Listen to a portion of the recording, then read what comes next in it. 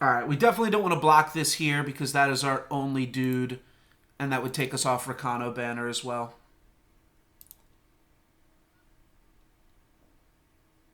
Am I still having troubles?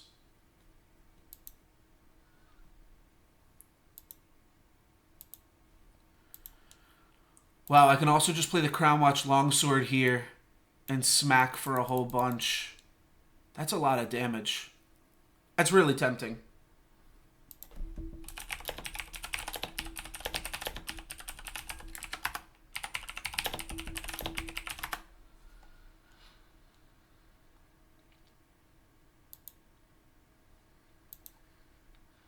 Alright, I think my issues are cleared up here. So, yeah, I think I'm going to save Sword of Ikaria. This isn't that mana efficient. It does... No, it doesn't actually play into Lightning Strike. This plays around Lightning Strike even. So, gives me a 6/5.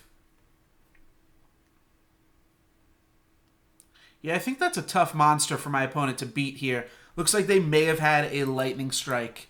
So, if they did, we called that right. No, they had a Wisdom of the Elders. Okay, okay. Well, it wasn't that crucial that we made the play that we did then, but... Still seems like a sweet play. We swung for 6 on turn 3. That's pretty powerful.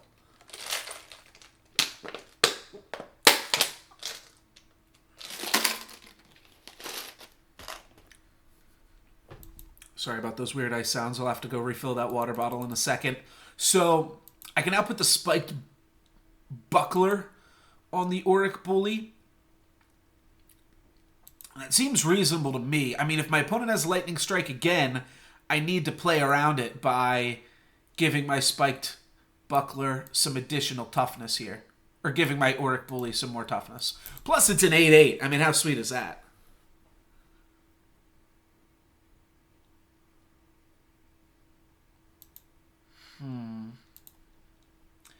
Yeah, I'm having a lot of connection issues right now.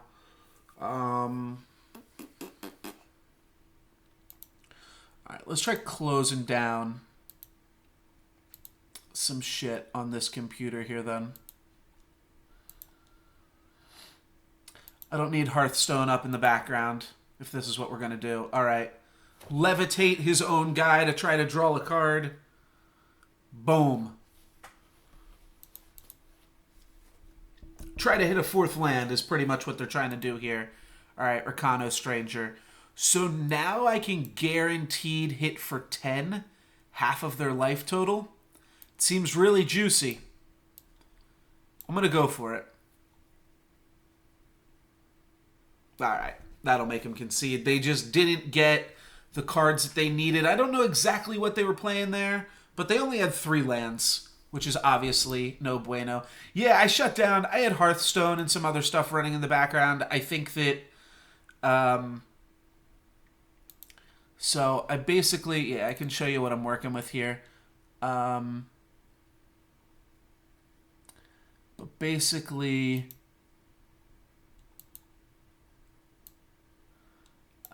that's how much space I have on my solid state drive. So that's probably not great, you know?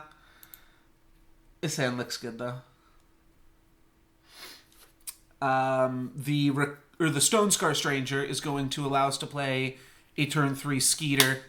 Sword of Ikaria is just a great card.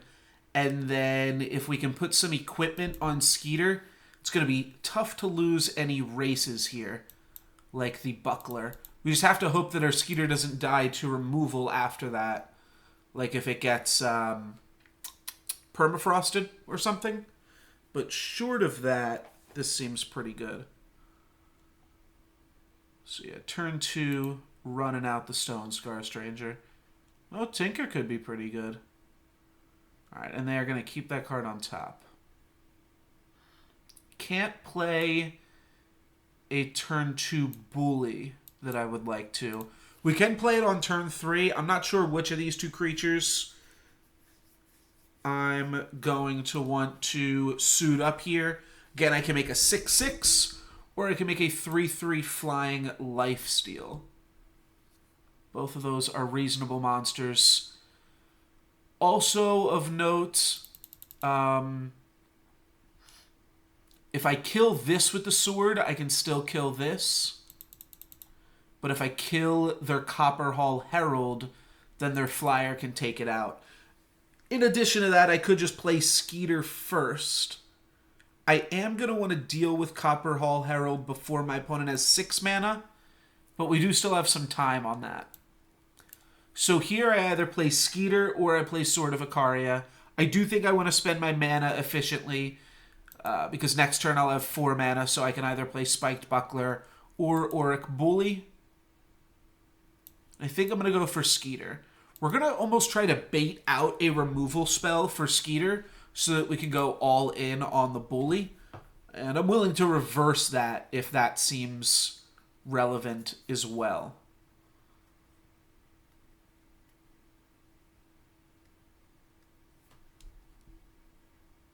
I'm seeing like I just flashed up my hard drive on the screen. Well, hopefully it'll be a little bit faster for everyone now. Can still see a little bit lag. I gotta spend a minute or more and just clean off the computer. So my opponent has not hit a 3rd land drop yet. They Herald Song, discarding Herald Song. Makes sense. That's typically what you do. But they have not hit a 3rd land. So I think I'm going to want to use Sword of Ikaria to kill Copper Hall Herald. The trick is... So like this turn I can spend 4 mana.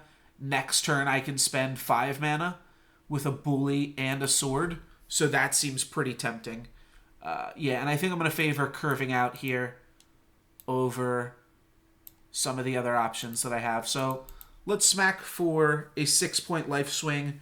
We're going to build our own Baneslayer Angel here by making a big flying life linker. Alrighty, something's getting Aegis. It's the flyer. Makes me a little bit nervous that maybe we should go ahead and take down this flyer right now. I also want to keep attacking with Skeeter. So, Auric Bully... You know what? I think I'm not going to attack with Skeeter this turn.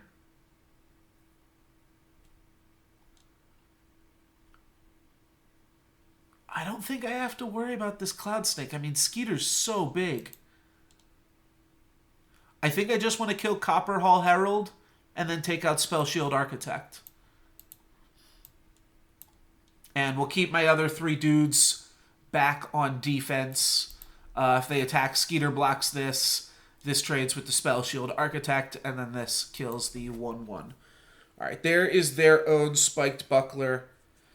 Okay, so that is big enough. We would have to chump block, and that seems absolutely horrible. So let's lose our Relic Weapon.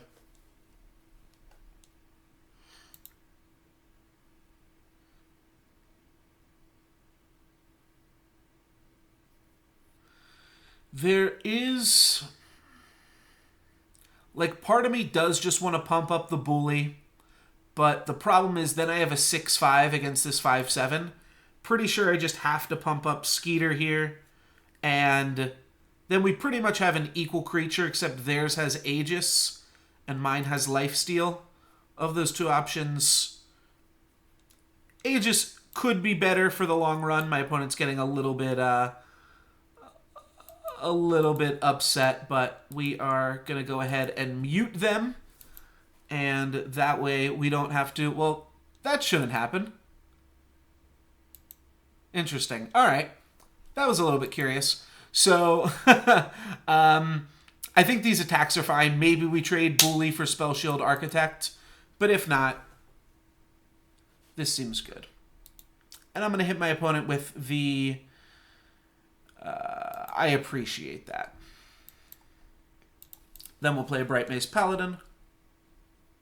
Again, Bright Mace Paladin may have been a better use for the +2/+2 because it would have gotten an additional ability with that.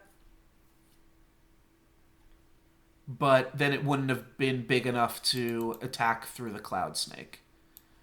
So I'm going to hold this banner in my hand here and just smack for 5. We're actually trading back equal blows here with our opponent, and as soon as we get Skeeter online, those blows are not going to be close to equal. All right, Jotun Warrior.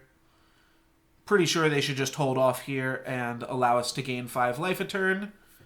There we go, and Bartholo will start taking care of the game. Let's gain 5 life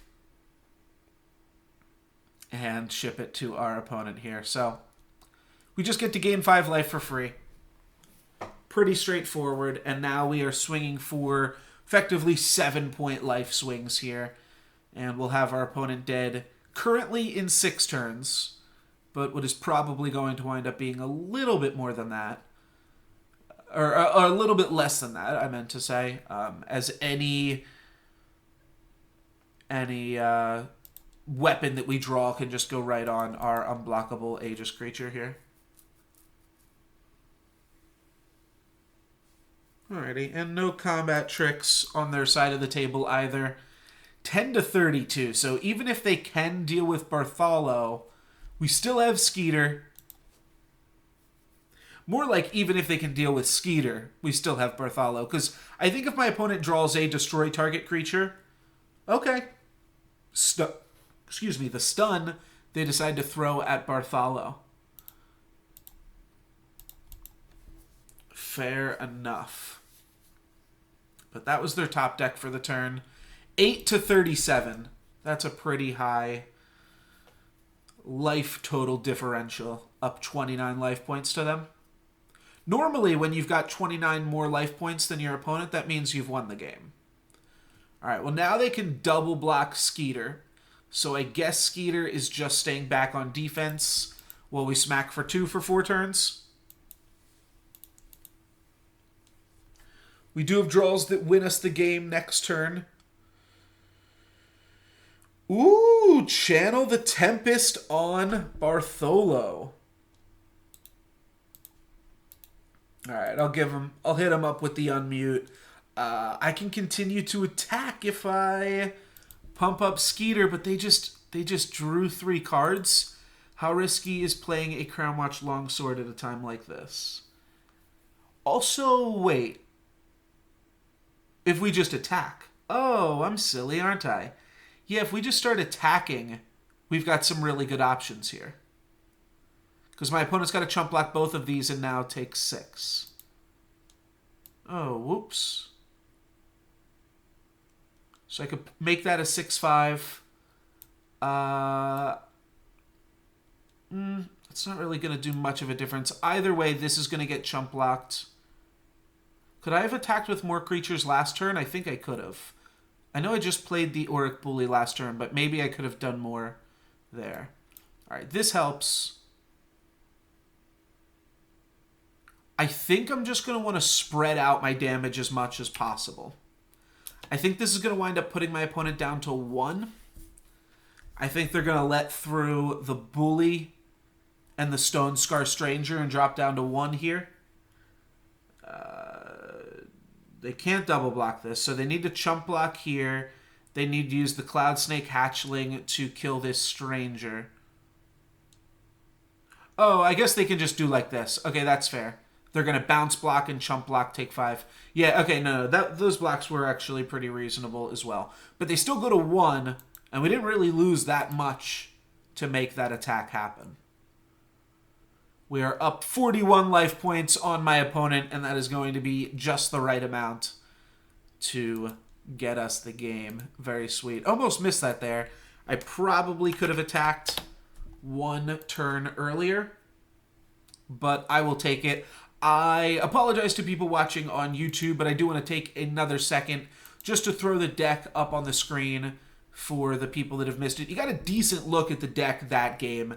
But here's the deck. You can go ahead and screenshot that if you'd like to see what we're working with.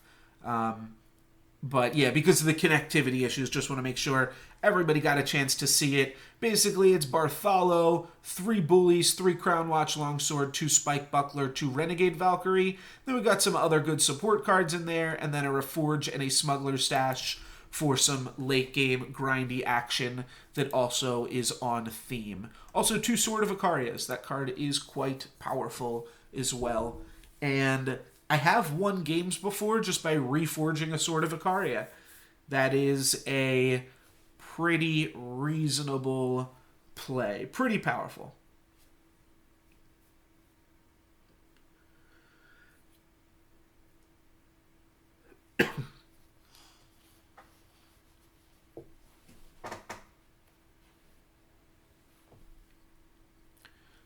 So, turn 1 District Infantry into turn 2 Argenport Stranger. I don't hate that, but this hand does have 3 cards that we just straight up cannot cast. I'm going to redraw it. Hand wasn't that bad. This one looks a little bit questionable, though. Alright, but Sword of Icaria can buy us a lot of leeway here. Hopefully we can use Sword of Icaria to kill this 1/1 and then still stick around for another second if my opponent doesn't have a 2 or a 3 drop. I understand that that is asking a lot, though. Need them to not have a 2 or a 3 drop here.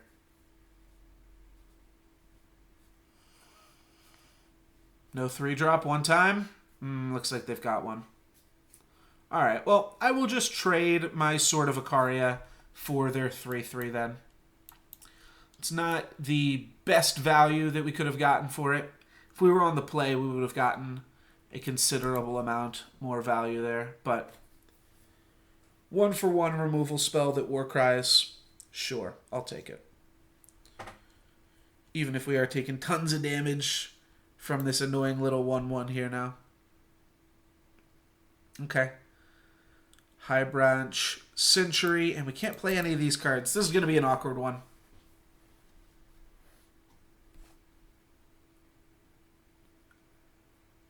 Need to draw some more cards quickly.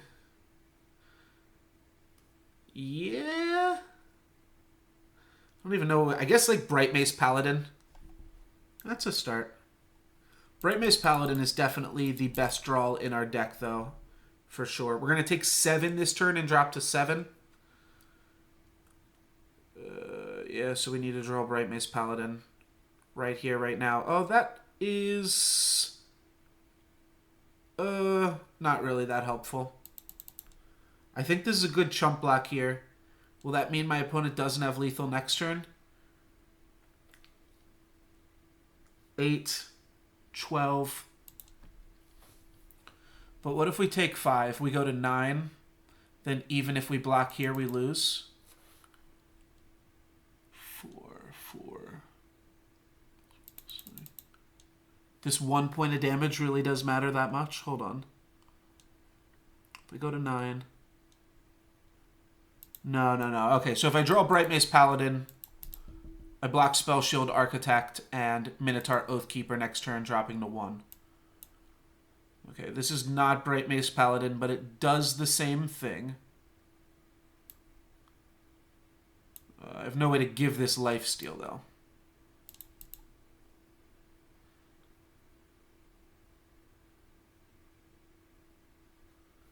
Guess I can actually double block Throne Warden or High Branch Sentry. Huh, okay. That's not horrible. And the fact that this has Revenge means that I could theoretically get it back off the top of my deck. My life total is super, super low here. So I've got to be very careful.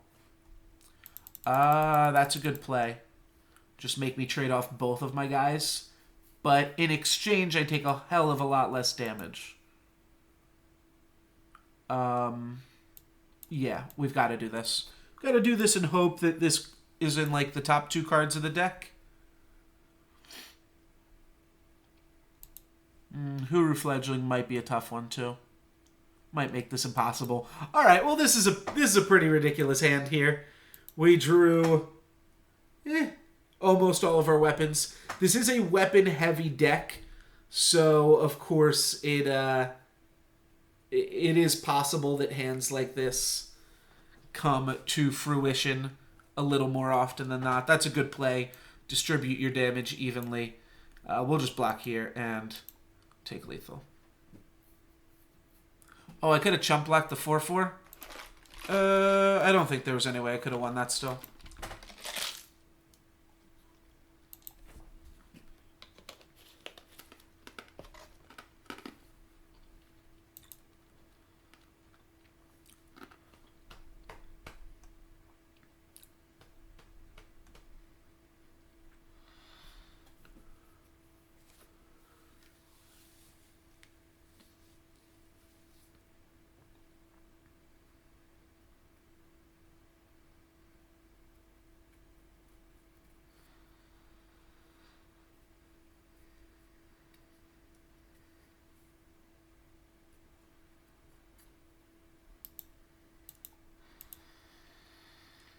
Alrighty, well, feeling a little bit like I shouldn't mulligan as aggressively after that last game.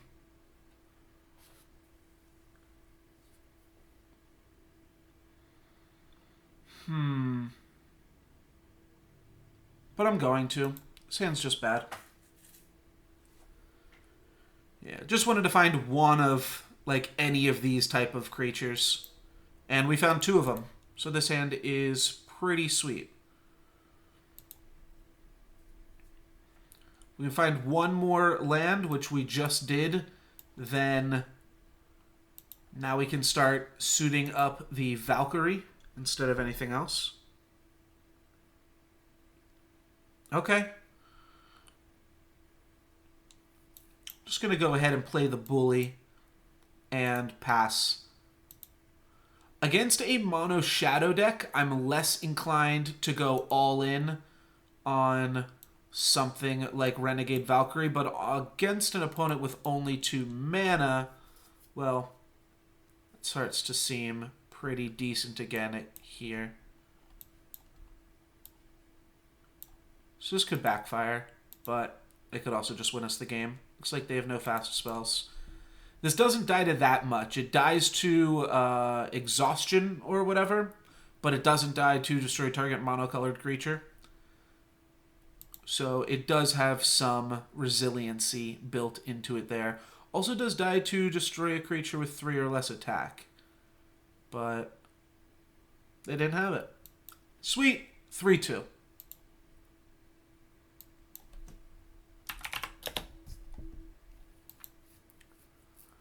Oh, you know what? Before this game starts, and I am going to cancel after what happened yesterday, but before this game starts, I need to go get some water. I'm super hot. You can probably hear me panting. So, let me grab some water.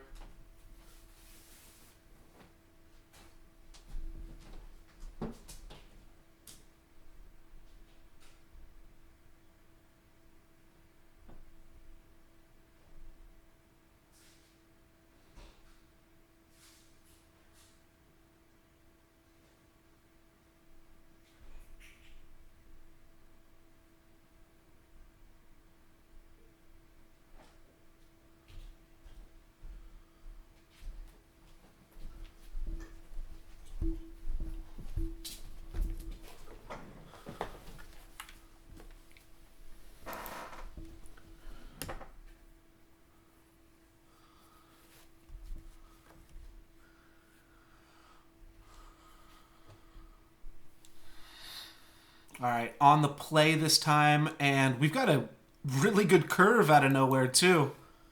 I will keep this for sure.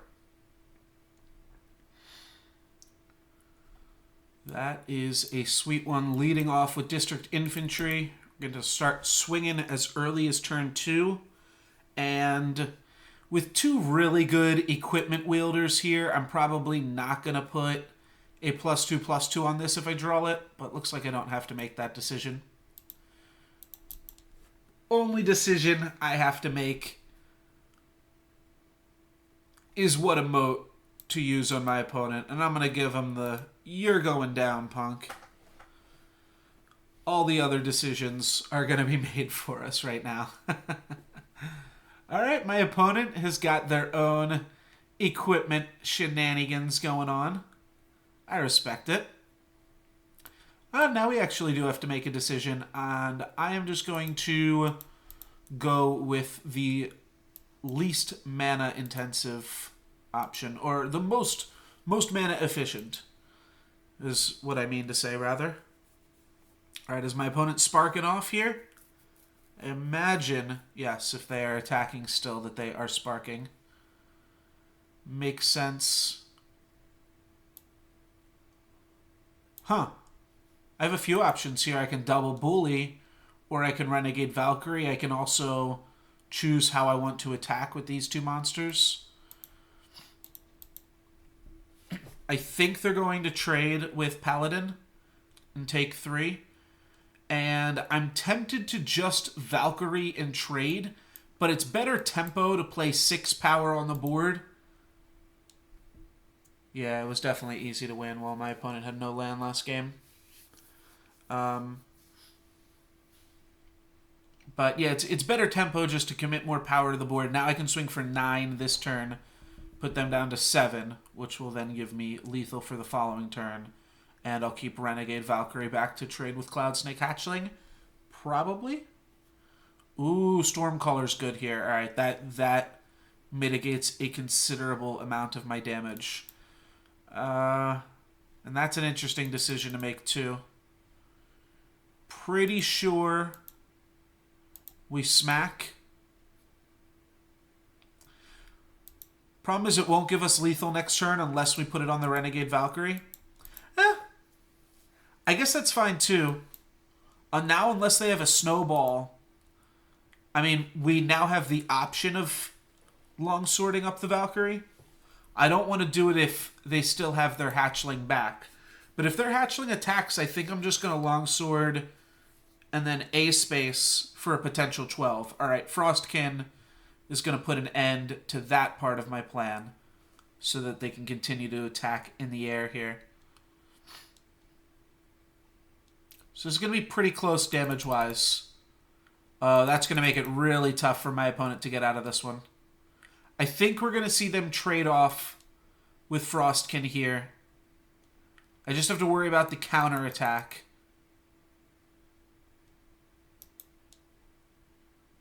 I think we're going to have them next turn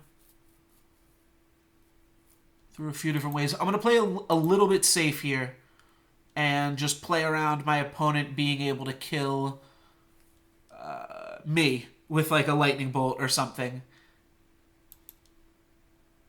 Is you ain't got gas money. So this is 7 damage. This is plus 4 damage. Alright, they're going to smack this and attack me, which means we don't have lethal again. And they actually do have lethal now, so we've got to be pretty careful.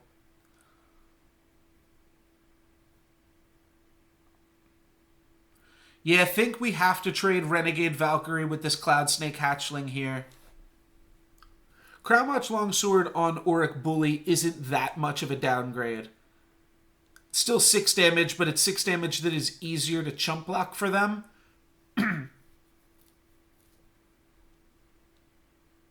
My opponent is basically set up to win this game on board. All they need is any type of chump blocker for this, whereas I need a flying chump blocker for them. Oh, they can also make this bigger too. Oh yeah, they can just ultimate Stormcrasher.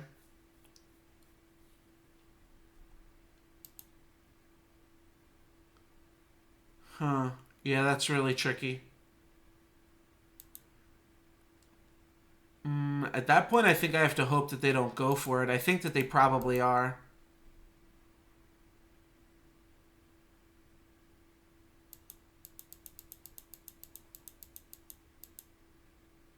They might even chump block here.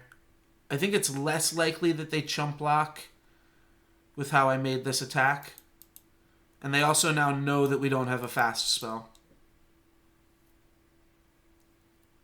So it's going to be even more likely that they just ultimate, attack with both of their creatures, and then use their ping to finish me off. Yep. They saw the line. Couldn't bluff them out of it, and there was nothing I could do otherwise.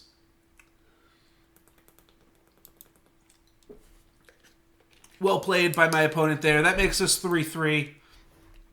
That was what I was expecting to go with this deck yesterday. I drafted it thinking, I don't have that much more time left in the stream. And then I cut the stream even shorter. But you know what? Now we are going to do a fresh draft right off the bat here. And, make it... right from the start. And this time make a draft that we are going to try to win with. That's the plan. So flying 5/4 that when they kill it, it just becomes an 0/4, and then you can re-Aegis it or something like that. Card seems powerful. It's a little bit mana restrictive, but I think I still like it.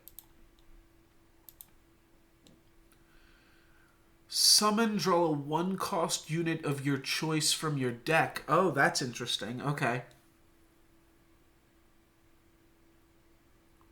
What else do we even have? At the end of your turn, your strangers get +1 attack. That's just okay. Sure, I'll take the press gang here then. Another unit unblockable is kind of cool. Cerso's meddling is way too expensive. Oh, this card's super expensive too. 8. But it gains some life.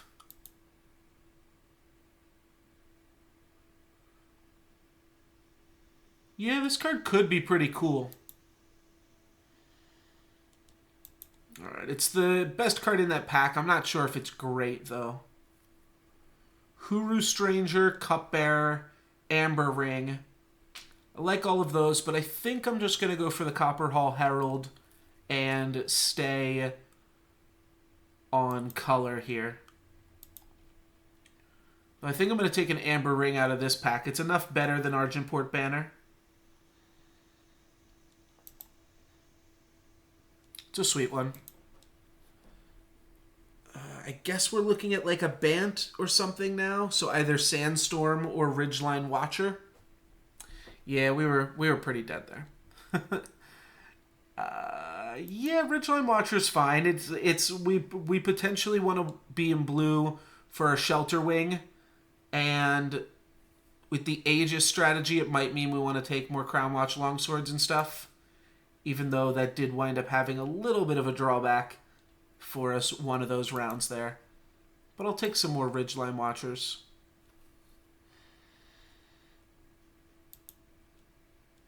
Funny that all the Justice cards gain armor and not life. It means that they are less synergistic, but obviously they're more synergistic with their own relic weapons and stuff. Sorrow's Shroud is interesting. Probably not something that we're going to play. I already own 6 of this. I think I am still just going to rare draft. I really don't think we're going to wind up playing Cult Aspirant, but I don't know what else to take there. Could take the Archaeologist. Could also just take Belching Behemoth. The Belching Behemoth is really expensive.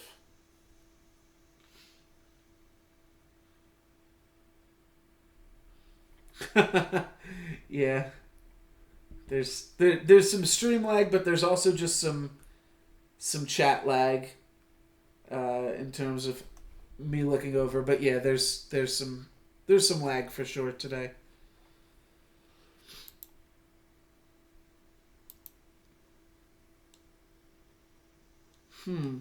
I don't love any of these cards. I guess I'm...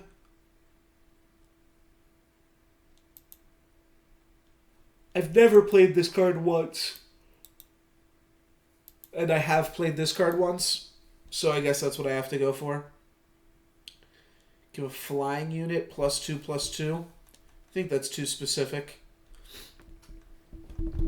Take a 1-color stranger. Yeah, it's better than deadly. Alright, not impressed with a lot of these cards here, but I mean, at the very least, Dawnwalker's impressive. I don't know about all the other cards here. Lightning Storm is probably pretty good, but I think what we're looking at here, I mean, maybe we play the blue cards. Probably not playing Foothills Alpha. Probably not playing this. Don't really want to play the Kopesh. Yeah, probably won't play the Kopesh either. But, yeah, I mean, Dawnwalker's sweet. And it's animated, too. Sounds good to me. It's a really powerful card. As I'm sure some of you already know. Channel the Tempest, also a really powerful card, but very, very cost prohibitive. Extremely cost prohibitive. We don't necessarily even have to be playing Justice.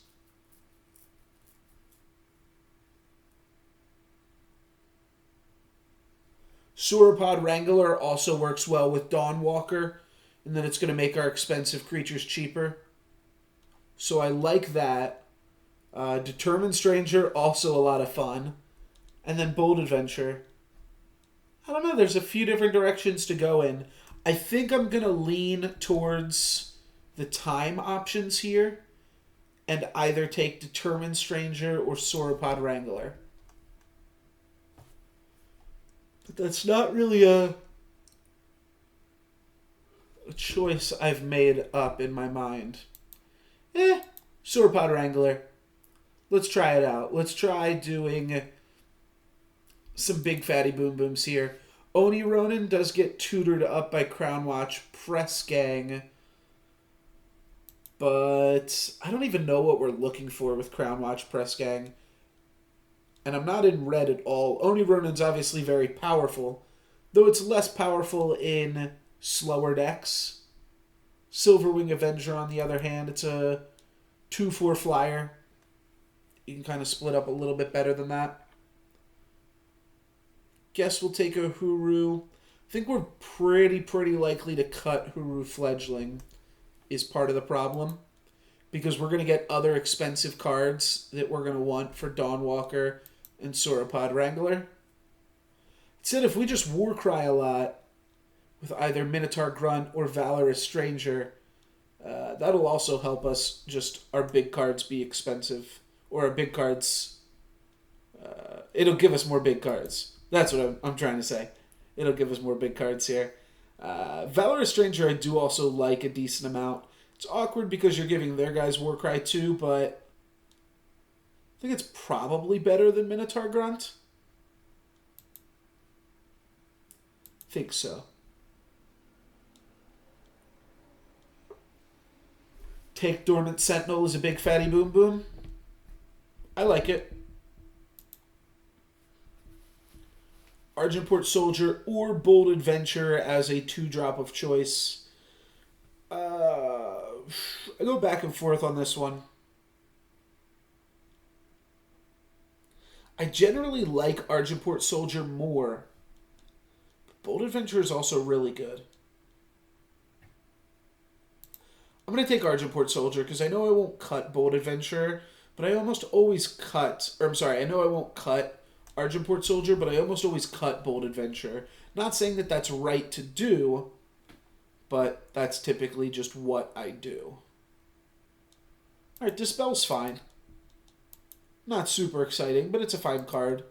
As is Teleport. Then I guess I'll take a Sky Snapper when forced to pick between 3 different off-color cards. Sauropod Wrangler's good. Jotun Warrior, we will cut. Alright, so we have a Disciplined Amara, but that's not really going to give us anything. Spike Buckler, also not super exciting. Sleepless Night, no thank you. A Warp thing. We can maybe just splash for Island's Choice. It's a really good card. Yeah, okay. So, we can look at some mana fixing. We can probably look at Strangers, too. That's going to be the easiest mana fixing. And we're already playing Skycrag Stranger because we have Valorous Stranger, so... yeah, that makes sense to me. Sand Viper, clearly the pick here. Nothing else is really that great. Shield Bash, what does this do? Stun an enemy unit, gain 2 armor, and draw a card. Okay. Time Weaver's pretty funny. But it's also so expensive.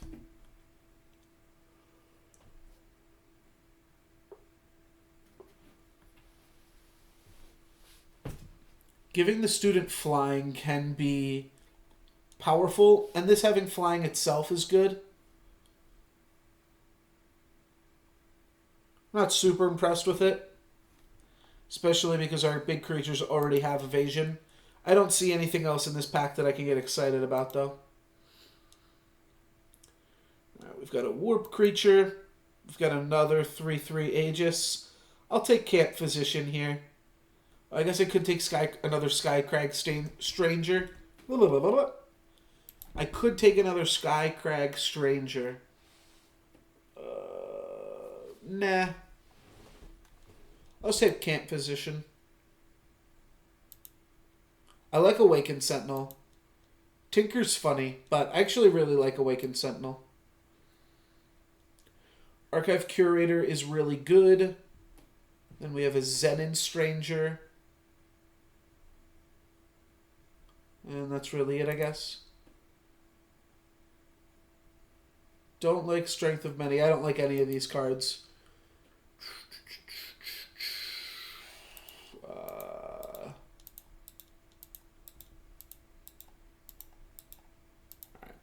I'll take Cerso's Meddling, because otherwise I'm never going to get a place out of that card. Sandstorm's fine. I'm not super impressed with it, but it's fine. And Averex Familiar. I do like that one. I could see a world in which we play Zenin Cupbearer. It's probably not... probably not going to happen, but maybe it does. So, the Excavations Assistants are pretty bad. But do they make Crown Watch Press Gang playable? Well, I'm not sure. But I think Valkyrie Aspirant does. So, I think I got an answer to my question. Loyal Watchwing's good and Zenin Guardian's good. Potentially use more 3s more than we could use 4s. And we do actually kind of want some Warcry so that we actually get our fair share of big creatures. Because our creatures are a little bit underwhelming currently. Zenin Banner is good at helping facilitate the splash, though, too.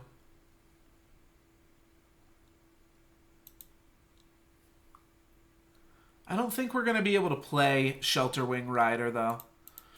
I don't think we're going to play any of this blue.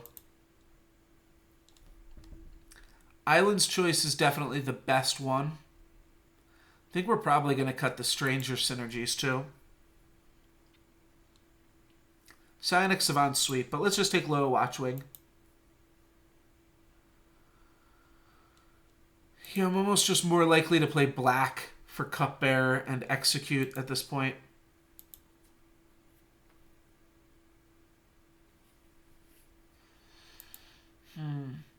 Yeah, I don't think we can play these cards. Well, as I said that, you know what? Amber Monument's actually really good. So is Finest Hour, but Amber Monument can... it's not good with Sauropod Wrangler, but it can trigger our Dawnwalker. It's good to have things that can do that. It's also just a 5/5 with Overwhelm, so that's pretty good. Static Bolt's good, Elysian Stranger's good, and Finest Hour also very good. I think I'm going to cut Feln Choice, or Feln Execute. That's what it's called.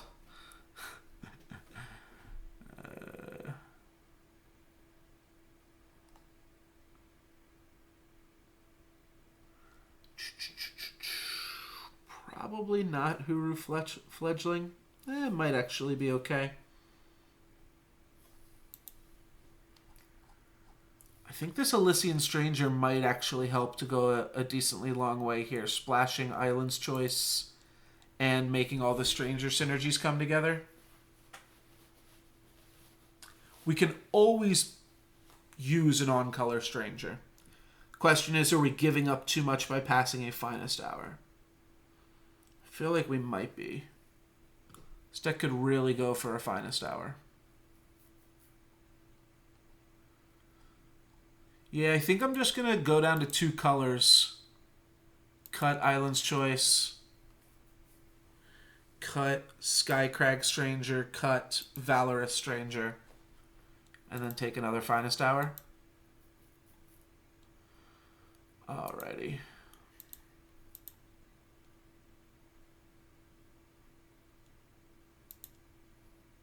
Yeah, not excited about any of these cards though. Cut this Hoover Fledgling. We don't need to. A second Dormant Sentinel could actually be decent in this deck though, as weird as that sounds. Alright, we got some things to figure out. And this deck is also only 25 cards. Big. Which means we didn't draft enough cards.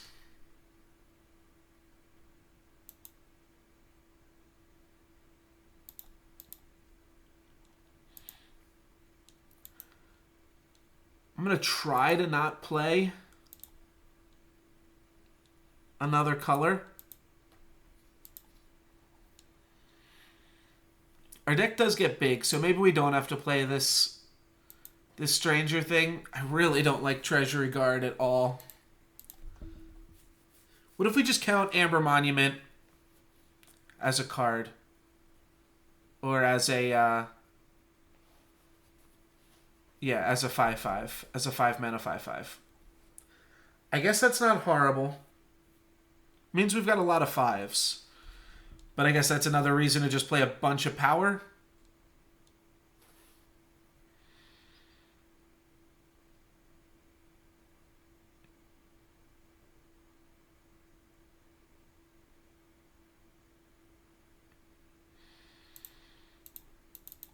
Oops.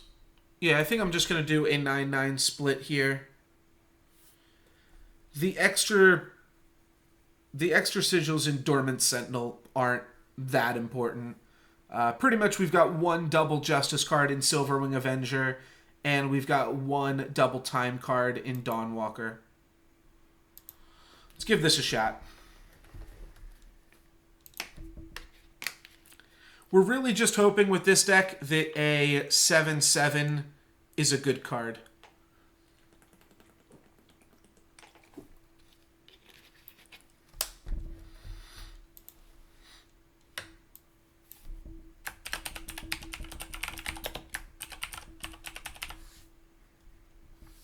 So here we have a very mediocre Combray draft deck. And, yeah, we're going to see how far that can get us. We do have some decent cards in it, and this hand is actually pretty solid. We've got a 2-drop into a 3-drop on the play. And if this 3-drop can start attacking Loyal Watchwing, it can definitely get out of hand. Then we also already, we've got to play every turn for the rest of the game, even if we never draw any more cards here. And a little bit of ramp also does some work. That's where Bold Adventurer lines up better against the Strangers. Maybe I should have just stayed back on defense there, but if he attacks, I'm going to block anyway, so might as well let him make the attack. So he might have a Lightning Strike. He does not. So I'm thinking he doesn't have anything. Next turn, we maybe get to make something with Amber Ring. If we draw a land, but... yeah, I think we're actually just going to want a Sauropod Wrangler and Amber Ring anyways. So this is sweet. And now if we draw a land next turn, we get to smack an 8/8 down on the battlefield. So much for traditional Combray. This deck's sweet. We happen to draw a lot of our ramp.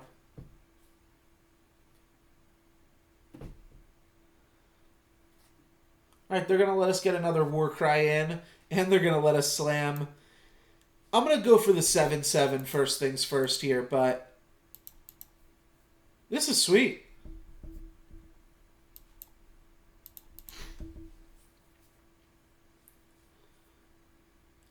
This is pretty good for a really mediocre deck. To have, what is that, like a turn 5 7/7? Alright, well, they've definitely stopped my flyers from attacking. But I can get in for 7 here. They don't have good blocks on this. They might next turn, which is why I kind of just want to play the Dormant Sentinel right now. Yeah, I'm going to. So now even if they play something, they can, like, quadruple block this. We're going to hit them for 7 here. Oh, that's good, too.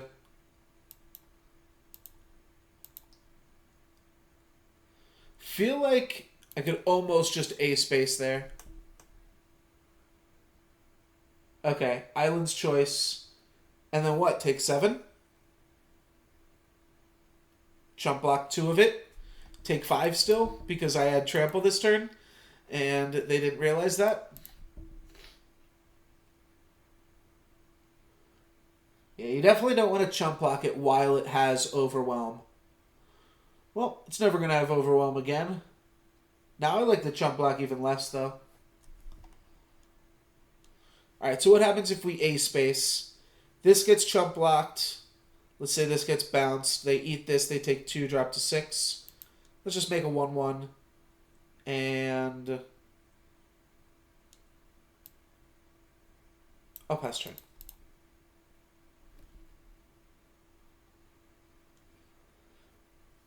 Alright, that's a pretty good one.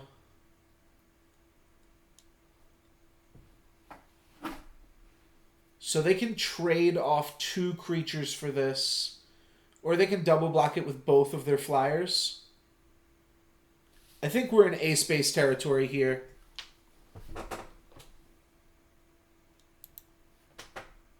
I'm willing to risk it.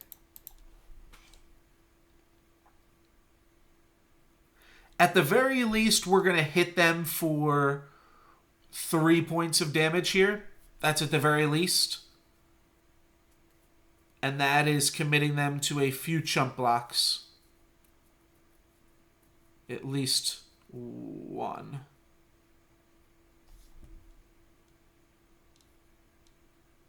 Alright, so they're going to eat this guy.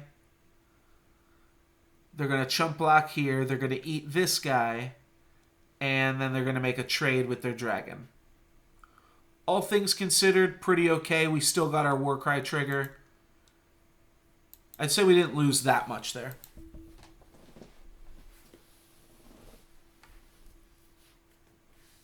Solid.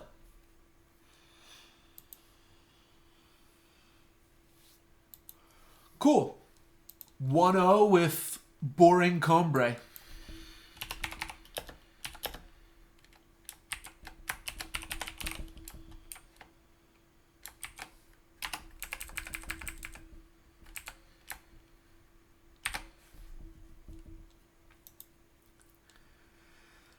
How does this one look? Well, we have 2 2-drops. I like that. We're on the draw. This deck does play a lot of lands.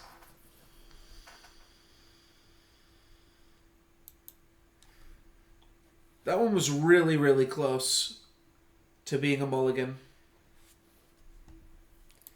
But basically what I'm thinking about is this deck has so many lands in it that it's gotta be okay to keep hands like this.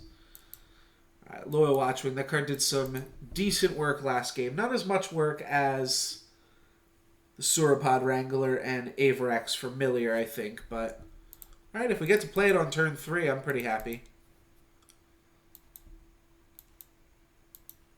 As long as they don't have a silence for it or a flyer this turn, we're going to get to start Warcrying. Now, they're Huru, so I'd imagine we'll see some flyers eventually here, but looks like we're safe for right now. Huh. I wonder if they just have a harsh rule. Either way, it doesn't seem that necessary to play a Sandviper here. Alrighty. Harsh Rule seems like one of those cards that it's always safe to play around, because if they don't have the Harsh Rule, then they just explode. Anyways, regardless of what you do, because they're so frustrated that they just don't have any plays. I don't know, that guy hit all of his land drops. I don't know what the problem was there. I always like to pretend that they have the Harsh Rule, and they concede because I started to play around it, which meant that then they couldn't win. That's what I like to believe. And I'm sticking to it.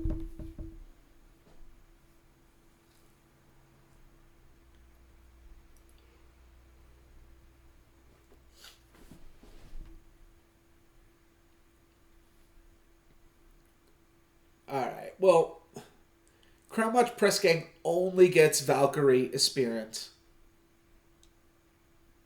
which I could maybe make that better, but I'm going to redraw this. I might go in and add another 1-drop or 2 to the deck, though. Probably just 1.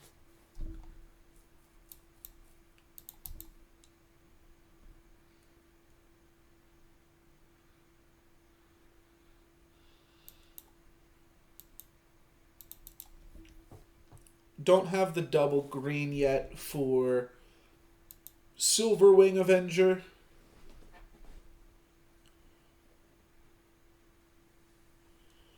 Also have to figure out how I'm dealing with Amber Acolyte. I could trade a Finest Hour for it to keep my Sandviper alive, but that seems bad. I think I'm just going to hope to draw a Justice Sigil. Or this. I'll take it. Yeah, I don't really want to trade Finest Hour for Amber Acolyte, though. We'll trade Finest Hour for Reliquary Raider, though. Oh, they're probably not even going to attack in a Sandviper, though. Oh, that's pretty good. There you go. Yeah, they're going to suffocate that. Oh, I could Finest Hour to save my Sandviper. Pretty sure this works, right? Nice. I'll take it. I feel like that buys me a lot of time.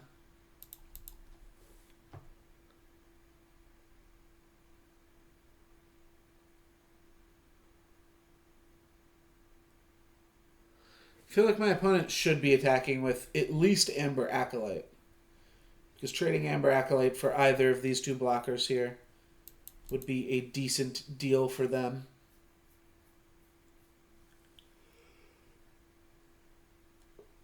Alright, that's scary. Kind of want to draw something eventually here.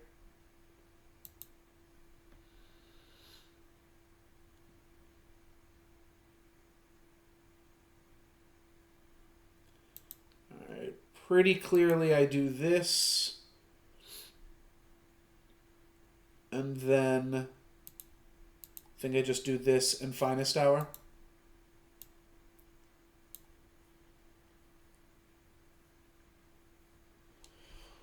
Sounds good to me.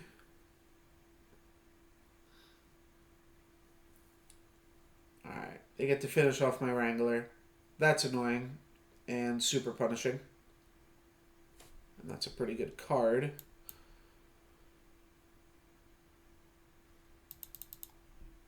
3 mana, 3/3, or...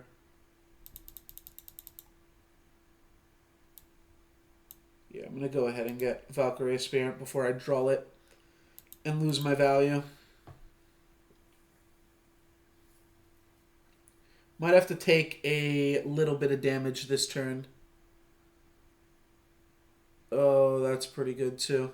Alright, so they get a free 5/5.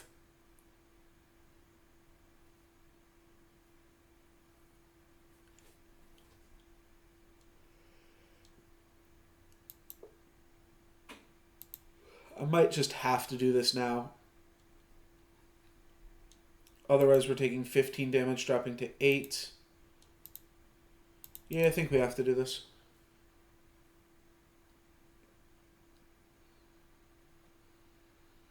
And just hope to draw it again. Could have played Silverwing Avenger there too, I guess.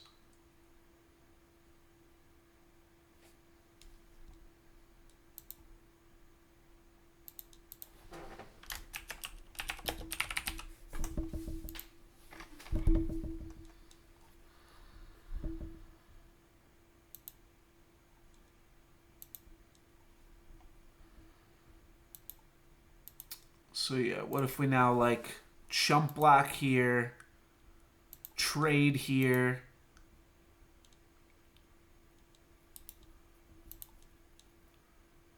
Can't take both hits of 6. 8 for +4/+4. Yeah, we got a chump block there. And then chump block here as well. Take 6, drop to 5.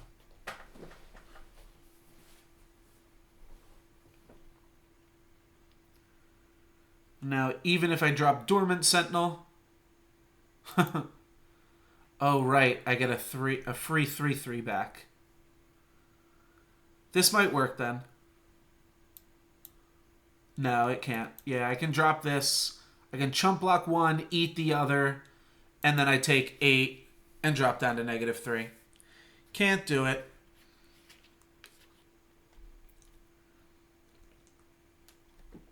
I don't even know what this does.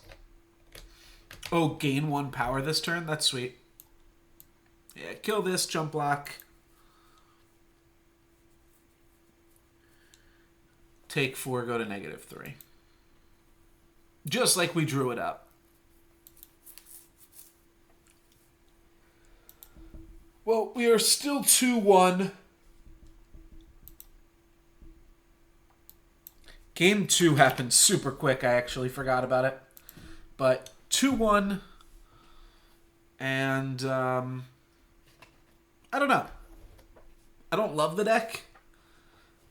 Maybe it can get... I mean, if this deck gets gold, then it just proves what I've said all along, that Combray is just ridiculous. Best color combination, not close. Sounds pretty mediocre. We have 2 of our free cards in our hand, and then a mediocre card and an Amber Ring, which is great, but... Amber Ring, a little bit slow against Grenadin. We have to pay 9 mana for what my opponent just did for 1 mana on turn 1. That's why Amber Ring isn't broken. Because it does...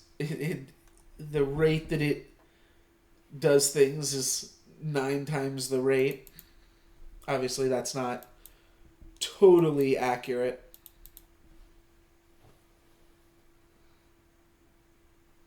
But that is what we'll be doing if we just draw nothing here.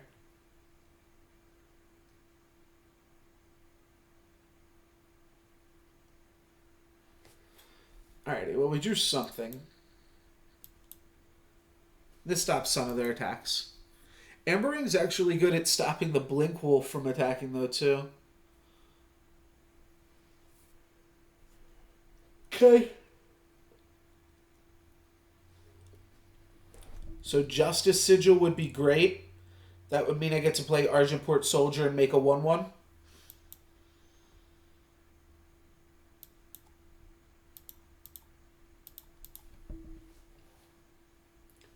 So Argenport definitely wants to trade with this stranger like it is apt to do. And then this 1-1 really wants to trade with this guy right here, obviously.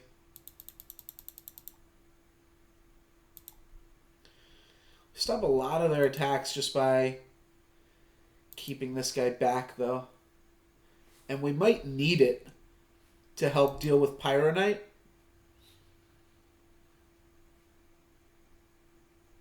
Say no blocks.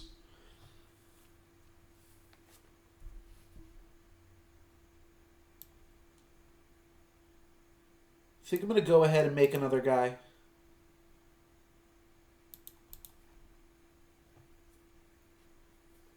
Still allows us to double block if they activate Pyronite.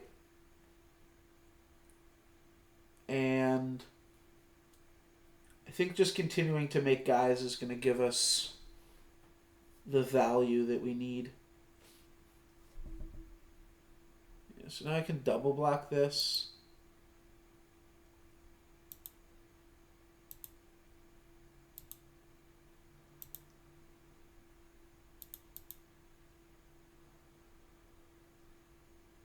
All right. That's pretty interesting.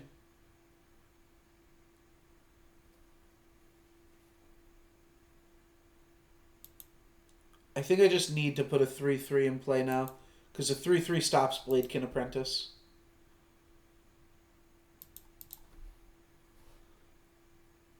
You can attack with Blinkwolf if he also attacks with Bladekin here. So I'm pretty sure if he hits a Sigil, he will just A-space. If he hits a Sigil like that, we're fine. Huh. That was interesting.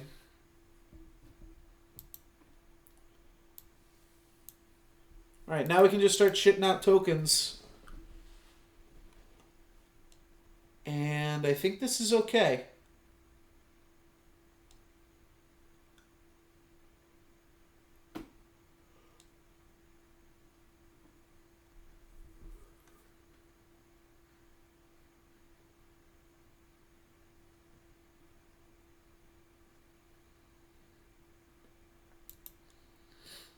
Yeah, so here I just double block. Or I triple block and lose Valkyrie Aspirant, but that seems worse. 3-3 is pretty good. Okay, yeah, this card costs too much to activate anyways. It's just a 1-1. Let's block. We're going to take a little bit of overwhelm damage. 2 to be specific, but now we have a 3-3. I think I want to hit my land drops.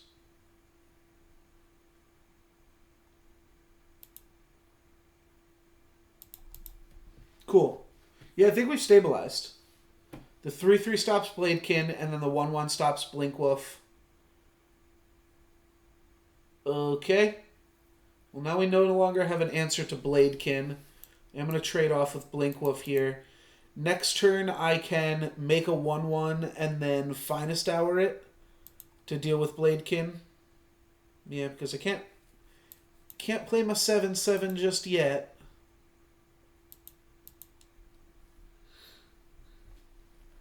Yeah, I was pretty sure we were going to see an A-space here.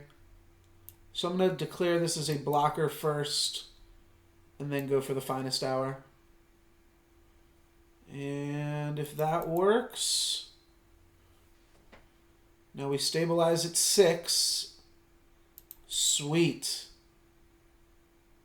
Hey, welcome to the team. Want to keep my life total as high as possible here. Oh, okay. You've got one as well. Very nice. I kind of like Kopesh. Yeah, start getting in for a little bit of damage. I like the Dormant Sentinel too, but I think we want to Kopesh first. Now we really punish any of their attacks as well, while still being able to attack ourselves. Yeah, so this puts a clock on them. And now we have potentially lethal attacks next turn? Wow, that was a close one. Good game, Cluddles. Good game. Makes us 3-1 after another boring game with boring Combray. But you know what? Not all games have to be exciting if you win. Winning is its own excitement, its own reward, and its own whatever. I don't know where I'm going. I'm just rambling.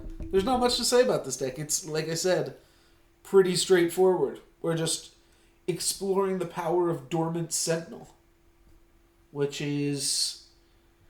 So generally, to put it on terms of like Magic power level, cards like that are typically pretty good in sealed, but not good in the draft format, where things are just allowed to be a little bit more aggressive, a little bit more synergistic. But it seems like they're working well here. It's funny that we both had a free Awakened Sentinel right after each other.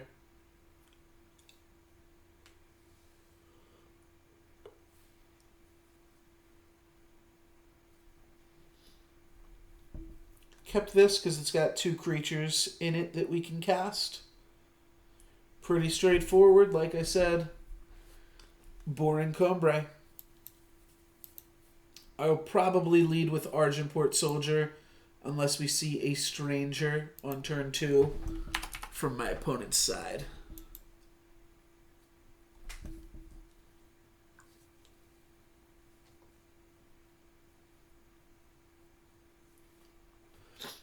Oh, my fault. Oh, it's unfortunate. I think I'm still going to lead with Argenport Soldier and just not attack. Just keep him back on defense while we take 1 damage a few times.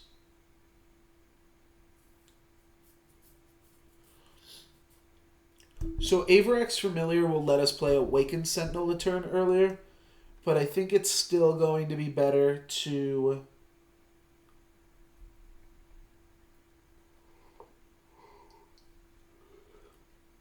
It's still going to be better to just get our war cries off.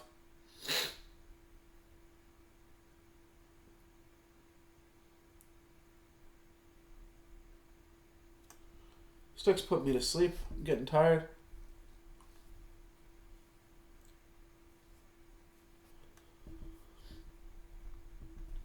I won't blame the game.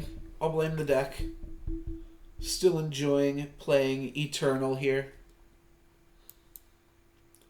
My opponent is in some removal-heavy colors. I mean, he's just in a lot of colors to begin with. So what that means exactly, I'm not sure. All right, we'll trade our Giant Growth here for this Awakened Student. But hopefully Loyal Watchwing can survive for a little bit here. I think it'll be okay. Looks like it will be.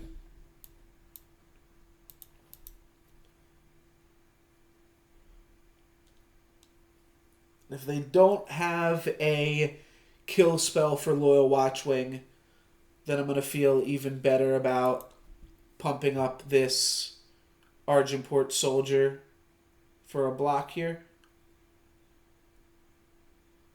The only trick is, what if they have a Giant Growth themselves?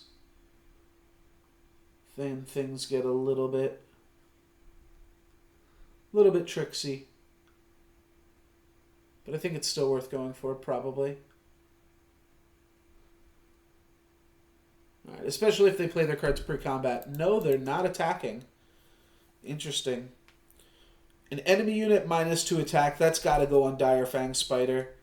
It's just a really good effect to hit up the spider with. All right, do have to watch for Levitates. So before I do anything, I'm going to attack. I guess they do potentially just know I have a fast spell, which is maybe why they are hesitant to do anything else. Yeah, I'm going to go for Silverwing Avenger, though, here. That seems sweet to me. over the Awakened Sentry. It puts more flying attackers to pressure my opponent.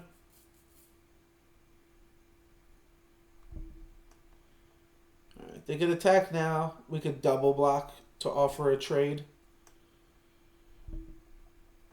So I'm not sure if they're going to want to go for that. Probably be forced into double blocking. Alright, they don't make me. Thanks for not making me. Because I didn't want to. And I'm just going to keep slamming flyers. I didn't realize how flying heavy this deck was, but now we'll have them dead in 2 hits, right? 9 plus 9, that's what it looks like.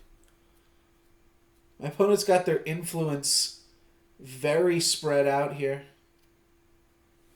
What does this guy do? Unblockable, pay 5 to gain 2. Makes sense. Well, we still have them on a 2-turn clock if we can kill them with Finest Hour.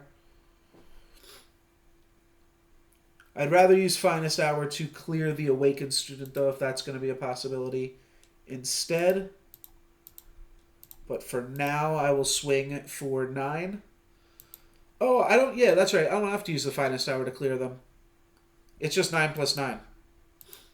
Right. Yeah, I mean, my opponent's complete unwillingness to attack at all, ever, definitely hurts them a lot here. Oh, right, that gains them 2 life, but we can still kill them with Finest Hour. Yeah, that's not going to win you the game, buddy. That might be a little bit better for you. But yeah, probably not. Yeah, you definitely need to attack to apply pressure. You can't just sit back on defense. Awakened Student's a really good card, but if you never attack with Awakened Student, well, then it's a pretty terrible card. Then it's just pay 2 mana, discard a card. Because that Awakened Student did not do anything that whole game. Maybe 1 turn it kept me from attacking, but even that's questionable because they had the spider there too that was keeping me from attacking more so. The fact that we have Archive Curator means that we can spend this Dispel a little bit more freely in order to try to continue hitting our land drops, though the fact that we just got our 3rd land means that we don't really even have to do that either. Alright, Argenport Soldier. Let's give him a spanking and play a Sand Viper that I guess we will offer up the trade for Argenport Soldier. If they just attack into us here, they probably would want me to make that trade. We'll see. They are diamond ranked. Yeah. I think I'm going to hold back. I think we can afford to take 3 damage. And our Sand Viper is only going to get better equity. Yeah. Sand Viper now keeps that back completely. That seems sweet to me. May even still just want to silence it. Because a Warcry could be annoying. But I think I'm okay with Amber Ring. And trying to pull ahead by making some tokens there.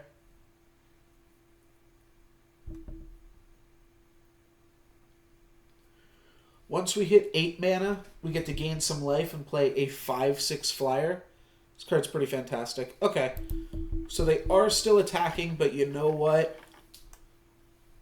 I think I still like trading off because otherwise they're going to get even more Warcries. I guess that's not true. I could just silence on my turn. Means I take 6, drop to 16. Or I could block here and then silence Auric Sentry on my turn. I think I like that. Okay. So we'll preserve our life total now. We'll make the trade that we declined to make last turn, but we'll get some tempo here. I have to decide still if I want to use Dispel or Archive Curator. And when in doubt, I'm going to go for the more mana-efficient option. I will say it's pretty close, though.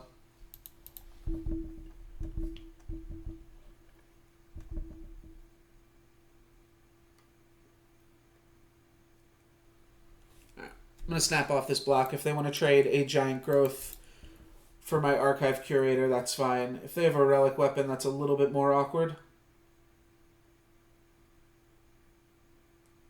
Alright. That's all it is. That is also totally okay. This is a really good Dispel target, but next turn I get to play Dispel plus make a 1/1. So I'm just going to focus on curving out here, and I'll take 4 damage for the luxury of doing so. I guess I couldn't really block this guy anyways. Yeah, just block here, take 4, go to 16. Still have a reasonably healthy life total.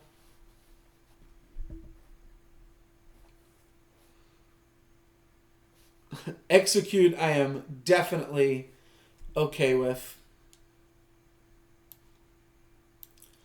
Let's Dispel and then see if we can find anything better than just making a 1/1. We cannot. Alrighty. Oh, and they got a Warcry on this guy. So I can either start chump blocking, which I think I like.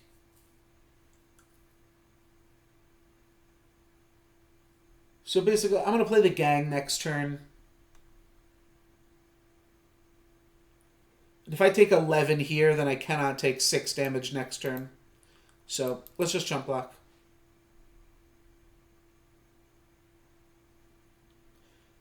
I should have swung with Valkyrie Spirit if I was not going to block with it. Well, that's curious. Now I can Avarax Familiar to set up a line breaker.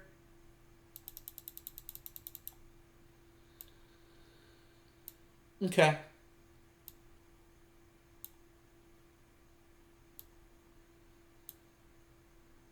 Alright, so next turn I get to go Line Breaker, or I get to go Press Gang plus Amber Ring.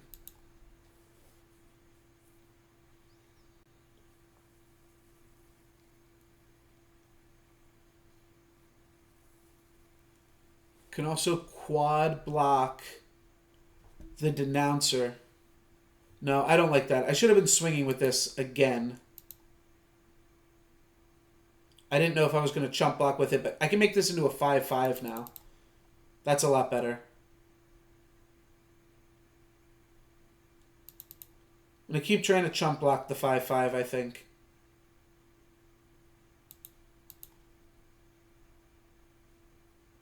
Do they have lethal? A Giant Growth? Rapid Shot? Yeah. I'm not sure. I mean, I could have chump blocked more aggressively, but they would have had me dead in other ways sooner or later. Yeah, I'm not sure.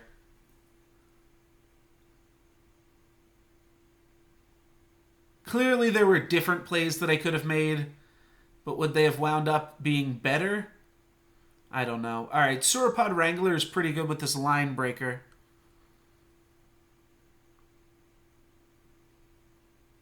Sounds fine. I'll keep it. We've drawn Valkyrie Spirit every time before we have played our 5-mana 3/3. That part has been awkward.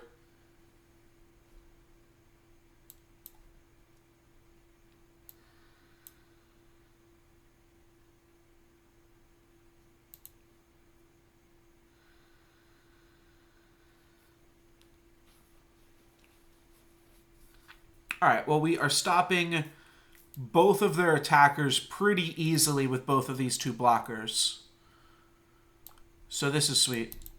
We could have tried to take a second to get the ring online, but Camp Physician seems just as well.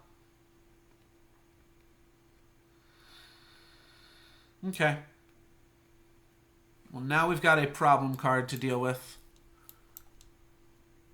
Have to make sure pretty much that we don't get out-tempoed so that we keep open opportunities to double block Awakened Student. Like, pretty much when I just play Amber Ring next turn, that's going to give them free reign to just A-space. Fact that I drew a Finest Hour, obviously that is pretty crucial.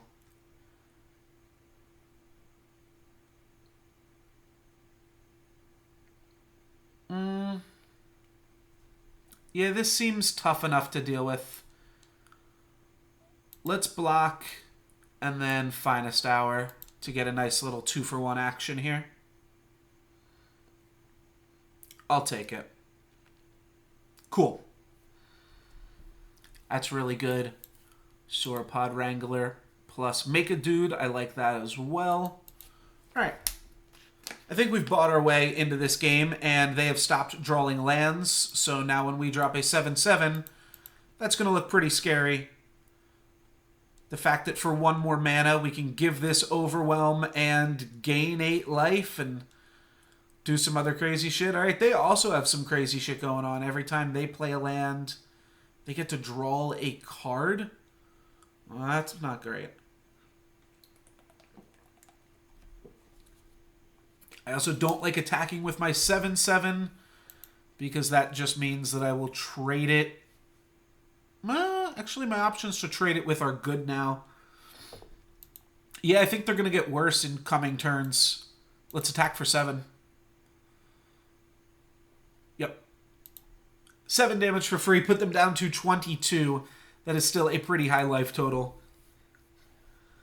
But just need to get him for a little bit so that Valkyrie Linebreaker can start doing work. Deadly Quick Draw. That card is super annoying. We have 2 silence effects in the deck. Gaining 7 life is going to help as well.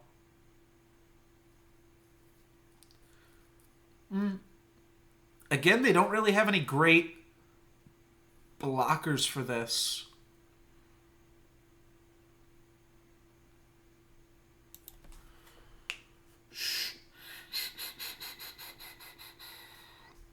Like, I might just settle for gaining less armor so that I can attack for 7.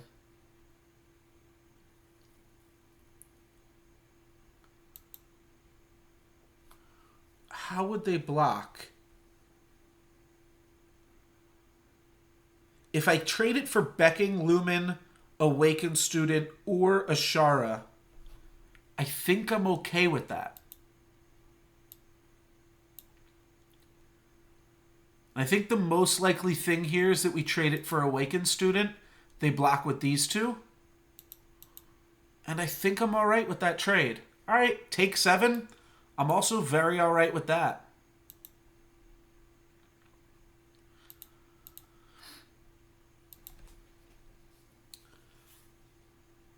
All right, so they're going to stun my flyer here. But basically the plan is to hit them for 10 in the air.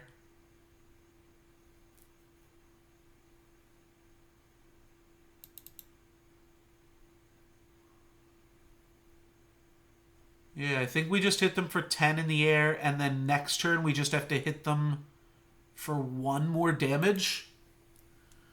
Seems so close, right?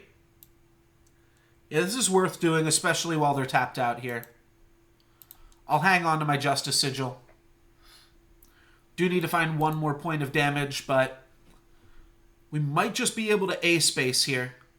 Oh, right, except they're going to gain a bunch of life. I think they need this guy back on defense. I'm not sure if they can afford to attack with him.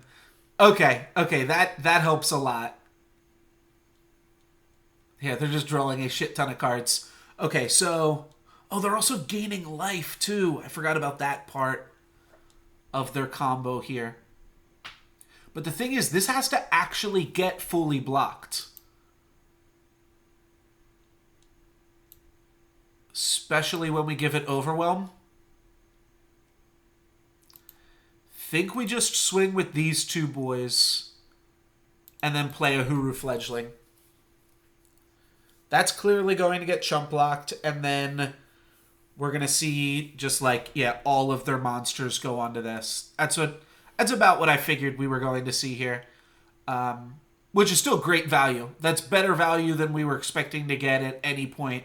That would be sweet if I could trample over here. Yeah, just take out Awakened Student and... Oh, do I even want to kill the Duelist? Yeah, I do. Sure, they're drawing a bunch of extra cards, and them stunning this for a turn is kind of stinky. But if they don't have a sigil here, we win. If they don't have a sigil or a flyer. Or a Combray healer. Sure. Sigil, flyer, or Combray healer. All three of those buy them another turn, another card, and another Tempest.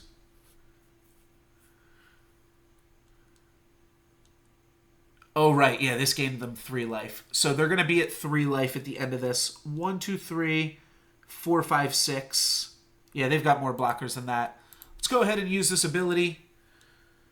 Actually, I should have made a 1-1. That was a mistake, but...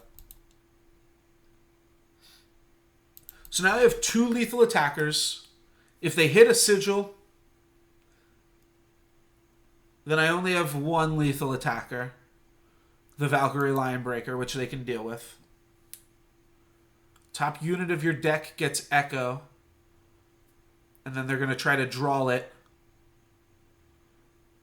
Avarex Familiar. Okay. Weird. I am going to give them, and I appreciate that, because I do. I do definitely have to appreciate that. They were trying to do something really funky there. So that's sweet. They're going to chump block our 5/6 here and take 3. I don't know. I think they can draw out of this.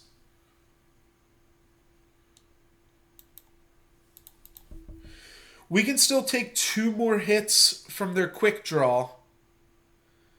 And at the end of their turn, they can always draw the stun man. Oh, they didn't have to concede there. The end of their turn, they could have drawn the stun guy and stunned my 5/6. Oh, did they not play a land that turn? Oh, I think they didn't. I've got to watch the replay here. They were at 3. Okay, yeah, so they didn't have the mana. But that was a super close game for how boring my deck is. That makes us 5-2. And, yeah, just 2 more rounds here with boring Combray.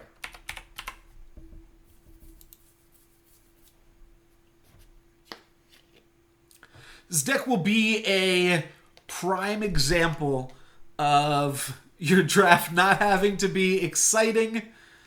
It just has to be Combray. Though I've played against people with more Awakened students than me. I have 0 Awakened students, and I think I've played against 2 or 3 of them so far. Which is typically why I say always draft Combray, because Awakened student just wins you the game on the spot. But now we've beaten Awakened student twice with our 7/7s.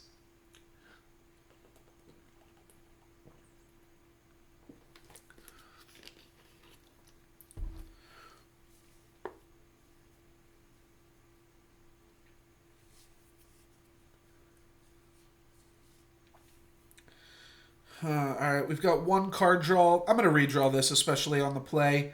But having those big, expensive cards in your hand, looks like this hand didn't change it. It actually just gave us a much, much worse hand. Alright, this could be the end of boring Combray right here. Could make us end 5-3. Amber Monument.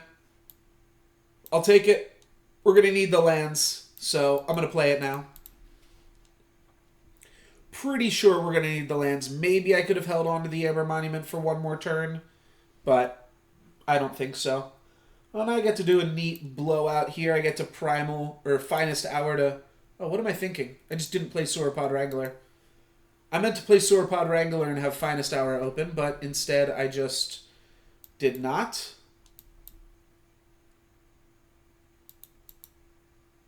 I think I want to save it. I'm not convinced. Because I got these Huru Fledglings. Yeah, it's going to let us play Dormant Sentinel 1 mana cheaper. It's probably worth it. Means that I only have to hit 1 land in the next 3 turns.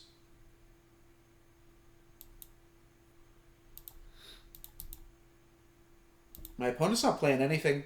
We're going to have them down to 18 right now. That's really the only difference between if I had played Sauropod Wrangler one turn earlier.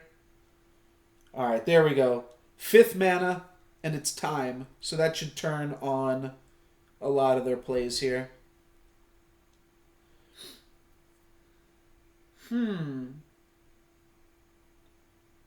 That's awkward. Well, now I wish I didn't keep Sauropod Wrangler, or fight to keep it around so much. Forgot that that could also just straight up be a discard spell.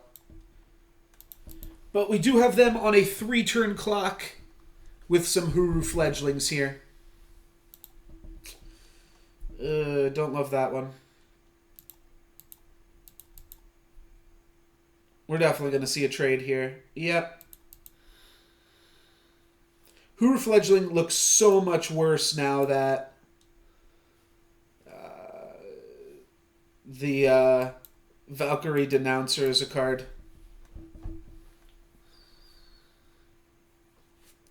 Yeah, we kind of desperately need to find a...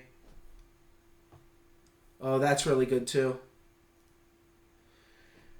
Yep. I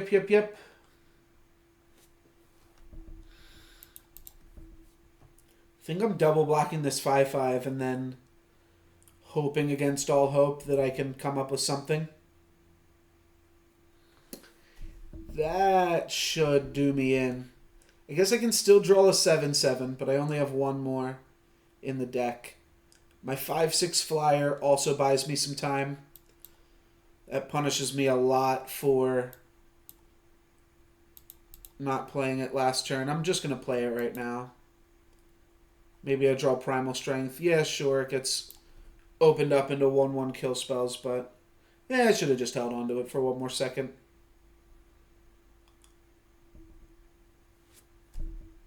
Yeah. So I take 9 here, drop down to 9.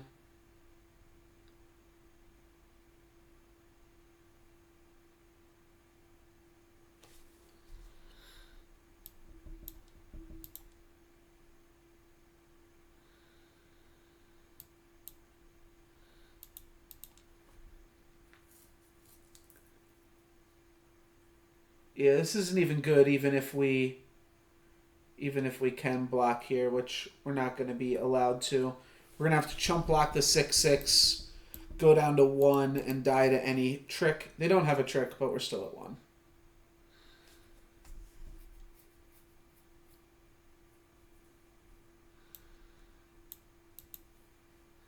All right, let's free this guy and concede. 5/3, not a horrible result, but definitely not the kind of result that we need to really rank up here.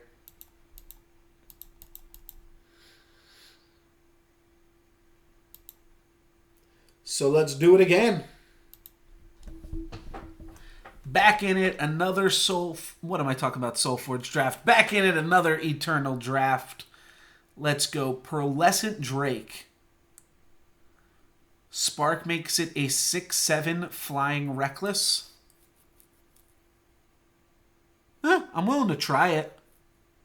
It doesn't seem that great, but it puts me in an interesting direction. One that I don't think we've really gone in before. That of the way of the Spark. Could just take Skycrag Banner or Skycrag Stranger here. Don't love giving my Strangers charge. I guess Swindle is decent. Alright, sure. We've got 3 Spark cards so far. I think we know what we're doing with this draft. So Icebow triggers Spark, but is super expensive. Oh, Mortar's really good.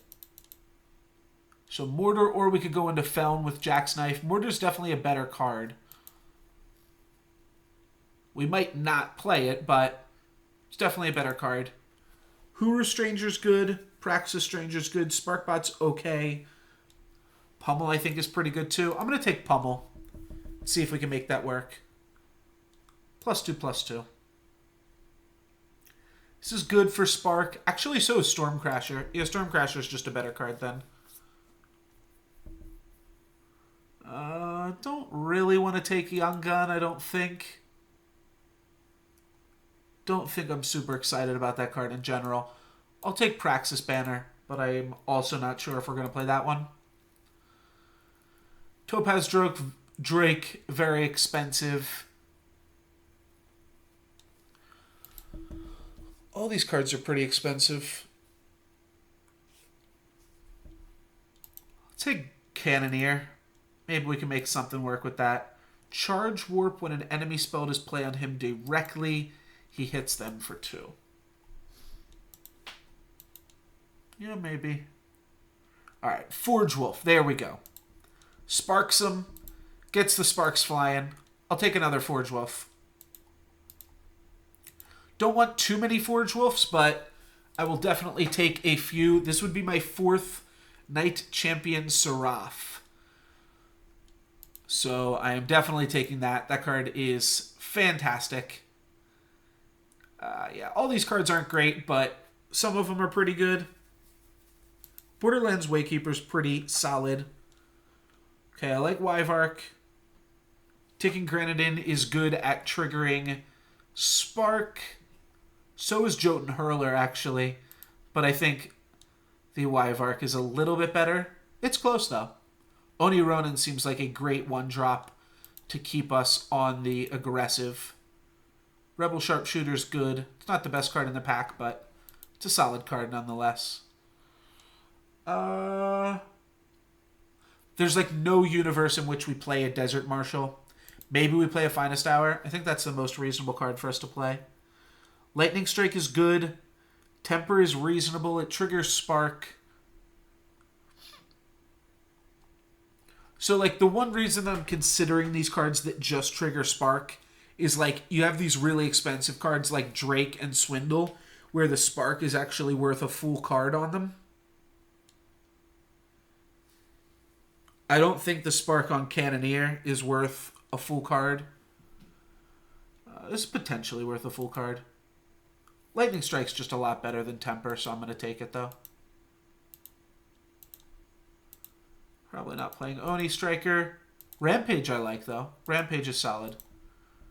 Devour. Sidearm. Probably don't want to play either of those.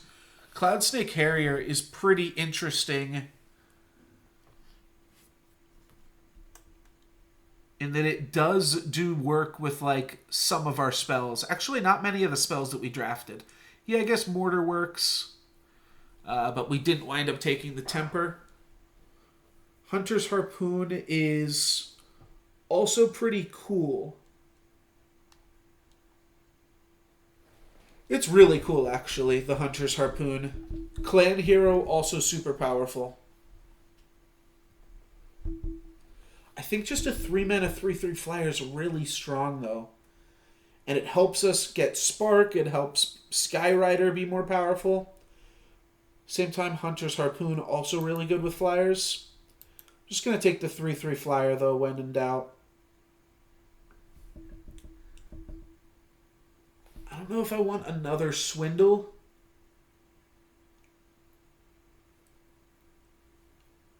No, none of the other cards here are good, so we'll take another Swindle. Another Stormcrasher does seem good. Give a flying unit +2/+2 and Overwhelm. Well, that's how you spark them. It's probably better than Rampage. I think it's worse than Pummel by a considerable amount. But we do have a lot of flyers. If this card's ever going to be good, it's probably in this deck. Flying Overwhelm, pay 5 to make it a 5/3. Sure.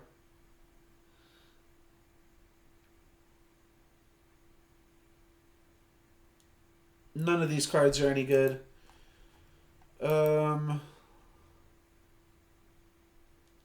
Yeah, I can't play any of these. I'll rare draft. I could maybe play Smith's Hammer. Oh, I guess there's another Talon Dive. Alright, I'll take that. I don't really think Cannoneer's that good, but I don't think any of our other options are that good either. Oh gosh, Burning Glaive? Are we going to be a Burning Glaive deck now? I'll consider it. Burning Glaive is good with Young Gun. I don't know about all that. Recalculator, Pyre Adept, and Yeti Troublemaker are all actually solid. I think the main consideration is, do we want a 2-drop or a 4-drop, and I would much rather a 2-drop with our given curve. Lightning Strike is fine for tempo matches here. Guess Rebel Sharpshooter is another good card with Burning Glaive. I'm not going to take another Rebel Sharpshooter here, though. I'm going to take Rebel Illuminator. This triggers Spark and is just an insane card.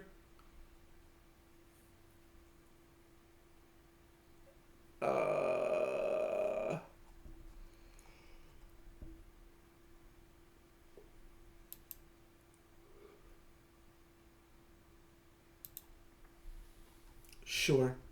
Alright, Magma Javelin's not bad. I'll take a Daze in case we're light on playables. Yeti Spy, I guess for the same reason. I don't know. I don't know about that one.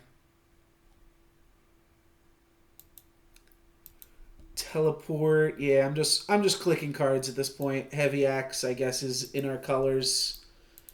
Yeah, there's some not great cards in this deck for sure. There's no universe in which I'm going to play a Young Gun. There's maybe a universe in which I play Stone Powder Heretic. Probably not which one I play a Yeti Spy.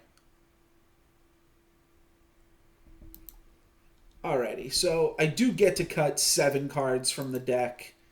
If we cut like the actual absolute worst cards, of which we have a lot. I really don't want to play these Cannoneers. I just want to make sure. Do I have 2 teleports?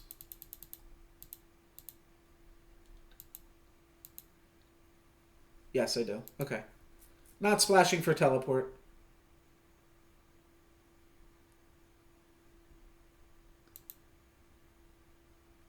Might have to play Daze. I'll keep that one in here for a second.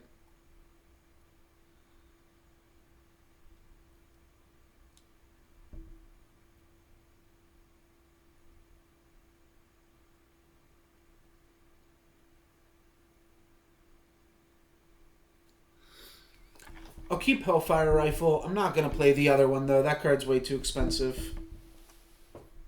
7 mana. It's probably not even worth playing Hellfire Rifle, especially that I still have to cut 2 more cards. I mean, a lot of these cards really suck, don't get me wrong. Taking Grenadin and Forge Wolf, mostly.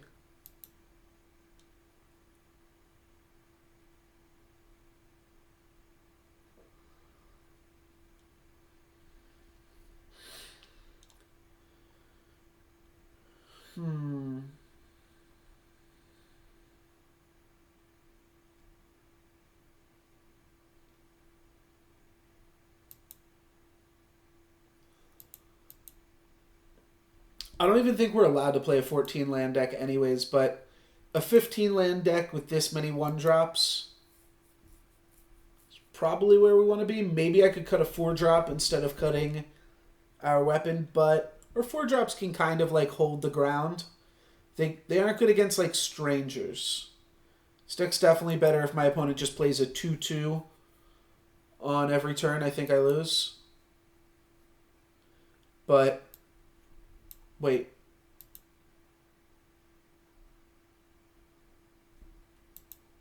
I just realized it tried to give me a 48 card deck. What the hell? What the hell is that? Trying to give me a 48 card deck.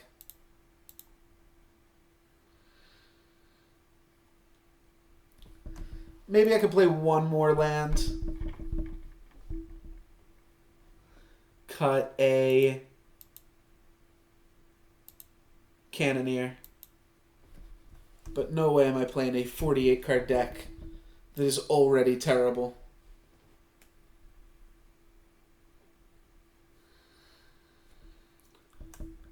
That's crazy talk.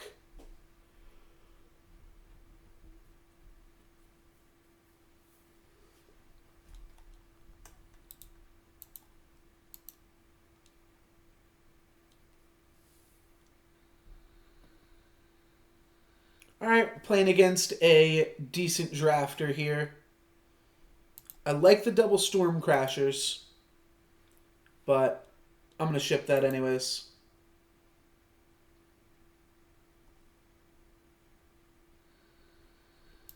This hand's solid. 4 lands and 4 drops. 4 lands and 3 4-drops. Well, look who wandered in. It's such a good emote. It always makes me feel good.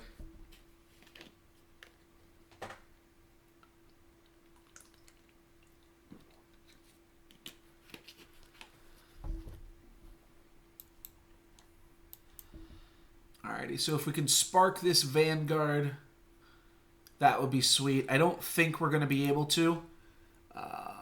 Though now we can, because now we have a 3-drop play. Ooh, they're going to let us get in for 3. That is going to be helpful. Don't think that my opponent realizes that the only cards that they will be able to block are 3/1s with that Viper. My cards are definitely not getting any better than that.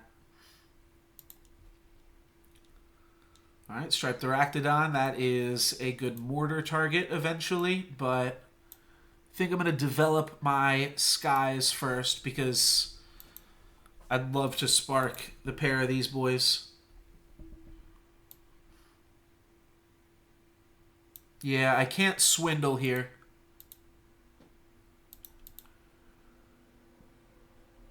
That's annoying.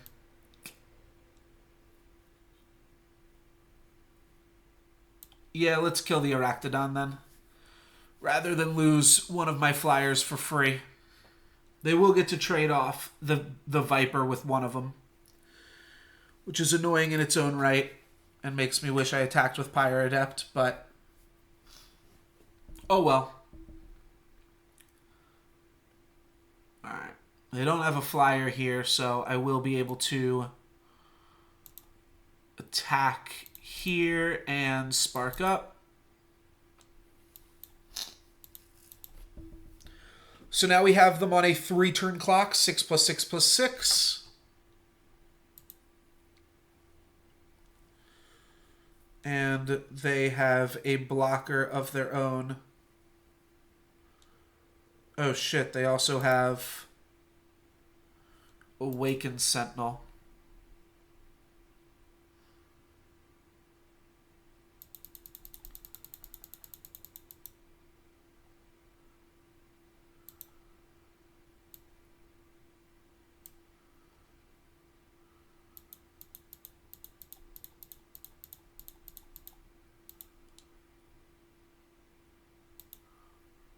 So I can trade Pyre Adept plus Pummel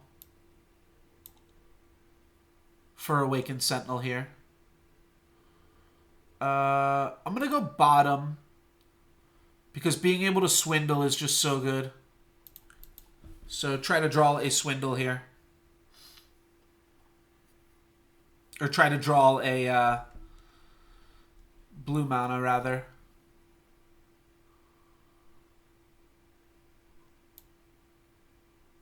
Yeah. Alright, so I will ability up and then just a space here.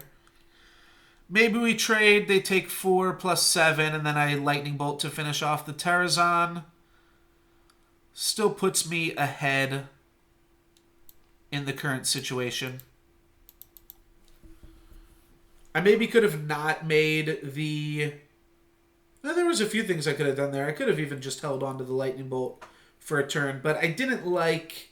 alright, well, a Snowball is going to mean that we have to stay back and block here, unfortunately.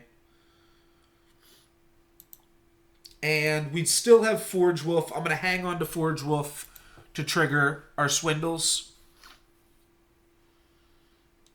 That's really annoying. But I'll still have Forge Wolf for swindle. They're probably just going to take out... they might not take it out. They might just let me hang on to it for a minute. Fire Sigil is the worst draw in the deck at this point, though. Yep. Alright, they have us on a... Well, that increases their clock by a considerable amount now.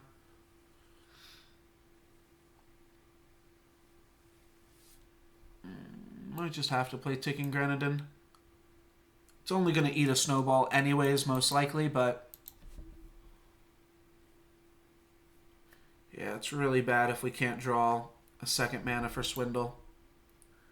So how much damage is this? 7, 8. Yeah, 8 plus 8 is not lethal, even if you add 1 from the snowball, so... We'll wait, see if any better chump blockers present themselves here.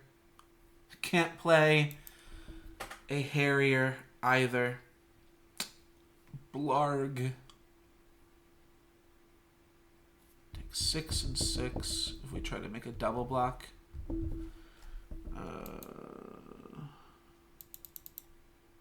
Think we just lose.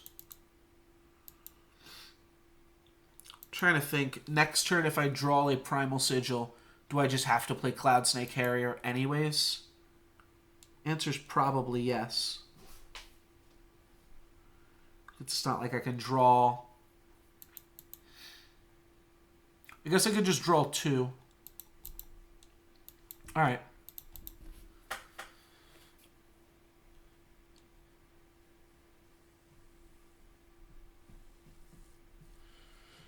Yeah, that's an unfortunate way to go down.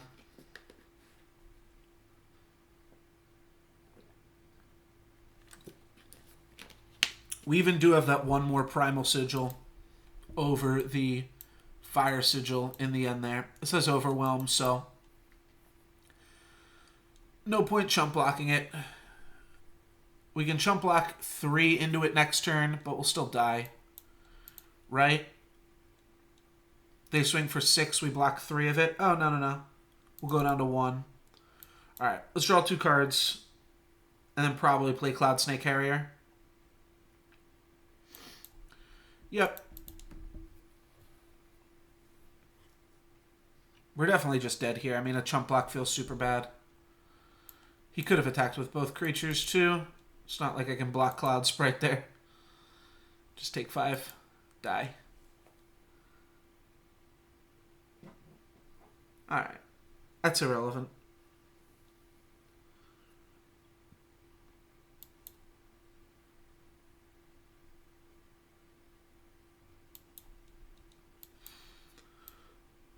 Alrighty. That'll do it. I took a look, tried to see what I could find, but that is no good. And that is an 0-1 start for the... What is it? Skycrag? Skycrag Spark.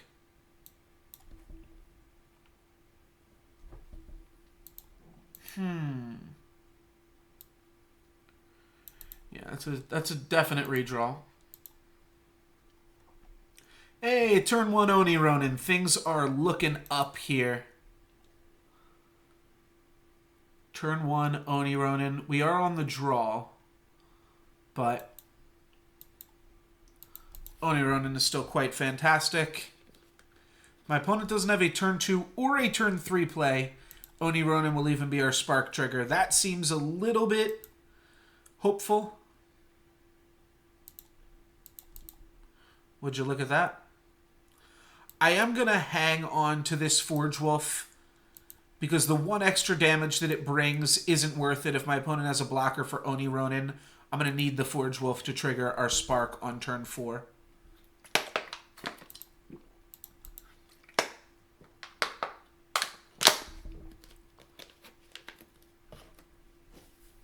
Looks like oh no, I'm not going to need it. All right, well, I'll play Stormcrasher nonetheless. And they're going to Wisdom of the Elders. Right. I always forget about that one when I see my opponent paused on a fast spell. Turn 1 nothing, turn 2 Wisdom, or sorry, turn 1 nothing, turn 2 nothing, turn 3 Wisdom of the Elders. That is definitely a path to victory for me. Yeah, let's trade this in for a Warcry trigger. I am okay with that. They didn't block? What? I don't know what that means. I'm not going to play around Harsh Rule. Just don't think that this deck can afford to do something like that. I am instead going to do the opposite and dump my hand out onto the battlefield. And cross my fingers. And cross my toes. And weep. Weep or reap. What is the outcome here? Ah, that's why they wanted to do some shenanigans. Sure thing, guy. Huh, is that good? I probably just have, like, lethal if I ignore the fact that my Oni Ronin's going to die. I hit them for 8. Yeah, I'm just going to lose my Oni Ronin for a point of damage here. We hit them for 8 down to 7, which now means either of our flyers are lethal. Arguably, it was better to spend our spells right there and then while they were tapped out. But they will probably have to tap out to try to block our flyers, is what I'm imagining here. All right, Skywalk Instructor. That's pretty good. Trying to think, we can trample over for 1, which we can then add a bonus to. I think we still have lethal.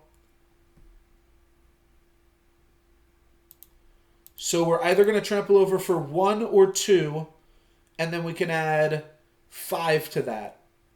So that's 6, and then Forge Wolf brings an additional 1 point of damage in.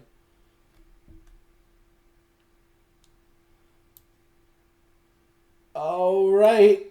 What could they have for 1 mana? Nothing, right? Yeah. So we hit them for 7 trample damage, and then 1 damage with the Forge Wolf. Sounds good to me. Hey, one out of 2 games with a primal deck. I'll take it. Speaking of that, I'm also going to edit this deck just to make sure. Is this a primal deck? Oh, I guess we're doing a 8-8 split. All right, that's fine. We do still really want the fire mana turn 1. So even though we do have a triple primal card that might be a little bit more difficult to draft, even though we tried to draft around it, I think that this might still be okay. There was an example, an Oni Ronin hand without the ability to cast Oni Ronin, but this hand's perfect. Has the triple primal and the single fire for turn 1. Some things are tongue twisters just because they sound so similar to other things. Single fire? Yeah, that's a tongue twister.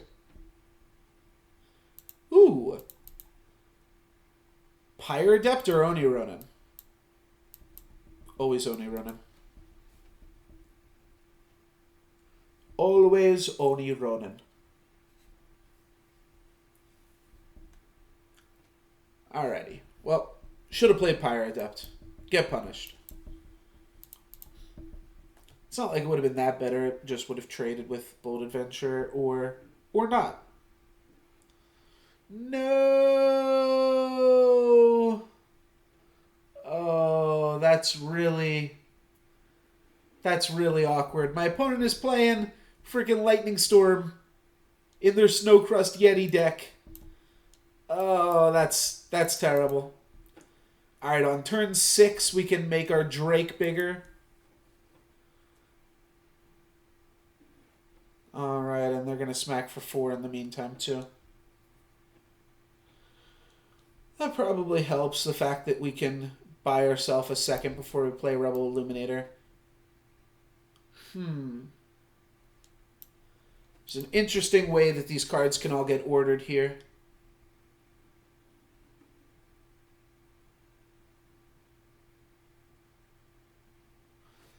I think I'd like the additional toughness on the Pearlescent Drake, but I could instead just get an additional attack on it, play it this turn, and then next turn spark it. I'm going to go for this. This might turn out to be pretty terrible. We might just get our 5-mana legend traded for a torch or a Magma Javelin. It's not that horrible, I suppose.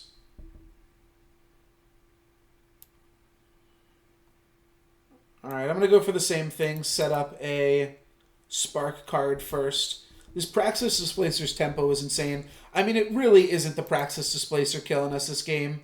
It's the frickin' Lightning Storm. So how much damage is this? 7? I can't take 7 plus 7. Yeah, I don't know what I'm thinking here. I gotta trade. I guess I should have played Rebel Illuminator.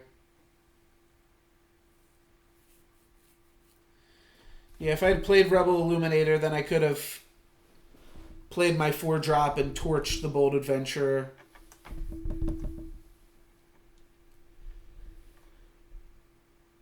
Then played the Skyrider Vanguard the following turn. Alright.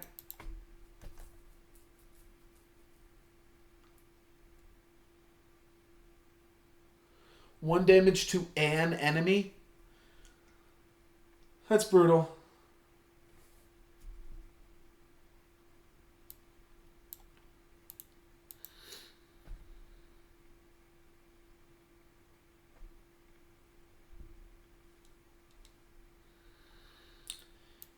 Yeah. I'm going to chump block one of them, trade with another, and then try to block the Snowcrust Yeti. If he attacks with less creatures, we get to double block this Bold Adventure. Could actually still do that. We could go double block, kill. Maybe that's better. Yeah, I'll go to 1.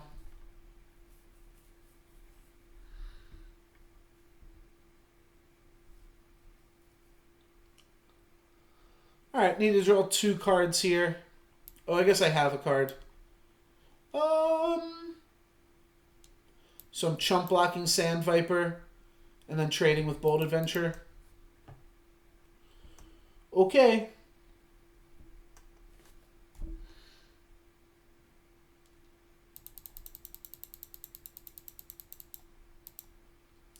I'm going to trade with Sand Viper then because they could ultimate it.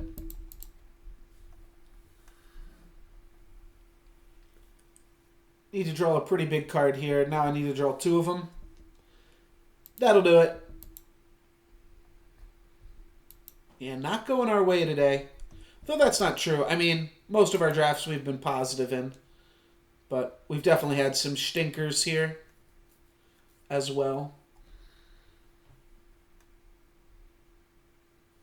I think I might switch to a little bit of ranked after this game. Or I'll be optimistic after this draft, which is more realistically than not after this game. And try to hit Masters in ranked as well. Have a few more hours to do that, and I might do some of that off stream. My deck isn't super exciting. I don't even have any new cards in it, but I think it's still powerful enough that it can get the job done. So Borderlands Waykeeper, that's really good. Stormcrasher, that's really good. And then I have some mediocre cards right here. Let's redraw it. I think there's a few things that could make this hand a little bit better. This is considerably worse. But that makes it reasonable as well.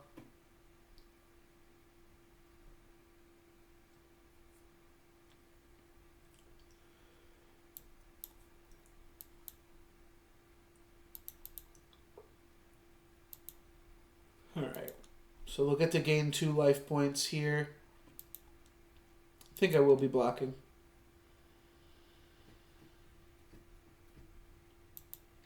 Yeah, unless they do that, of course.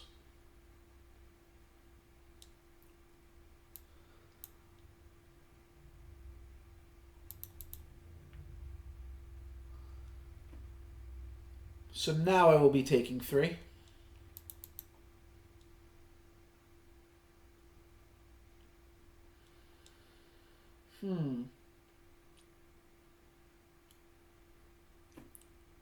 Cloud Snake Harrier is not bad, though.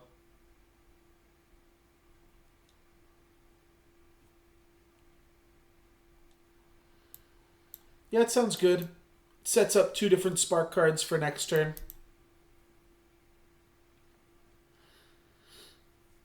It also has a pretty nice target on its head. It's a 3-mana 3/3 flyer.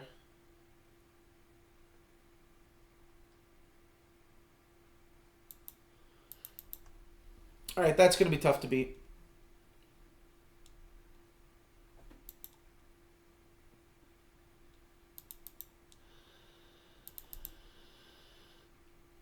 We can try to race it here, but I don't know if that's going to be possible.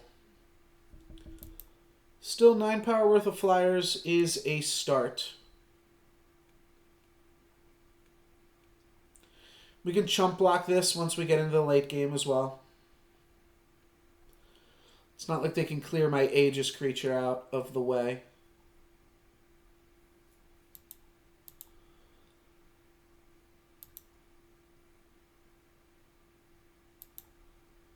Yeah, no sense pummeling. Let's just... Cannoneer? Nah, I'll Storm Glider first. Lifesteal Quick Draw. I guess I need to draw... Yeah, maybe I should have just swindled. Because maybe I need to draw Mortar here. That's a good attack.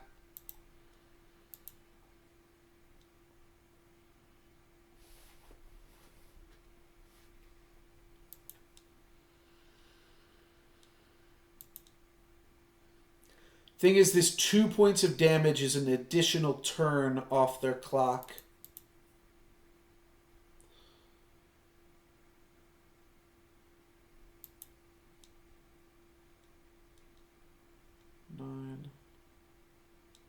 How many points am I actually hitting them? I'm only hitting them for 4 a turn. So they kill me in 4 turns. I kill them in 6 turns.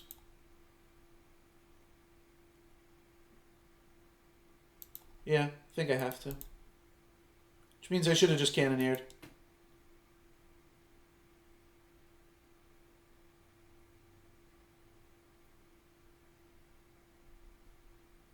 Now the thing is, we can chump block them. They can't chump block us. Alright. Let's definitely get Cannoneer into play.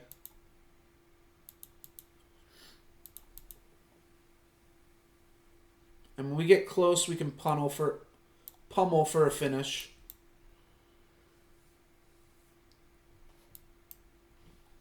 And there is a good chump blocker for us as well.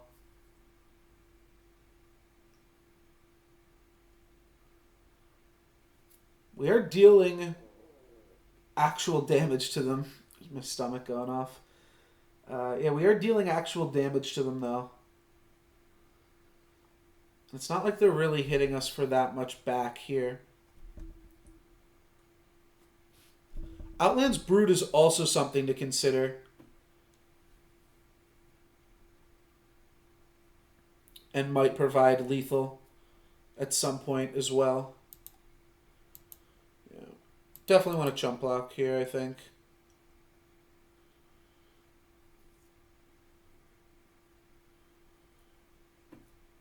Because we might be able to charge in and finish him off. Stone Scar Magus is pretty annoying.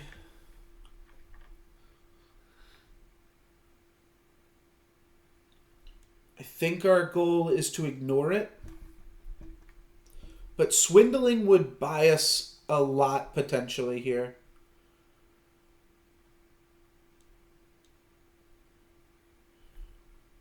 Think we're just going to swing with Pearlescent Drake now? Seems bad. It seems like we can't really win by doing that, but my goal here is to block Harrier with the creature across from it, Cannoneer here, and then my Waykeeper on the 2/2. And then just draw 3 cards. And hope to hit a Mortar, which will bring an end to this whole ordeal. Can also Heavy Axe. Think for mana efficiency purposes, I'm going to want that Heavy Axe right there.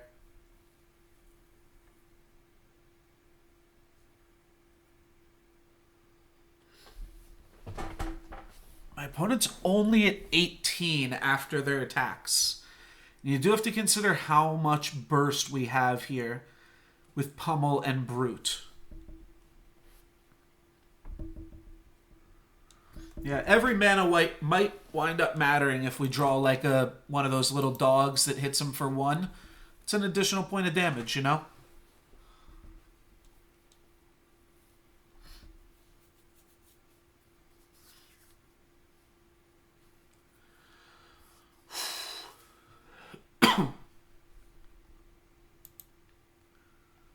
Fortunately, Pummel does not work on defense, or yeah, it would be a little bit easier to deal with all this. And also, my legendary creature does not work on defense. No! Alright, I'm going to have to chump block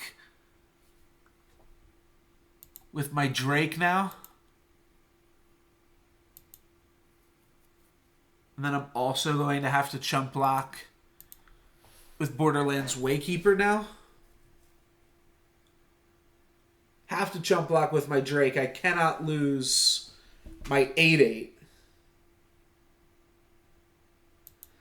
And we're keeping back Cannoneer to try to block Desperado next turn because it'll lose flying. Another reason that I'll be glad that I played my Heavy Axe, if I draw a land, I can then play Outback Brute and Storm Chaser and not take any time off. My other question, no, I think I'm going to want to play Storm Chaser and Outlands Brute this turn. And not attack with this Cannoneer.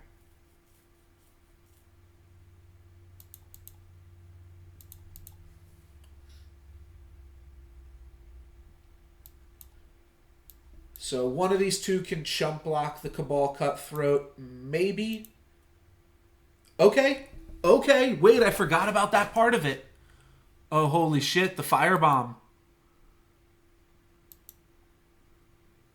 Thank you, Grenadine Cannoneer. Oh, this just became a game.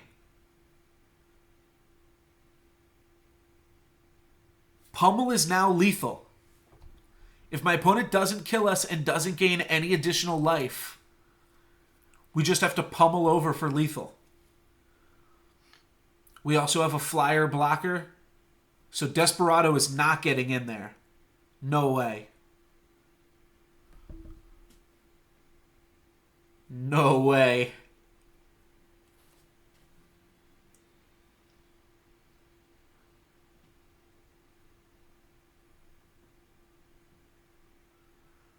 Oh my god, I'm so... I'm sorry, I'm not talking, I'm not providing any good commentary here. But yeah, if they're just gaining life points, this is our worst creature.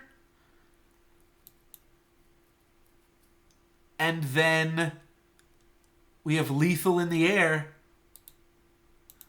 Good game, my friend. Wait, what just happened? Oh, shit. 2, 3, 4. Oh, we don't. What just happened? Give an enemy unit minus... Ah, fuck. I thought that card gained life. 4, 5, 6, 7, 8, 9. This is not enough anymore. This is no longer enough. We have to block Desperado. We're probably going to have to block Prosecutor at Arms whenever an enemy spell is played on this guy. Shoot. Swindle. Okay. That was a lot. I'm not even dealing more damage than Cabal Cutthroat at this point. So what do I have to do? I have to swing with my Drake. Because I have to. Alright, I think I just want to attack with Drake. Fight. Draw 3 cards and see where this gets me. Alright. Gets me playing another 2/2 flyer. But now my opponent's going to go up to 13. Oh, I can't do it. Oh, what a close game. Yeah, they're just going to attack with everything. They want to keep enough blockers back so that they don't die as well. Pretty sure it's time for Cabal Cutthroat to connect. I'm going to block just this guy so that I don't die.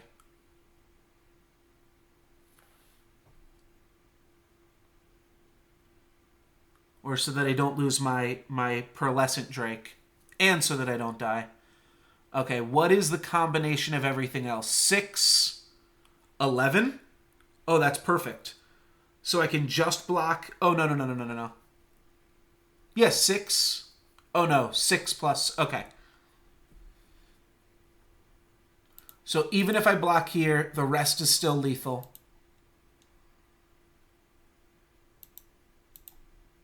So probably just want to block the 2 biggest creatures. We take 8. If we block like here, it's the same thing. We take 11. We leave ourselves with an Outlands Brute, which maybe can get there, but probably not. Yeah, all these blocks are the same. I can't come up with a reason to do one of those over the other. I'm just glad I was blocking when the clock expired. So now I have to deal 13 damage, and they're probably going to play a blocker here. Yeah, Cabal Recruiter. Alrighty. So this got close. We also have the Wyvark, which we can give Overwhelm and kill this. I don't think that helps at all. So this is just 3 points of damage. This is 4. Or sorry, 5. 5 plus 6 is 11. Yeah, even if we Magma Javelin them.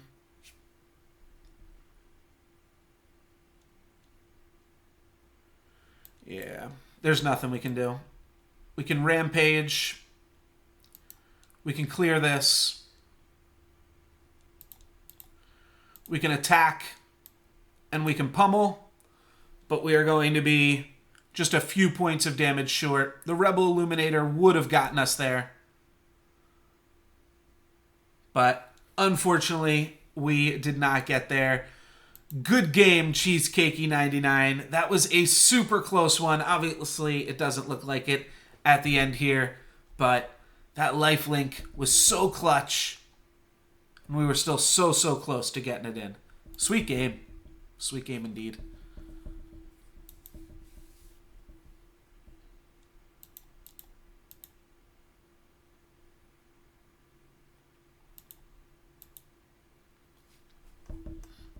Alrighty, so what I think I'm going to do for the last little bit of this stream here is just play some ranked with Praxis Volt Owls.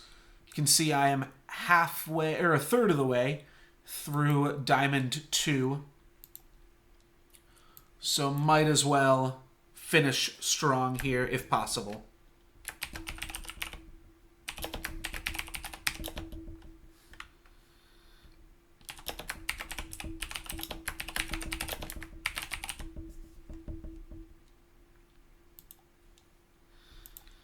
Alrighty, we don't have the mana to play a Temple Scribe with this hand, but I'm going to keep it still.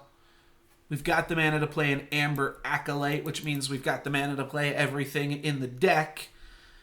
We'll go turn 3 Amber Acolyte, turn 2 Vault of the Praxis, then turn 4, hopefully. Or sorry. Turn 3 Acolyte, turn 4 Vault, turn 5, hopefully. That's a little punishing. Maybe I should have led with the Time Sigil, just in case there. Definitely should have. I just got suckered into playing my my seat before my power. Yeah, it's an awkward one. Hopefully we don't get too punished for that. Blood Beetle will now have to block this guy. So I guess we are getting a little bit punished here, yeah. But nah, we're probably just going to abandon this Vault. I mean, we could go turn 4 Vault still, and then turn 5 play Temple Scribe plus Talir's Favored. Might even just be dead already. They just kill our Amber Acolyte, and then we can never quite recover. Alright, if they let us block... You know, our life total's high enough that we might be able to just eke out some damage here. Or not eke out some damage, eke out some value. Okay. So now we're going to let them have a 4/4 flyer. Or we're going to chump block that 4/4 flyer a few times.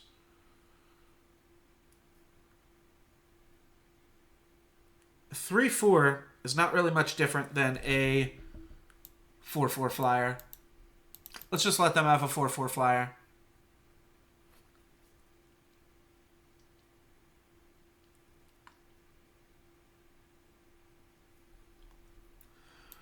Alrighty, with so little cards in this hand, I am going to go for value. And also, the fact that this thing already has flying means that we're not pressured into dealing with it. We already didn't deal with it. Alright, forgot about haste creatures, but get Temple Scribe online. We need 7 mana to play Sandstorm Titan with Stand Together backup. We'll have that in 2 turns. Yeah, we just have to draw some cards that are somewhat relevant here. Alright, perfect. We can Great Parliament to bait it out next turn. So next turn, we do Great Bait. And then the turn after that, we play Sandstorm Titan with Stand Together backup. All the while chump blocking the Sensari Brigand.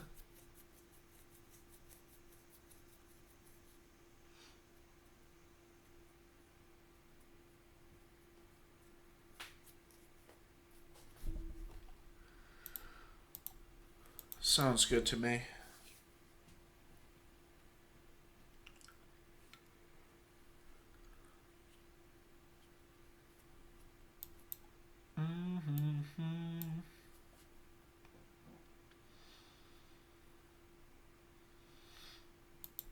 Alright, they definitely have a fast spell. But we don't know what fast spell they have. It's not Annihilate. It's probably just Torch.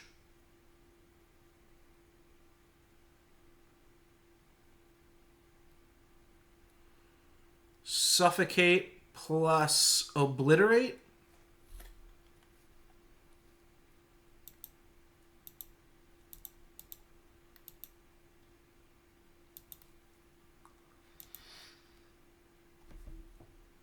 Could be the quick draw here. Alright, so it is Rapid Shot. Well, we would have lost if we didn't block that guy. And you know what? I think we're actually safe enough to do this here now. And not die. My opponent's got no more fast spells in their hand. So Sandstorm Titan does not have protection, but now he does. And I'm going to continue to keep up protection for Sandstorm Titan. But let's go ahead and assembly line first. We do need to clock our opponent. So making sure we just put more guys out on the battlefield Sounds like it's probably the way to go. Yeah, I'll stand together. Deals an extra point of damage here, and that may just be super relevant. Need to kill my opponent before they draw lethal burn for our face.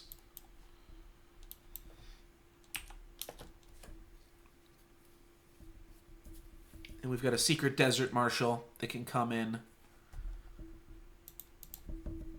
should he need to. I think we are going to wind up flashing in the Desert Marshal. Do they have an Obliterate? Got a Shogun's Scepter.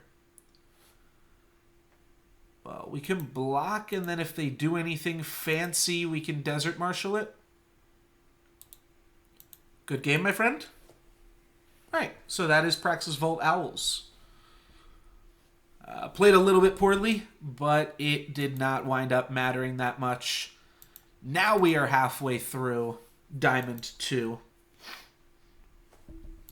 And just a few more wins should get us there. Before I continue, I am going to throw on this BRB screen. And, oops. I will be right back with Praxis Vault Owls. I'll throw the deck up on the screen here while I wait. And I will see you guys in 1 second.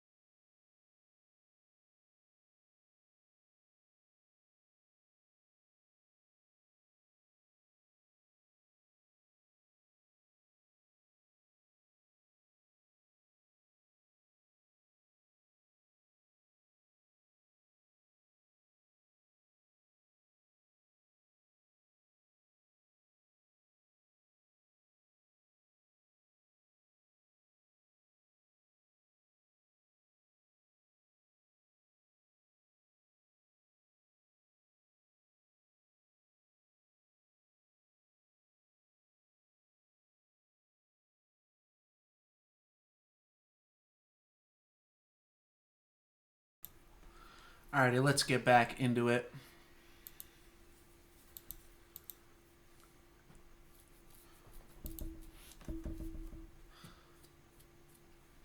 Oh, Ixidor's Dreams. Thank you for the... guess it's an auto host there, but you are done with your stream. So for those of you that joined, awkward timing a little bit, because you caught me when I was going to the bathroom for a second. But this game is Eternal. And it is LSV and Pat Chapin's game. And it is very, very similar to Game Grump. I don't think that's a Game Grump. It's very, very similar to Magic the Gathering. The combat system is the same. The mana system is just a little bit different. But otherwise, it's pretty much the same thing. As you will probably be able to tell here in short order. I think I'm going to kill off this Dawnwalker with our Desert Marshal. That's always good to do.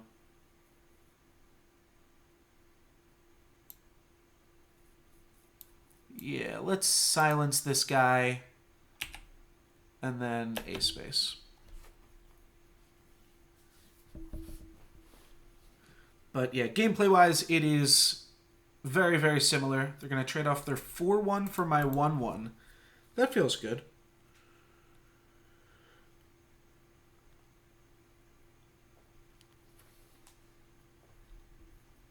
And Amber Acolyte. Looks like they might be... I'm not sure. I don't think they're stuck on mana at all. Just want to keep up the pressure. They're just going to trade off Amber Acolyte for Desert Marshal. They might even Lightning Bolt. No, they don't have it. All right, so we just hit them for 5. Nothing too crazy here. I am playing a mid-range tokens deck. It's arguably decently control-y, even. Yeah, they attack with that because they can't block. And now, if they were mana screwed, well, not even convinced that they were, but they definitely aren't now. I feel a little bit behind this game for sure. We're just kind of trying to be an aggro deck this game, but we're not an aggro deck. Yeah, I don't think this one's going to work out. All right, Volt is one of the ways that we get ahead in the long games whenever you have 2 minions. Oh, wrong card. Whenever you play 2 cards during the same turn, you get to draw a card, and that does count for all of your tokens. So Owls is the best possible draw. Show me Owls.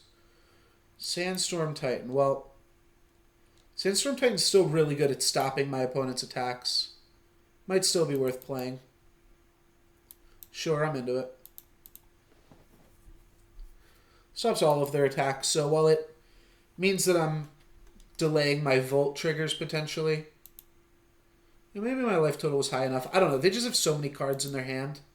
I don't want to get run over. Then maybe that's wrong. Oh, they've got Obliterate plus Torch. Well, now I definitely feel punished. Because now I'm just going to take 5 anyways. Alright, that's a good one, though. So, I'll make 3 3/3s and draw 2 cards. That's pretty good for 3 mana. Or draw 1 card. 3 mana, draw a card, make 3 3/3s. I'll take it. Yeah, I think this guy's got to stay back on defense now. They're even going to keep this guy back on defense? Yeah, I mean, we can have an incredible burst of damage here pretty easily. So it makes sense. Oh, that's a good one. But they're not going to activate it. So now I can trade in 2 of my guys for probably a hell of a lot of damage.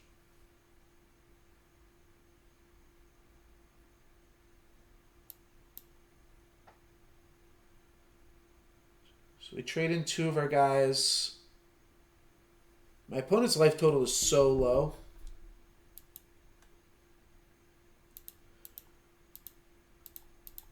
I'm going to pretend we're lining up attacks like this, but basically, I mean, they can even make chump blocks too, which makes this attacks a lot worse than if we just wait a turn. If we do wait a turn, they're going to have this Dawnwalker untapped. But I think that's still fine because we get to attack with 3 more creatures. If they didn't use the Carnosaur there, they're probably not going to use it here. All right, a Friendly Wisp. I think they're out of big cards, though, because they waited for a while to play the Carnosaur, which means they top-decked it. And I think they top-decked the Friendly Wisp after that. Yeah, it looks like they don't have any fatties. They would have slammed them. Now they have more cards that they can chump block with, meaning the damage is a little bit more negligible. And we do have to be careful of counterattacks. Like if we just A-space, they get to then crash back for more damage than we dealt to them. So unfortunately, I think we're playing Zen and Obelisk and passing the turn. Now they're definitely going to know to trade in their Predatory Carnosaur for one of my Grenadins, but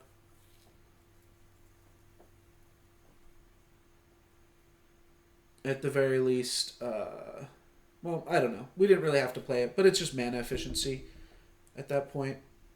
Yeah, maybe we just didn't need to. Ooh, this could work out well for us. Oh, right. Yeah. Yeah, of course. I was thinking they might even reset their Carnosaur.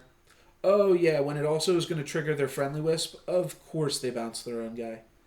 That makes a lot more sense. I do think we'll see the Carnosaur attack here. It doesn't. That's fine. I'm going to play it. Sometimes you just need to make your land drops in this deck.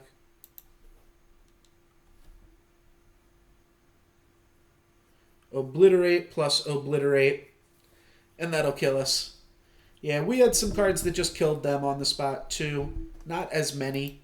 I only play one Exhaustion for these pseudo-mirrors, and we're back down to 1/3 of the way. So we probably have to win about 7 times, or 8, and probably 8 times without dropping a game, maybe even 9. We are on the play this game, and we will play some Acolytes.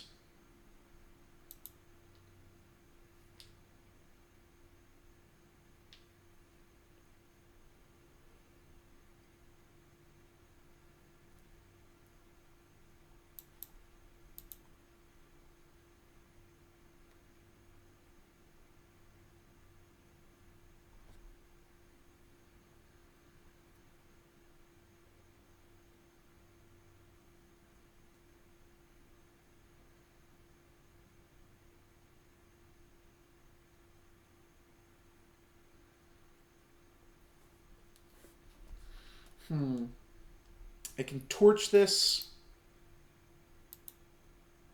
Can wait one more turn till I torch it? I will.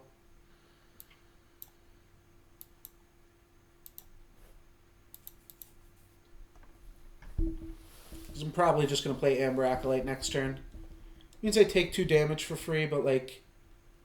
Well, you know what? That could have been really bad if my opponent had played a... if they play the card where one attacking creature gains +1/+1.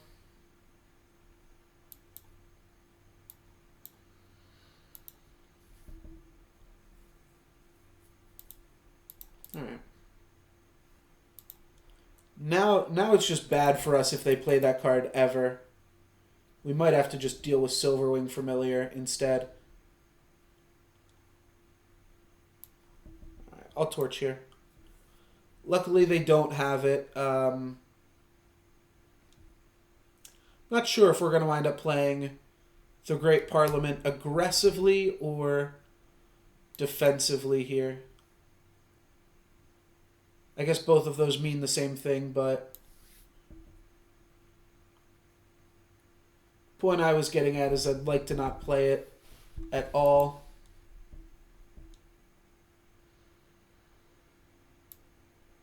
All right, let's torch here. If we torched on this, it would have meant that we got to attack, but I'm more afraid of Warcry triggers than anything else. This board we can deal with. This board doesn't scare me. My life total's high enough. Once I play Great Parliament, I will just win if my opponent hasn't Warcried us enough. I can now sextuple block the Champion of Glory. Again, not looking to do that.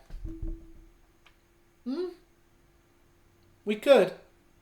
Alright, if they attack with Oni Ronin, I'm just going to throw a blocker on Oni Ronin and take 3. Probably start chump blocking this as soon as next turn. Like, on their turn now, I will chump block. On my turn, I get to make 4/4/4 flyers. So, Great Parliament, if you're not familiar, make a 4/4 owl with flying for every 4 mana you have. So, once you hit your 8th land drop, it's just 4 mana, make 2/4/4 flyers. Okay. This we can deal with.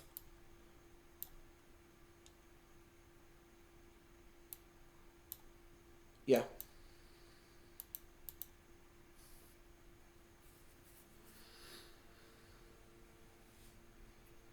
All the owls. All the owls, baby. Alright, they're going to kill one of our owls here. That's fine. The death of an owl just means one more owl that can just attack on the main phase here.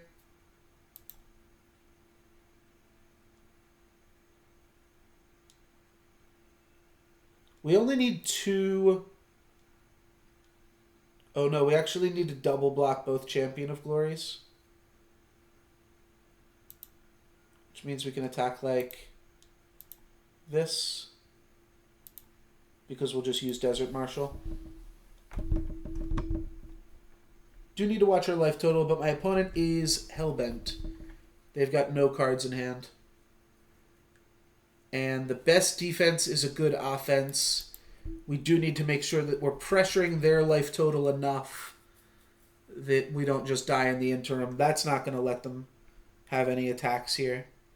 If they ace base, pretty sure we just win the game. Though their attacks are only going to get worse over time, so there is some consideration for them to just attack here. I'm going to go ahead and attack like this. Then I'm going to make a 2/2 flyer with Morrison's Disciple.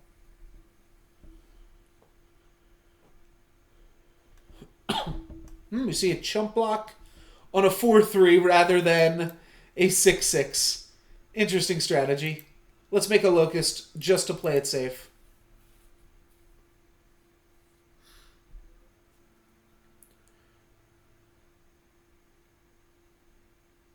Huh.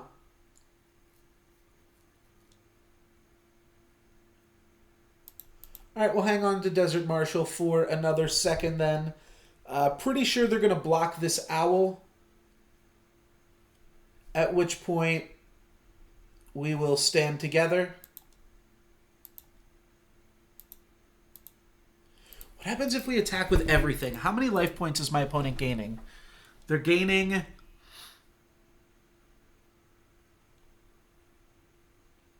They're gaining 9, so they're at 18. How many more creatures do we have than them? 3. So if they're at 18 and we hit them with our 3 smallest creatures, it's 4 + 4 + 5. That gets really close. The more owls we attack with,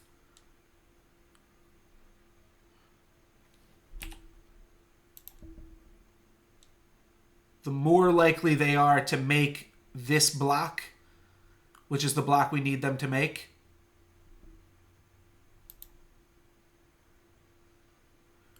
Sure. That's probably safe enough while still intimidating enough.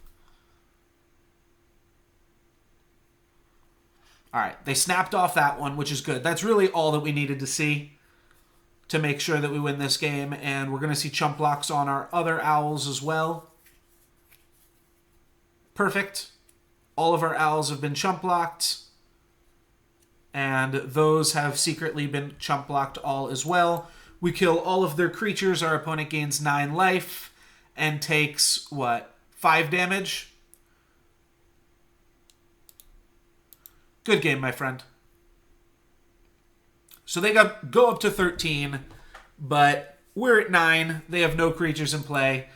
All we have to do is hit that ace space. And we've done it. Very impressive, they say. Yeah, that was a close game. Not really. They didn't draw super well. It's tough to say that was a super close game.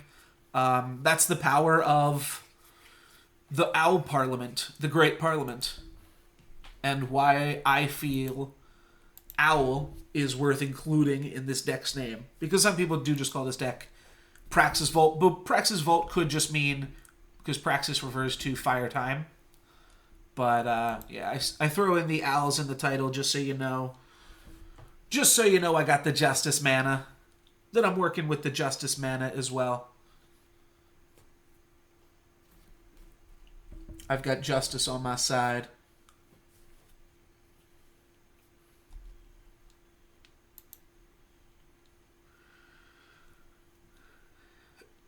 Playing against Kiki Palmer here.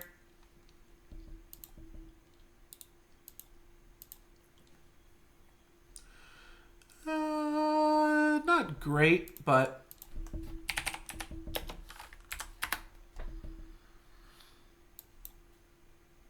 we can make it work. I'm trying to remember the Kiki Palmer song that my friends and I used to listen to. I can't remember. It's called Bossy. Bottoms Up.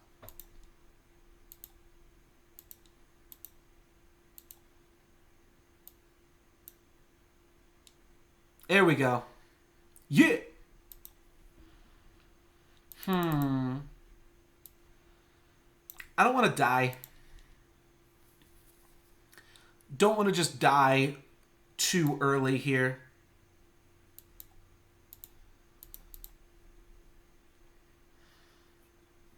So we see everybody's bottoms up, bottoms up, bottoms up, bottoms up. Wound up working out because I drew a banner as well, that having a creature in play let me play assembly line here. Now I feel like the aggro deck. No blocks, I have Stand Together in hand. The longer I can wait on this Stand Together, the better it is going to be. But I'm not sure I can wait that long. Not drawing a land there. Pretty awkward. And we're going to be able to gain enough value from Morrison's Disciple now if we use Vault of the Praxis here. We have Vanquish if they ever hit a plate and can't play it on an Aegis creature. Yeah, so I think I just triple block this here. Which I guess means I just quadruple block it. Let them trade Desert Marshal for Champion of Glory. But then even if they have a kill spell, we make out here. I'll Stand Together first. Oh yeah, if I Stand Together, they can't have a kill spell. They could just have a +3/+3. Which still actually gets us pretty incredibly bad. Okay, so let's do this. So if they have a Giant Growth... Oh, I don't think that's good. Does that work? Shoot, it does. Dang. Okay. And now this just permanently has lifesteal and double damage? That's crazy. That's a much better silence target. Oh well. Huh. Swagger. Yeah, this is no good.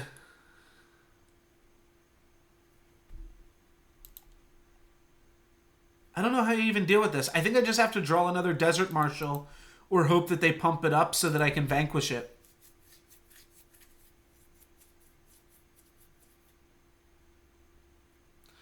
Yeah, Silverwing Familiar is obviously annoying.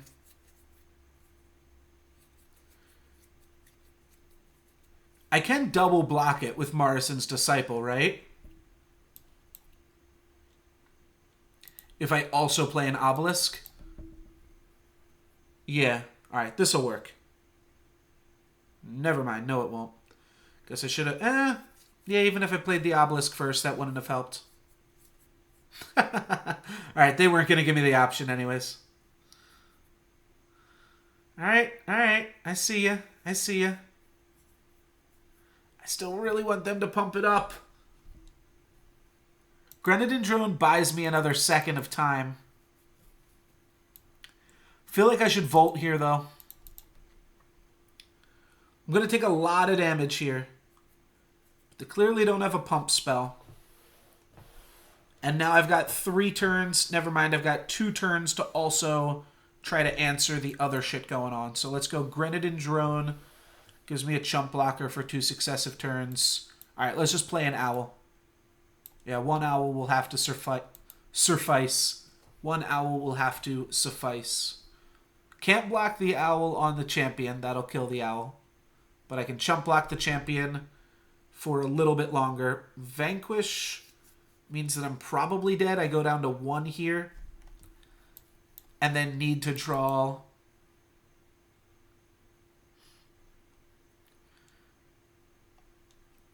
Temple Scribe? What could that do for me? Yeah, nothing. We lose.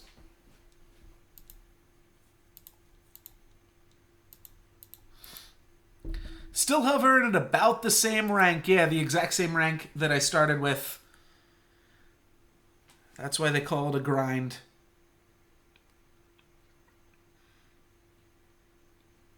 But I still feel optimistic about my chances of hitting Masters. I never really give it that good of an honest shot. I pretty much just play casually until, like, in this month it was just the last day of the season. But sometimes I give it more of a push earlier on. But yeah, I pretty much just do my daily quests. This month it's been important to try to get a ranked win daily to get a free pack of the new set. So I have been doing that, but doesn't really do that much. Or that's not what I meant to say. I was just speaking to fill words, but what I actually meant to say was that like it does you know, you just wind up climbing over time, but then when you're like, all right, now it's time to actually do it, can be a little bit tougher to get it all together.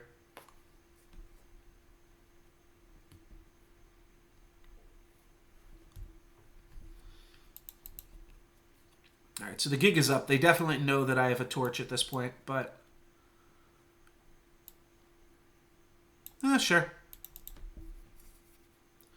I'm not going to gain anything by just playing Zen and Obelisk this turn. Ooh, secret pages. Oh, to fix their mana. So they're a Chalice deck? I'm not sure what kind of deck they are. I guess they could just be... Sometimes you see Combray decks that splash blue just for the freeze spell, whatever that spell's called. Permafrost. Sometimes it's just big Combray splashing Permafrost. The fact that they played Combray Healer makes me put them off of Harsh Rule a little bit. Yeah, this definitely seems like the start to a big Combray deck. Now, my opponent is also Masters already, so there is a chance that they are just messing around and playing silly stuff because they already have their desired rank for the season. I think I'd like to pressure their life total. The fact that we have Desert Marshal means I think I'm fine just A-spacing here. If they block, we're going to stand together and Torch to clear their blocker, which is a lot. But it means that we get to attack for 3 extra damage on this turn and 9 extra damage in future turns. We're also preventing a Harsh Rule preemptively here.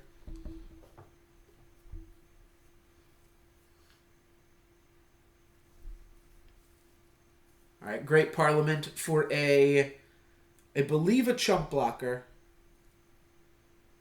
Yeah, Great Parliament can't block one of our tokens. If they do, they die. But their plan is to chump block this turn and then Parliament into 2 of them next turn. All right, and they clear our Aegis. Well, that could be good. All right. That's it. Yeah, they had a double Great Parliament there. And even so, then we would just run out 2 Desert Marshals and kill them. So we're pretty covered there. as far as our bases. I mean, didn't have to be double Great Parliament. It could have been Parliament Morrison's Disciple or something like that.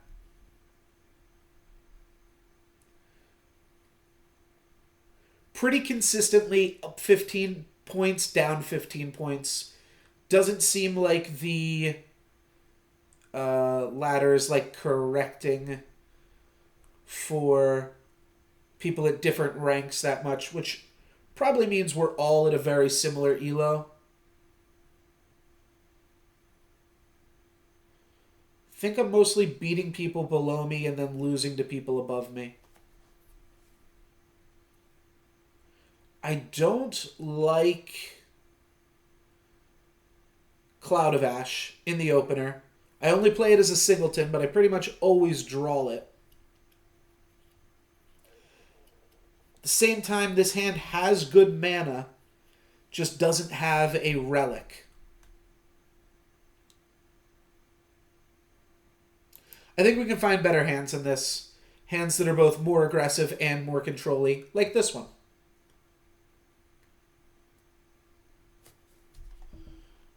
Start with Comber Banner.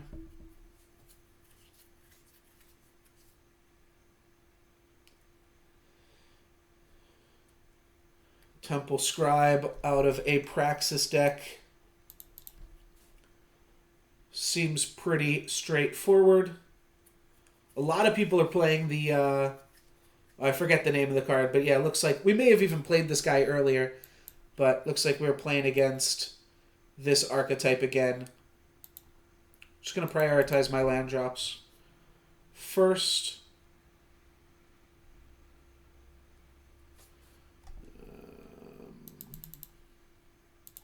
that's fine.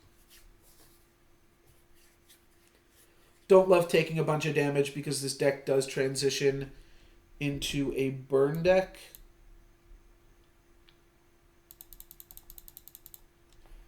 Also would love to play Sandstorm Titan with either Vault or Stand Together backup. That's going to be really hard to fit in the mana while also not dying. Let's get a little bit of value. Yeah, let's just make him have it. I think we're on the back foot enough. The thing is, even if we Vault, or not Vault, I'm sorry, but Obelisk, they can still kill it with a Lightning Bolt. They can still kill it with a Obliterate after we declare it as a blocker. If their plan is to just rebuy it, though, that's good for us.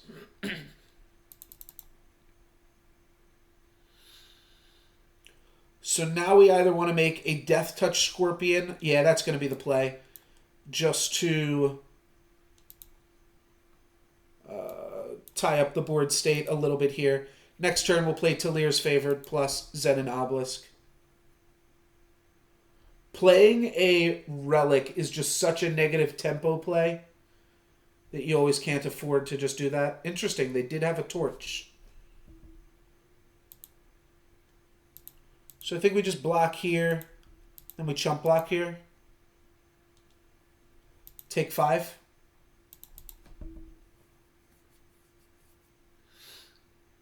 He's not going to have another Sandstorm Titan, right? Wow, okay.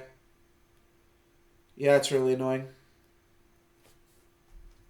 Alright, Desert Marshal is good. That's really good, actually. So now we kind of stop Sandstorm Titan from attacking, and we kind of stop the Dawnwalker from attacking, though our opponent doesn't know about the Dawnwalker part of that. Alright, one less blocker. Perhaps we will meet again, but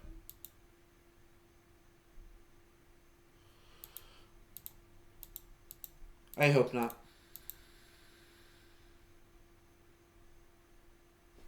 That's all I had in me.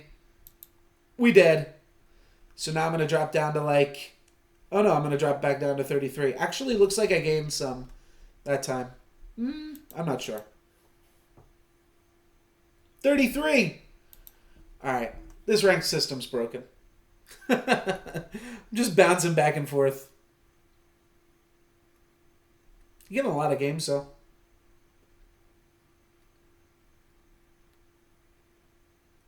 That's a tricky part with all of the, like, the more you favor control decks and the more you add funky animations, even stuff like this. The versus video, the fact that all the, or not versus video, the versus logo, the fact that all the cards come in one at a time, all that stuff adds up. And, you know, you wind up seeing that, what, 80 times in a play session like this, and that 3-second animation, even though that wasn't a 3-second animation, but there's a bunch of different 1-second animations, they all start to add up a little bit. And don't forget...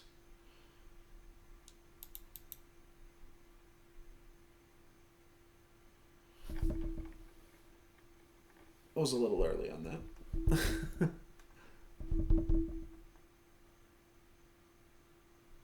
Alright, Tranquil Scholar. That's a sweet one.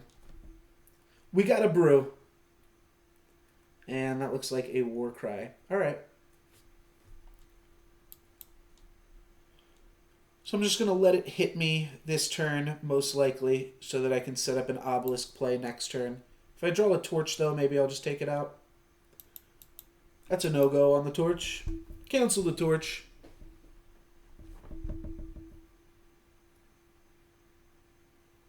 Oh, that's a good one. Alright, I would like to draw that torch now, please. I would really like to draw that torch. Do I want to... Nah.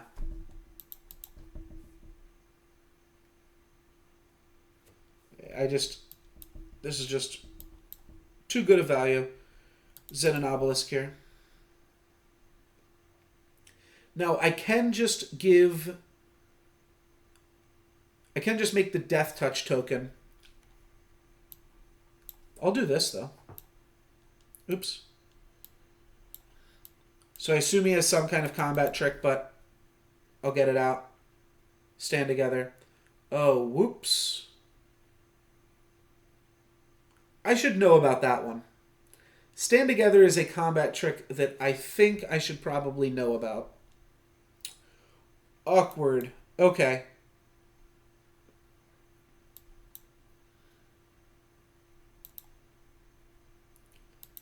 Alrighty. That was pretty embarrassing. Valkyrie Enforcer, make me lose Death Touch. Makes sense. Smack for 5. I'll double block. Alright, we dealt with it. Now we have a Sandstorm Titan. That should clog up the field for a minute here. If they silence it, they can start attacking with their flyers. But then we can start attacking them, too, if they start attacking us. Like, right now, we don't want to attack because we would just trade it off with those two. Which I don't actually think is what we want to do. Alright, they've got a Warcried Valkyrie Enforcer.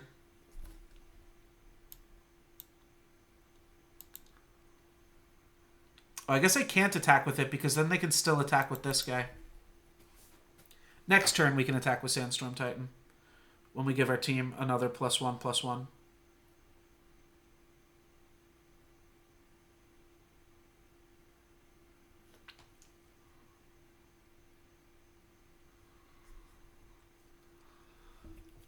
This doesn't kill us that quick, but it does give them Warcry triggers, so I don't love that. Alright, Volt is good. And I think we are just going to hang back on defense here now.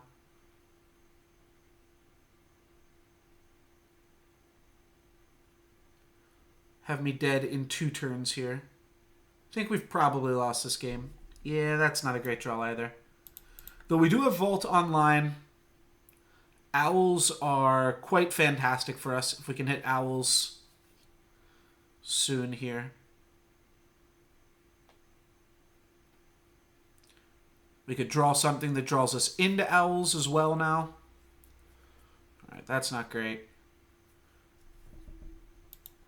Torch could maybe work. I think they're going to attack with both of their cards, though. That'd be pretty crazy if they didn't. That would be pretty crazy.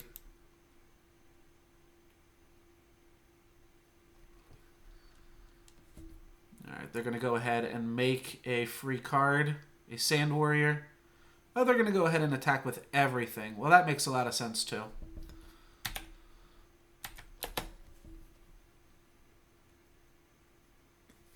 I'll die. Fair enough. I'm dead. So that's going to put us at an all-time low here of, what, 18? Yeah, 18 ranked points.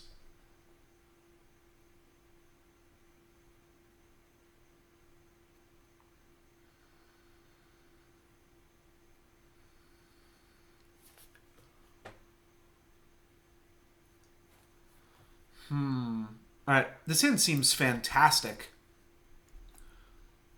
Turn 1, Grenadin Drone. Turn 2, Torch. We'll save Torch end of turn for their 2-2 play. Oh, they don't even have one. Sweet. We'll smack for 2. If they play a creature, we still can Torch it, and we might want to just to keep up the aggression that this hand provides, but well, looks like we're not going to need to. Grab a Justice Sigil, smack for 2. Next turn, we're just going to play Disciple. And then turn 5, we'll have Zen and Obelisk plus Torch is the plan. Okay, well, kind of want to Torch that now. But just for mana efficiency purposes, I'm going to go ahead and play Marson's Disciple here. Getting a Sandcrawler. Do have to be a little bit wary about Lightning Storm. But half of my creatures I don't even protect from a Lightning Storm anyways. So it seems negligible.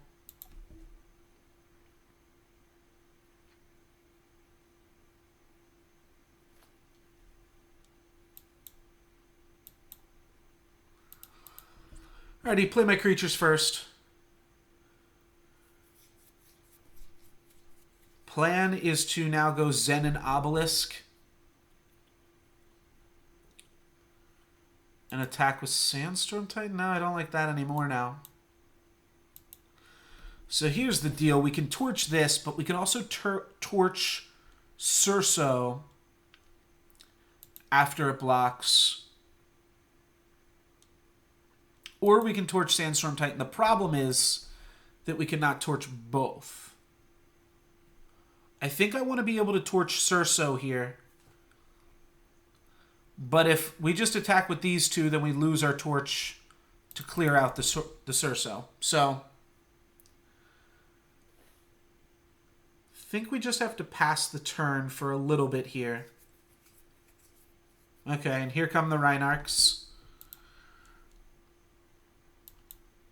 That's a good one. It means we'd have to clear out both Sandstorm Titans, though, still, but well, now all 3 Sandstorm Titans, that's going to be a little bit more difficult to manage. Permafrost my 4/4.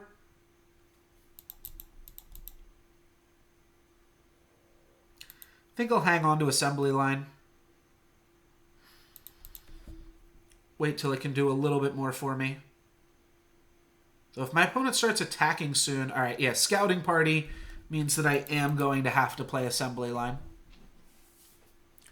Just so that I don't give my opponent any ideas about card draw here. My board's very big, too, now. Especially with that second Obelisk there. My opponent's going to be playing a lot of the same cards that I am. There's their own Obelisk. Let's hang on to Grenadin Drone. All their cards are also really big. Alright. Yeah, Crystallize, that was the one. That was the one I was afraid of.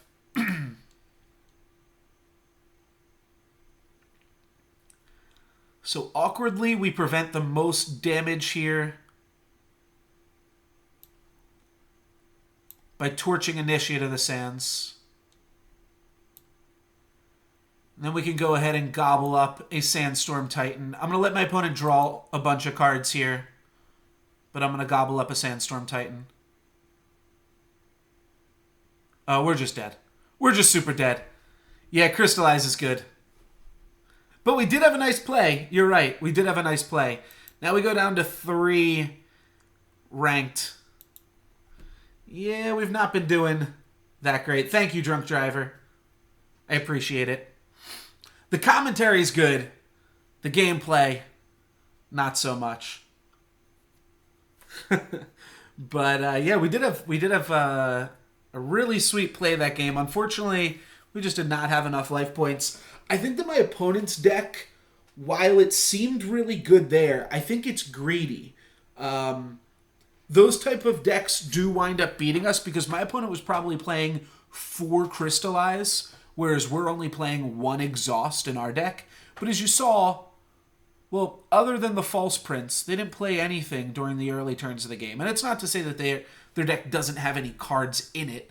The deck has False Prince, it's got the 2-mana 1/1 flyer, and it's got the 3-mana 4/1 that comes back when you play a guy.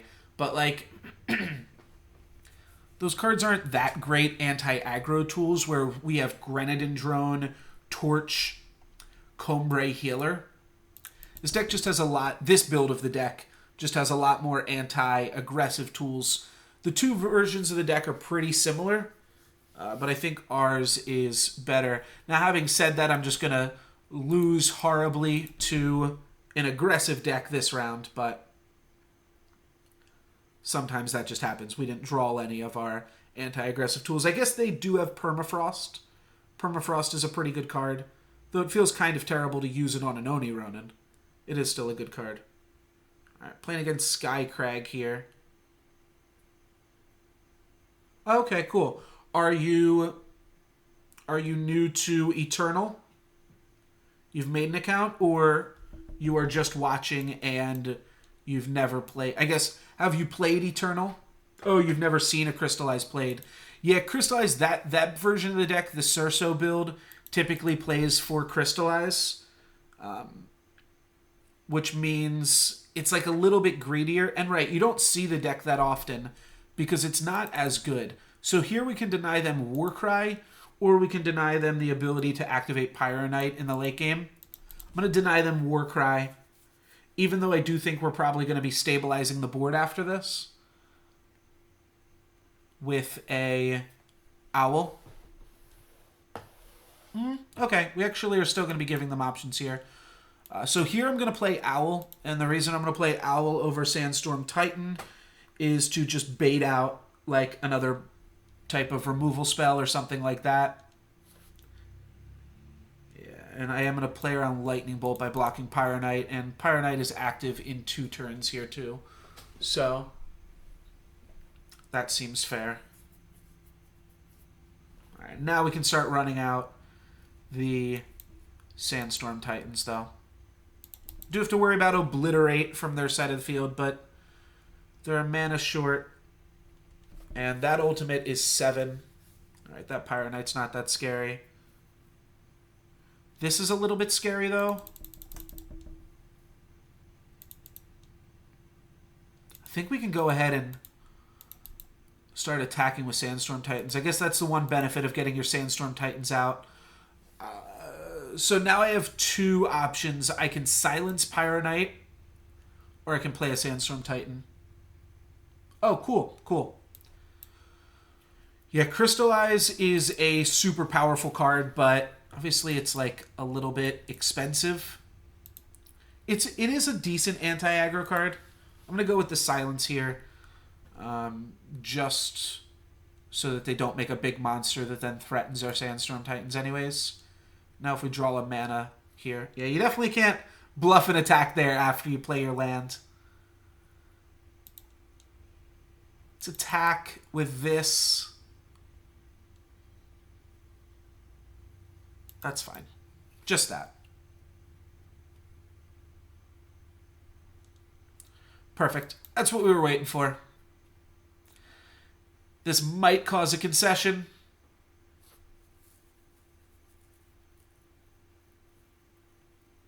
Oh, those aren't bad. Those aren't bad. 6 is pretty good. And 5 is enough that you get to open up a crystal chest. So that gets you about 3,000 of your 5,000 gold spent. We're going to clear off 2 of our Aegis shields.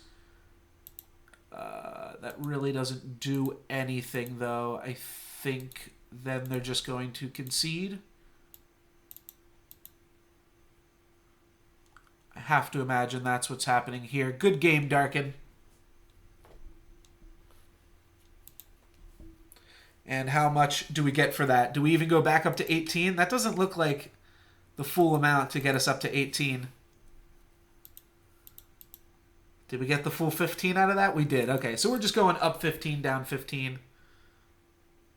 We've broken the system. Very dynamic, very dynamic laddering here.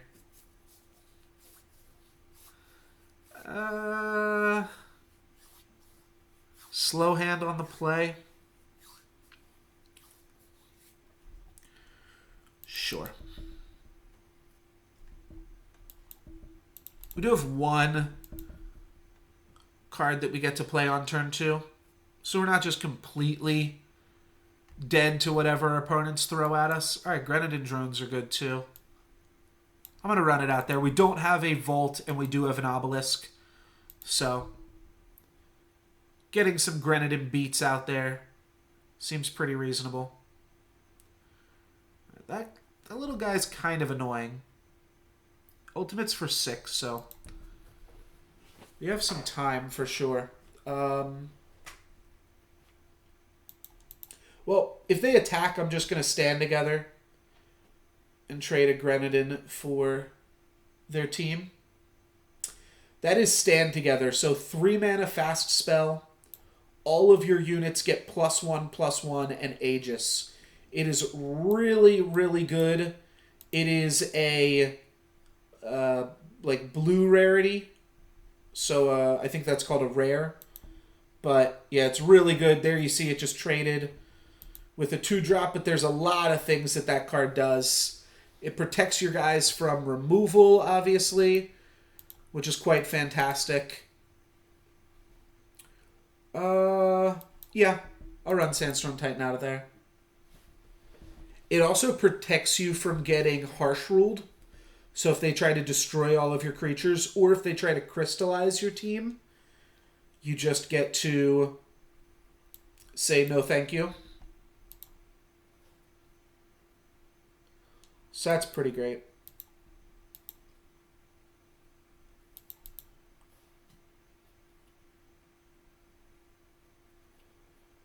It's one of the best cards in the deck, I think.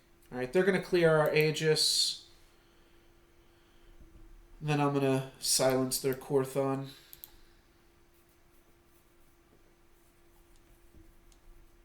Another stand together. That's pretty good.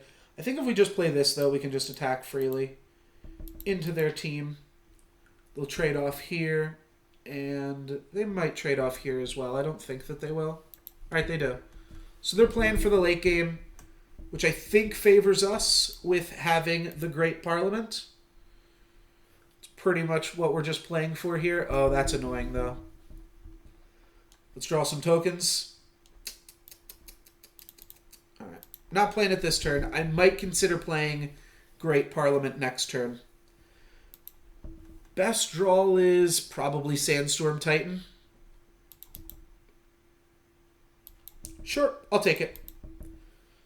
They don't have any quick spells. They might have... Is Slay a sorcery? Yeah. Slay is not a quick spell. So they might just have a Slay for us here. Yep. One other thing. Maybe Sandstorm Titan wasn't the best draw. Maybe just... Ooh. Whoa. Temple Scribe. Never mind. That's a sweet one. Torch, unfortunately, is not going to work against their weapons anymore, but we at least cleared their weapon before we play Great Parliament.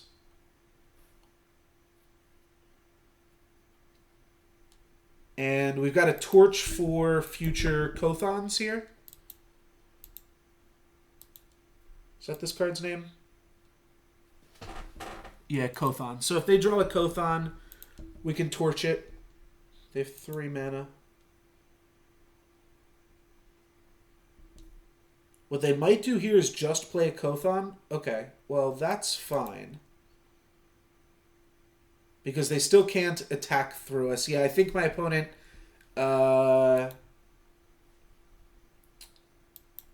didn't quite understand that interaction. Basically, they thought if all my units were exhausted, they could smack face with the weapon. But if your opponent even has a unit at all, you do have to attack that. Yes, of course, all part of their diabolical plan. All right, Amber Acolyte or any type of sigil will be the best draw for us next turn. Any type of power, I should say. And it'll give us some 12/12s. I'm going to let this hit me one turn.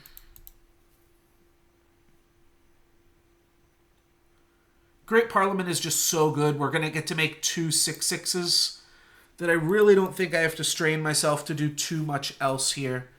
Great Parliament plus Stand Together is just a winner-winner.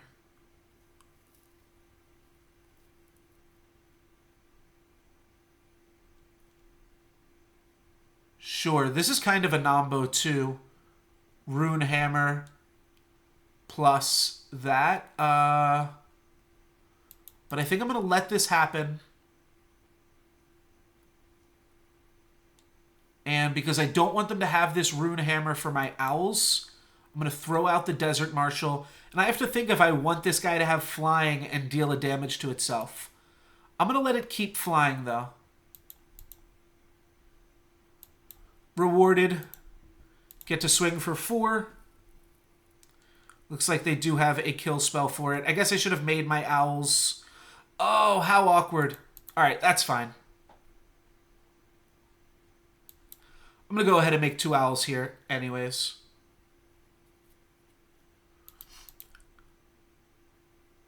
So my opponent can trade Impending Doom plus their weapon for one of my owls. However, if I just say no blocks, Impending Doom's going to kill their weapon anyways. And now I think they have to Harsh Rule, and then we stand together, and then we win. Ooh, Black Sky Harbinger. Okay. Alright, like I said, end of turn, Impending Doom's going to clear their weapon. I'm going to hang on to Stand Together, I think.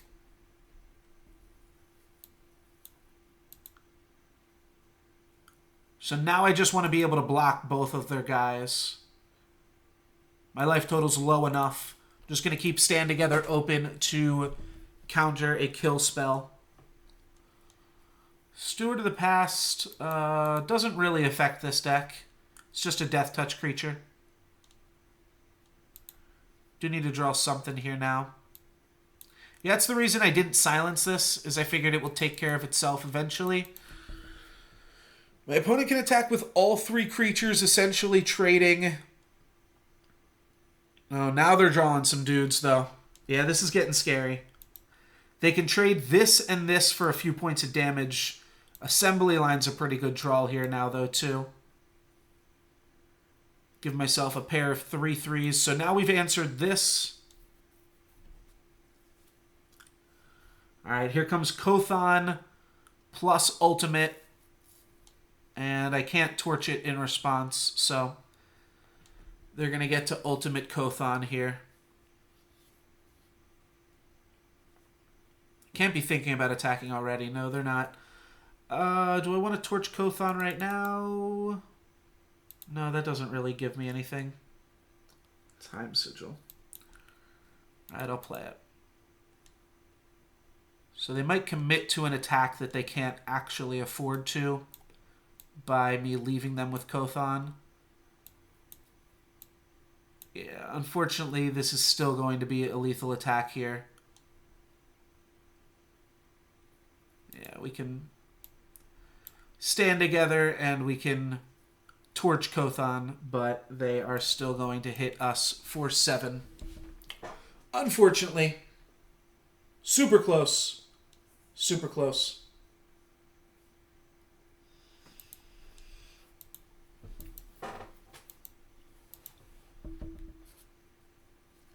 We drew pretty poorly at that end game there.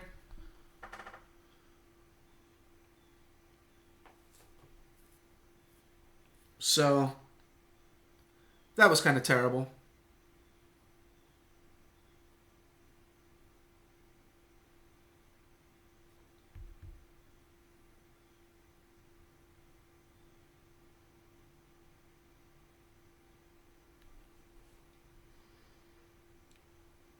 All right, this hand's great.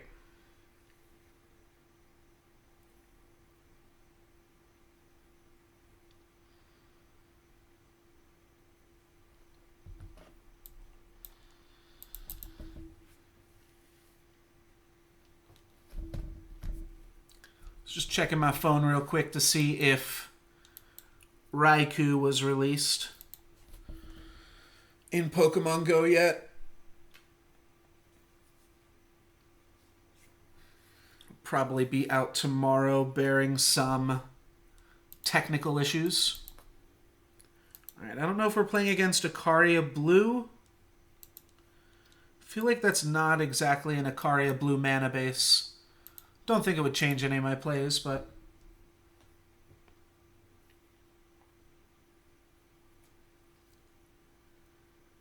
I think Icaria decks lean mostly on Justice, though. Might be that you would just play all the seats anyways. Not sure.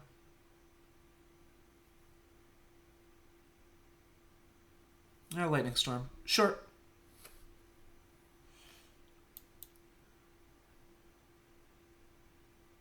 Makes me think he's less likely to have a Harsh Rule, but potentially more likely to have another Lightning Storm, since that board wasn't too threatening.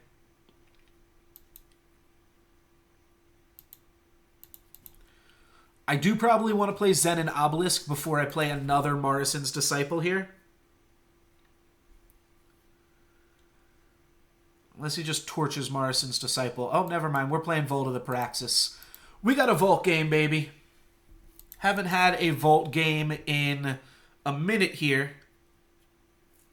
Oh, Sword of Icaria. That's awkward. Well, we can torch it if we draw a land, but I am going to roll with the Morrison's Disciple to try to draw a card. So, yeah, have the option of torching this now. Let's do it. Stops a Warcry, saves one of our guys. That's sweet. Let's Obelisk and Drone up then. Just kind of playing around Lightning Storm while playing into it here, and also continuing to hit our land drops, which becomes very important. Playing into Harsh Rule, obviously. It is likely an Icaria Blue deck at this point, and they've had enough. So that puts us back up to 33. What is up, Strax? Haven't seen you in a little bit. No, that puts us back up to 18. Never mind. We're not doing that great. I'm not even sure if I've seen this screen in a long time. Yeah, we've been doing a lot of losing here. But, oh, 19. Would you look at that? Some growth. We beat another Masters player, so it decided to give us a free point there. I'll take it. Every point matters. All we have to do is do that. What, 81 more times? Sounds good to me. I'll keep this one. Desert Marshal is sweet. You've heard me talk about that card a few times. And then Vault of the Paraxis. The combination of both of those means that his hand is probably decent against both aggro and control. And the fact that we are on the play. I mean, like, the Icaria decks just have such a tough time. They have such a tough time dealing with Grenadin Drone, let alone anything else, but they really have a tough time dealing with Vault of the Praxis. So we get to go turn 3 Amber Acolyte, turn 4 Volt, turn 5 Grenadin Drone plus Obelisk. And I will silence a Rakano Outlaw here, just because I plan on spending all my mana otherwise. We don't know if it's a Rakano deck or a Skycrag deck here.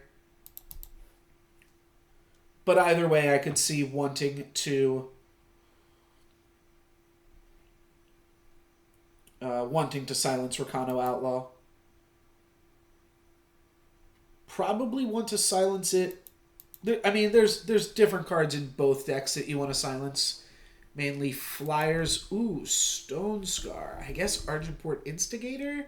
I'm not sure. If they torch this just to get in for 2 points of damage, that is A-okay. They're going to torch both of them just for good measure. Just to say, hey, even if you didn't attack, I would have torched both of those dudes. And I think I gotta be okay with that. They're just not clocking us. I think we go ahead and play Volt here. What will make me change my mind? Nothing. Yeah, same old deck. I haven't really updated it any. I mean, most of the decks that we're playing against are the same old decks too. But, oh, this guy's sweet. What does this thing do again? 2 cost or less from your void. How does this interaction work then? I'm not sure. That's definitely a good card to silence.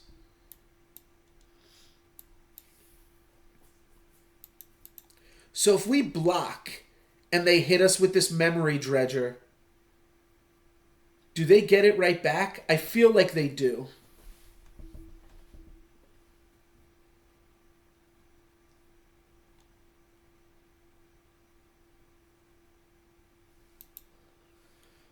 Yeah, they probably do.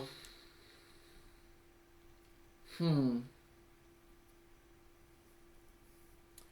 they're going to annihilate and not even let us double block. Kind of need to draw Sandstorm Titan.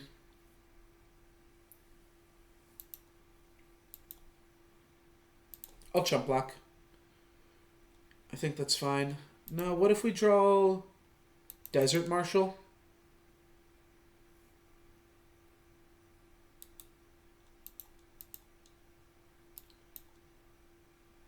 Well, now I can double stand together, but like I said, I'm not sure if that's good or not.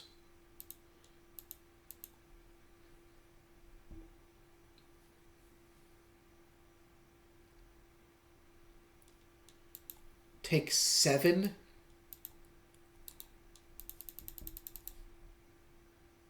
All right, buddy.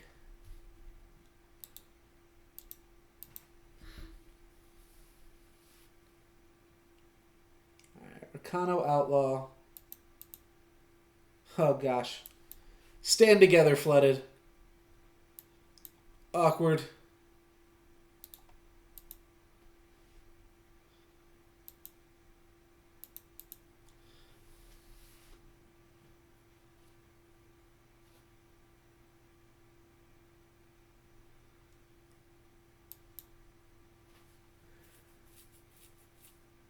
Guess I'm going to do this is to not die.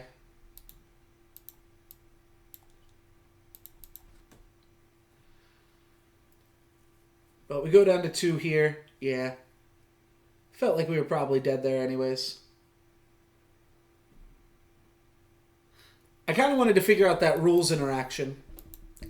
But oh well. Maybe next time. Drop down to 4 points here. This grind is not going so hot. Alright, while I'm playing this game, I think I'm going to look up a deck list and try to play something blind here.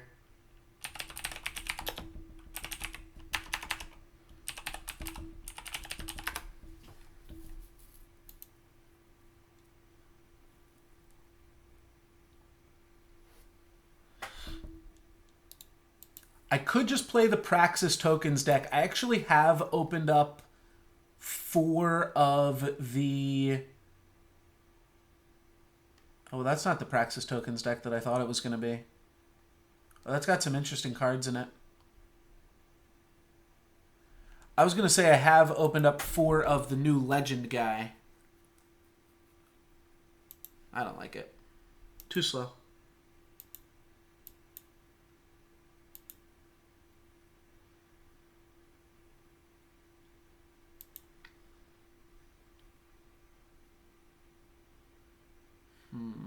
Alright, yeah, let's just play Grenadine Drone to... Yeah, that That was an awkward one. And yeah, he was being a little bit cocky there. But you know what? It's part of the game. If saying let's go immediately after you declare your attackers will tilt some of your opponents, then it's not a horrible strategy. I thought it was kind of funny. But see, if I was playing and not streaming, that wouldn't distract me at all. But if I'm playing and streaming, then I feel like it's something that I then have to talk about, which actually makes it more distracting, if that makes sense.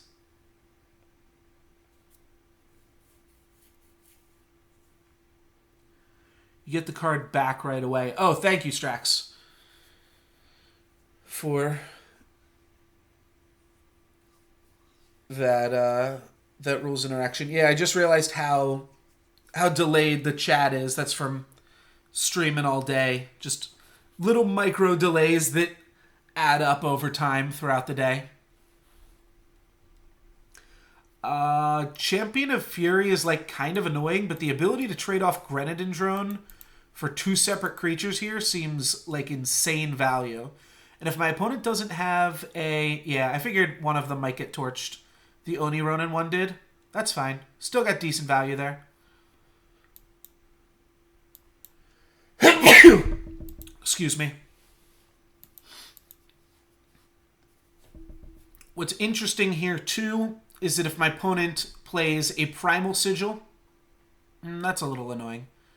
But if they play a Primal Sigil in attempts to pump up the champion, we will be able to vanquish it. I don't think we're going to get there, though. I think this game we are just going to be dead. Yeah, now even if they hit the Primal Sigil, that means we take 8 and go down to 5. Yeah, we just have to make the play for our life total at this point. They're going to save their guy. That's fine. It's better than them being able to hit me for 2 more points of damage. Need to draw Grenadins anyways. Nope.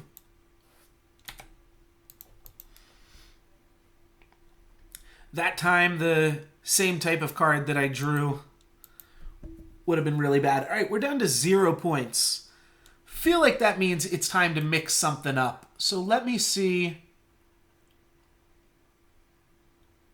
I don't really have any other good decks, and I'm losing to aggressive decks mostly, I think.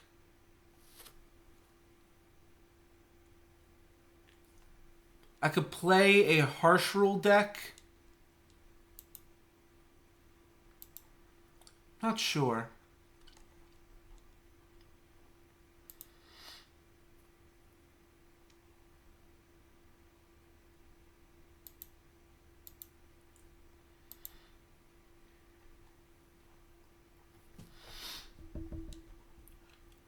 Don't mind me while I'm just scrolling through some decks here. I don't think... Yeah, I think I'm just going to keep rolling with this, at least for the end of the stream here. I probably won't stream too much longer. I probably won't get out of Diamond 2 at this rate. There's a small chance that at like 1 o'clock in the morning or something, I will turn on the stream.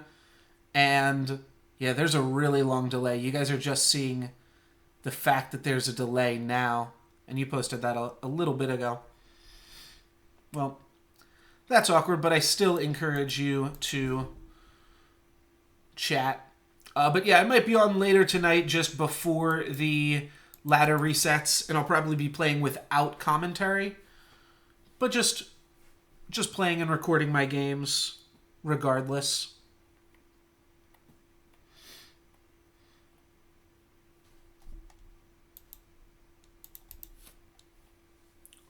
Turn 3 Amber Acolyte. Alright. Playing against a slower deck this time. Playing against a blue Praxis deck or a blue or a red Chalice deck. Some combination of those things. We're going to get to play our own Volt on turn 4, which is pretty good in terms of our chances here.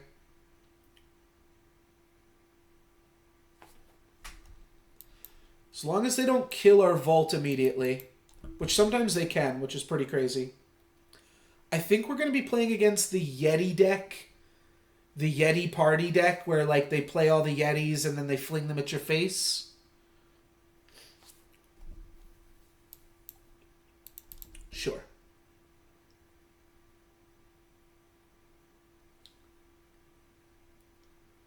Shit. Alright. That makes that pretty awkward. We do have a better attachment at the ready. But it's still awkward.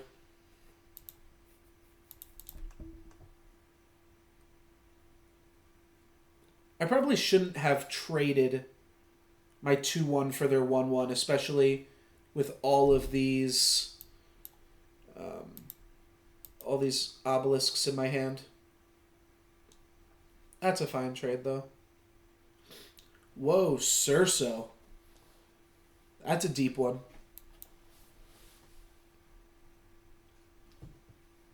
Surso is pretty answered by assembly line. They trade 1 for 1.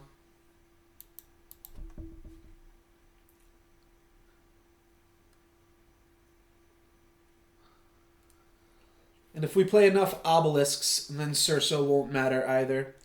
It's a pretty bold attack.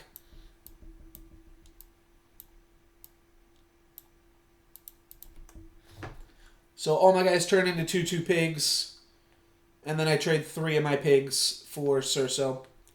But unless he has a kill spell, unless he has 3 kill spells, I actually gained on that trade. Because not only did I trade my Grenadin for Surso, but I also turned my 2/2, or my 1/1 into a 2/2. So that was a pretty sweet trade, as far as I'm concerned. Some nice value. Alright, Sandstorm Titan's not going to do anything in the face of our Zenin obelisks here. Let's try to draw a card. Try to draw a sigil, rather. Perfecto.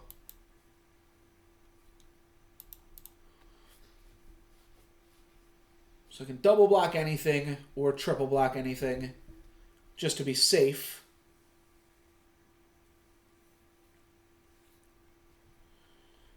Because I don't really want to go block with these two. So I'll probably just... I could double block with my 2 pigs. I guess that's actually pretty safe too.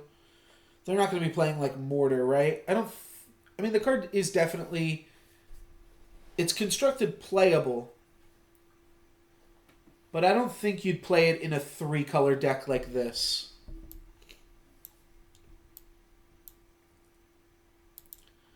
Though there's no punish just by blocking like this.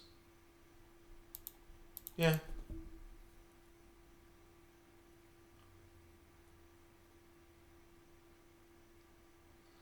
I guess we're playing around like teleport. That's fair. The best imitation of myself. And we played into Rock Slide. That's fine. Just going to play a little draw a card 3/5. Sounds good to me.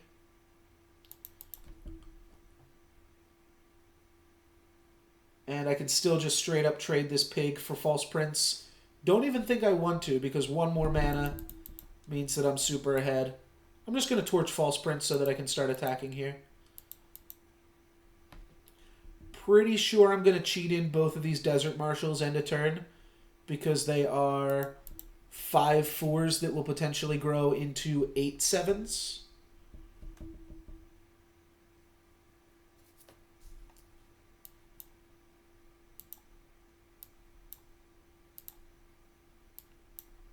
If I can do this, that's even better. Now they don't have chump blockers. And if I draw a land, I just have lethal.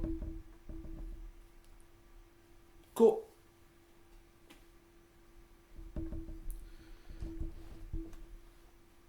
I'm curious if that gives us a full 15. I feel like it probably shouldn't. But that is the one benefit, like you zero out. So now we're doing a fresh climb. All right, 15. See, how many times does 15 go into 100? It goes in 7 times. So 14 wins in a row. Let's do it. No Lex given. Get hype. Redraw. Easy redraw. And good keep. Good keep.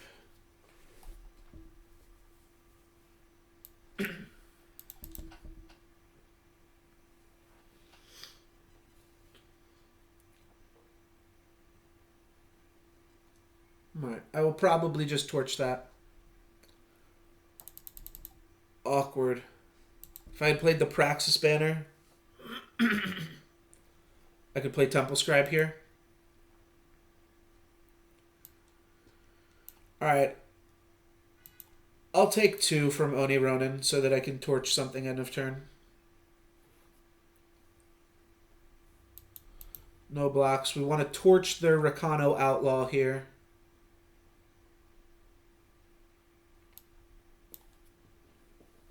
This is a really, really good hand against a Sky Crag or Stone Scar deck. We'll play this to bait out a removal spell. Then we'll take 2 more damage from Oni Ronin. Next turn when we play Temple Scribe, they're not going to be able to get into it though. Alright, this card I gotta read. When Snow Chugger Yeti attacks, deals 1 to the enemy player, and it's got Reckless. We might want to torch that. Let's draw first.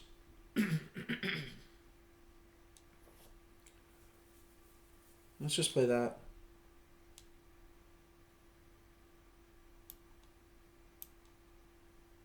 So I can let them Warcry. Yeah, I'm going to let them Warcry. 1 last time. They definitely have a big creature coming out in not too long here. Yeah. This way we bait out the Permafrost again. And then wait till they attack. Sure. Then I'm going to go ahead and silence Oni Ronin, chump block here. Or not chump block, trade. Go down to 19. Now we don't have to worry about Oni Ronin. Other than the fact that we kind of have to worry about it still. Is 1 owl good enough? Yeah, I think it's going to have to be. Sit on the torch for 1 more second, but we will... This potentially baits them into attacking with both of their creatures for 2 points of damage. Alright. Baits them into spending a mortar on an owl. I don't know if that's actually a bait or just a solid play. I'm going to take care of Pyronite, though, because they will get to make that bigger in 2 turns. They also have something Warcried that is either... Okay, they still have a Warcried card on top of their deck. That means they haven't drawn a creature since they've begun to attack with Oni Ronin. Pretty crazy. Haven't drawn a creature since turn 1. I'm not missing anything, right? No, I'm not. Weird. Weird, weird, weird. Alright, definitely taking all these attacks. Not afraid of 2-point damage swings. We need to be able to chump block whatever this huge creature is that's going to come out eventually here. Alright. Oh, I fucked up. I fucked up. I should have silenced my own Amber Acolyte and then blocked with Amber Acolyte on the Oni Ronin. I shouldn't have silenced Oni Ronin. That was a mistake. Well, I can't really chump block this. I just need to draw the Sandstorm Titan next turn.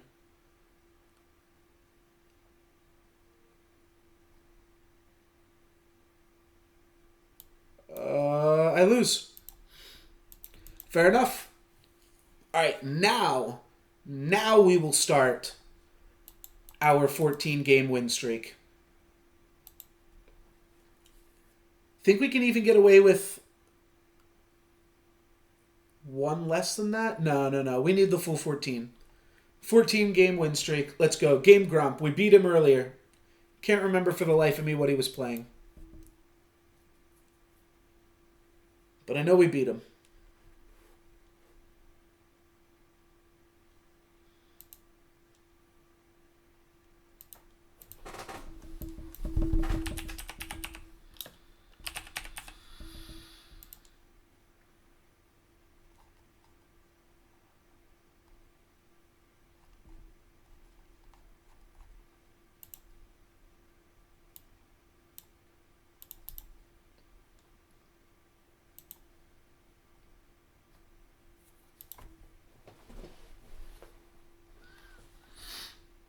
Okay, he was playing the deck with the 6/6. He's just playing Praxis cards. He's got the 6/6 with Killer. Yeah. And the 4/1s. Maybe we didn't beat him. I don't remember. I feel like I lost to that deck once and I beat that deck once. It's always a tricky decision if you want to Desert Marshal the Friendly Wisp or save it for the 4/1s. I think I'm going to let them draw 2 cards. Luckily, we do have 2 Vanquish, which is pretty good against their deck.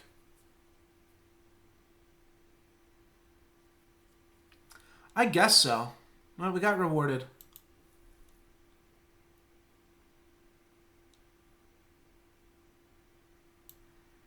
I'm just going to Desert Marshal this right now because I want to play Zen Obelisk on my turn. There's a lot of aggressive decks in general. They're going to be cheaper to build. They're going to be decently powerful still.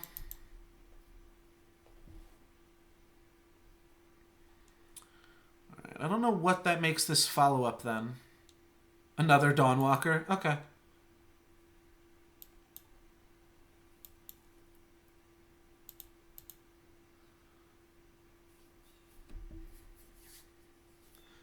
I feel I'm actually getting flooded a decent amount here now.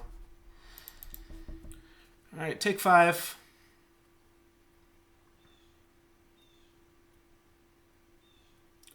Predatory Carnosaur, and I think he's not going to fight here.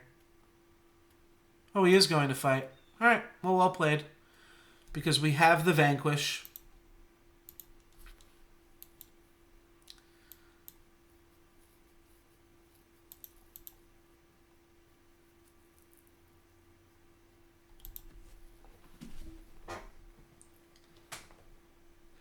If I'm not attacking with this, I probably should... Or if I'm not blocking with this, I probably should be attacking with it. Not sure how many points of damage I've missed. And I still don't want to block with it.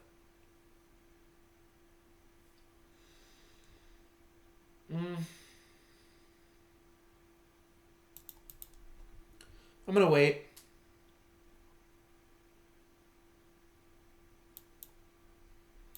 Alright. Means now we're blocking a little bit more damage when we block it. Definitely not going to Vanquish it. That seems like a total waste of resources, though. So Waystone, Infuser, and then a banner off the top. That's pretty sweet. Might as well just block it a whole bunch of ways.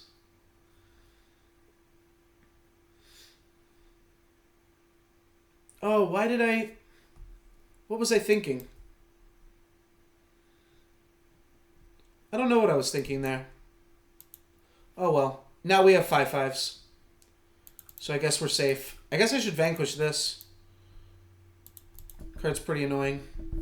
Even though they likely have another card to trigger their Dawnwalker in hand.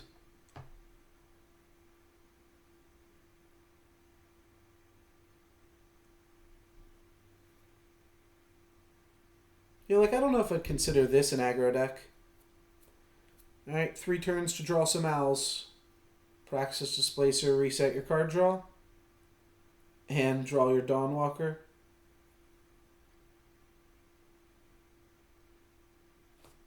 When Dawnwalker triggers itself, that's when things start to get scary.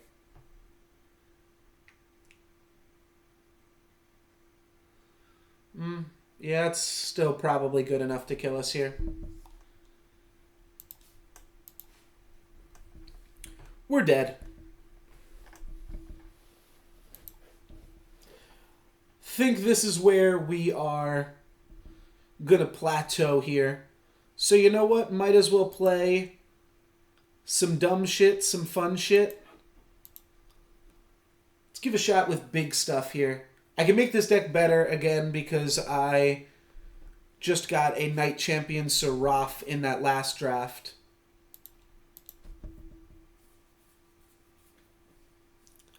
Sand is definitely not what big stuff implies, but I just love Awakened Student way too much. I can't mulligan. Can't mulligan my Awakened Student boys. They're a lot worse in Constructed than they are in Draft, where people just have more answers to them. Blade 400, yeah, you can expect an Oni Ronin. I'm not sure if I've had any red opponents that haven't opened on turn 1 Oni Ronin. That's not true. I can think of 1 or 2, but they definitely have a lot of them.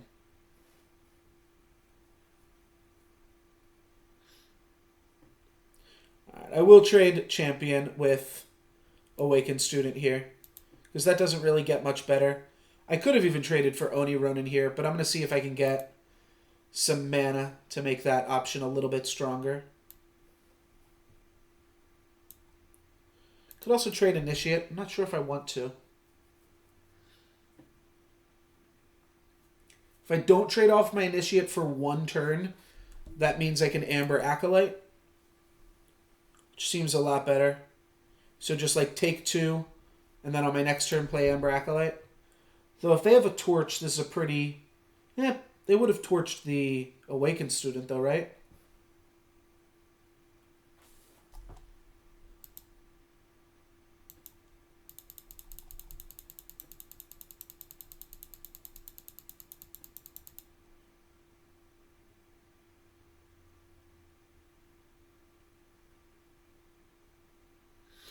You can have any number of relics.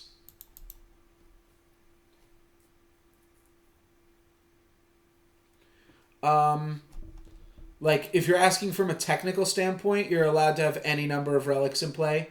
If you're asking from, like, a strategic standpoint, not many. The more relics you play, the sooner you'll die. But I wanna see you be brave.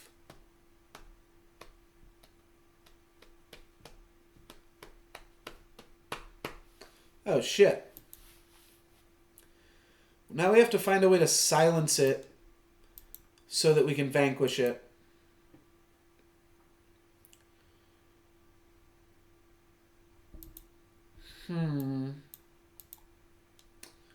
Close to being able to, like, Warhammer it or something like that. Meanwhile, we'll get some chump blocks on it, too.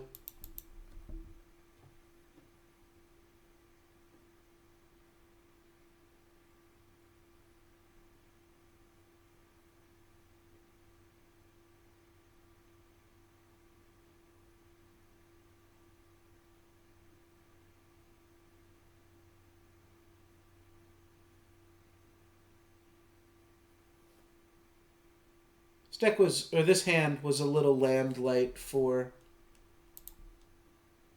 the deck, all things considering. 7, yeah, it's going to be tough.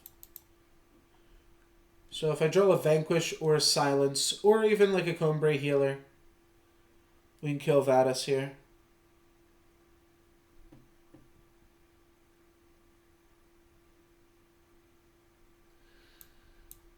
Cool.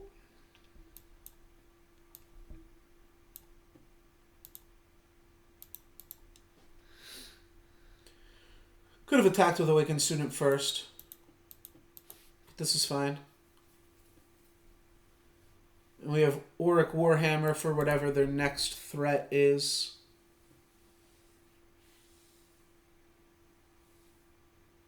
Sweet that you don't take any damage at all the turn you play Auric Warhammer. Alright, something is clearly up. But I'm not going to not block and just let them pressure me the whole game. Yeah, Rock Slide is what it seemed like, but that seems fine to me.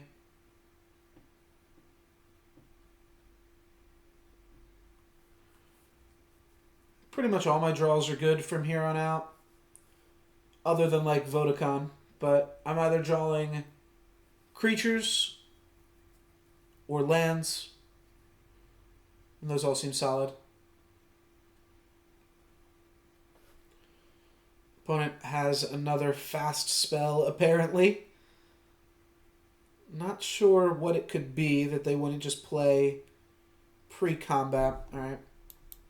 There's that, and I'm going to continue attacking. We will, I think, Scorpion Wasp if they have something.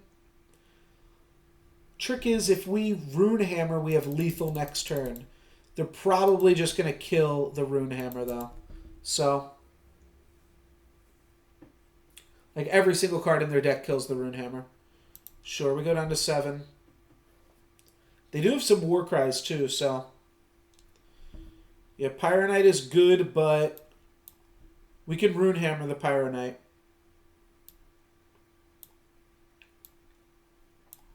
We take no damage from that. And I'm going to keep Scorpion Wasp back on defense. We have 8 life points as well, because it does also gain us a life point, so puts us out of the range of some things. Probably doesn't put us out of the range of... Oh no, that's where all their War Cries went, so they're all done. Yeah, we win. Sweet. Oh wait, that actually bought them a turn unless I draw a sigil. Holy moly. That's sweet. Sure.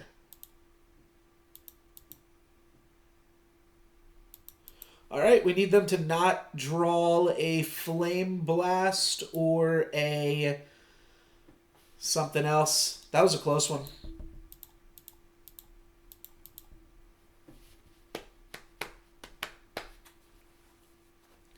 Yeah, there were a lot of things that they could draw still that last turn. That was really close. All right.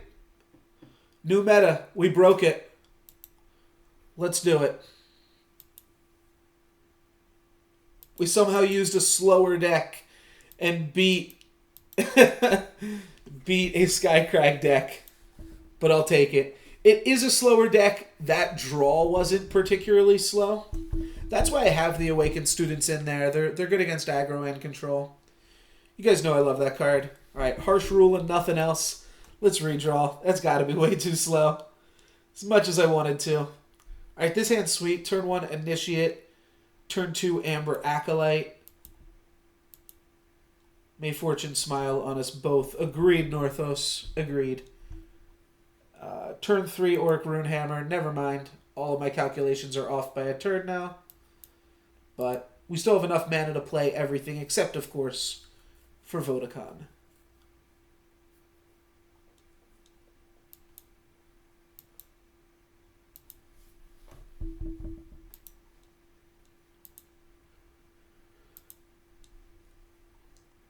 I'll take it, though. Alright, Pyro Knight. I don't think I'm going to Rune Hammer this Pyro Knight just yet.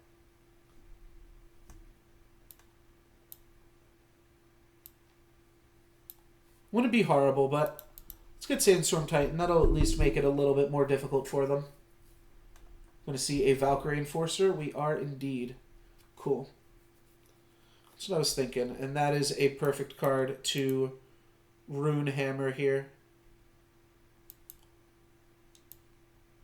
So let's go Rune Hammer, Smash, and then Amber Acolyte. Just poke them a little bit. If they have Obliterate, we get a little bit punished. Maybe a little bit too punished, arguably. Deep Forge Plate. Holy shit.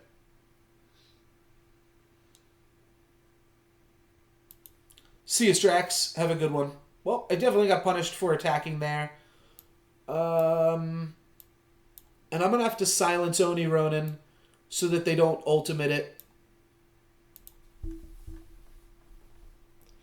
Because an ultimate would just make that card way too big for me to deal with.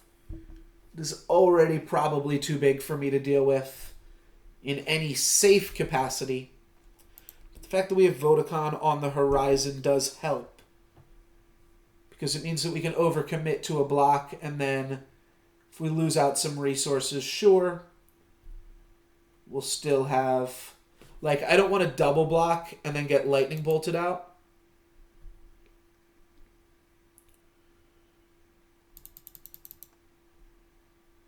Sure. They need to have 2 removal spells here. And they're happy with this exchange too because they can still kill everything except for Amber Acolyte. And then on the reverse side, we're okay with this exchange because we've stabilized against an aggro deck. So now we have no bad draws. We just get to Vodacon through all of our shitty cards, except of course for that. Silence it to give it -2/-2. I'm not going to block with Vodacon, so I might as well attack with it.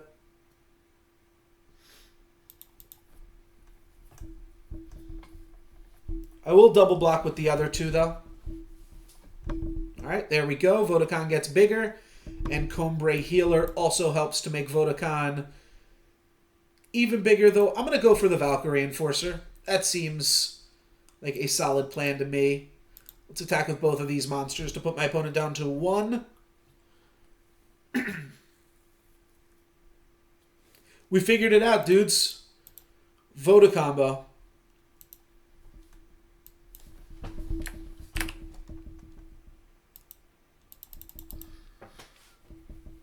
Go ahead and remember how to spell Vodacon so I can change the name of the stream title here.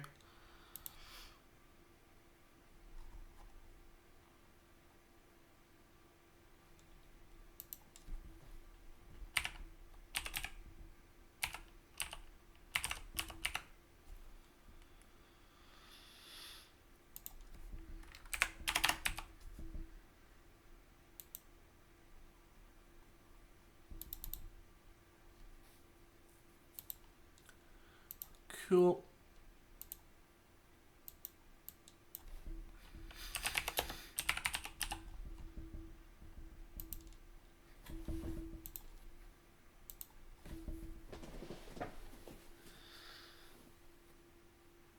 I didn't realize the whole time this was the answer. Just play Voda combo.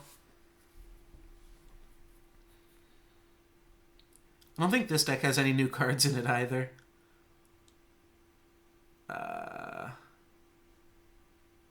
This hand looks so close.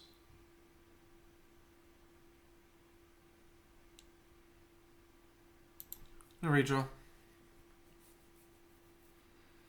Okay. We have a harsh rule.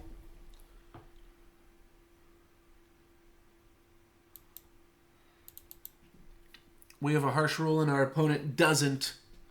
And they don't know that we have a harsh rule, but looks like their deck's going to be decently grindy anyways.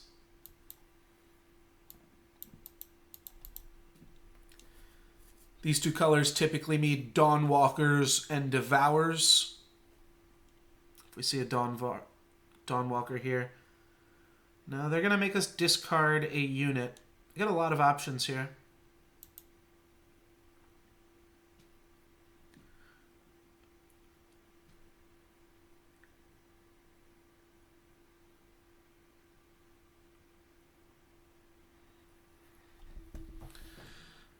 Alright, they go for the Copper Conduit. Now, I'm not sure, and maybe somebody in the chat can fill me in, but does that allow my opponent to know about Combray Healer as well? Interesting that they went for Copper Conduit as well. Guess their deck is just not fast at all, and they didn't want me to eventually make a huge Copper Conduit, but it also points to them not having any removal. Because if they had removal, they would just take the Throne Warden, because that's a more difficult card to deal with. Which kind of makes me want to save Combray Healer for Throne Warden. Also, if they don't know about Harsh Rule still, which I'm not sure if they do, it just says silence a unit in the enemy player's hand. It doesn't say look at the enemy player's hand. So I think they've only seen my units, but I couldn't tell you confidently enough. Yeah, this is a Zenin Killers deck.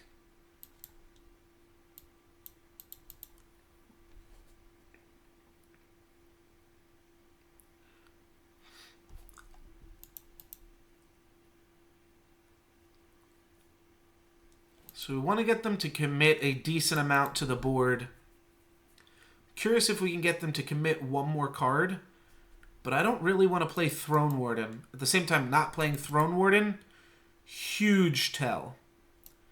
Huge, huge tell. And I don't really want to keep out Waystone Infuser for too long here either. So should I just be happy with 2-for-1 value? Think so. Think I just want to be happy getting 2-for-1 value. They might use a darker turn or something like that, but I still got 2-for-1 value. Okay.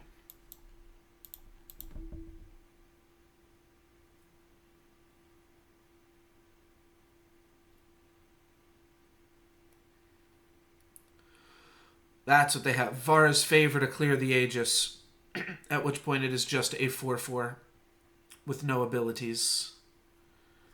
Makes sense. All right, well, Reliquary Raider now is what I want to put the Combray Healer on.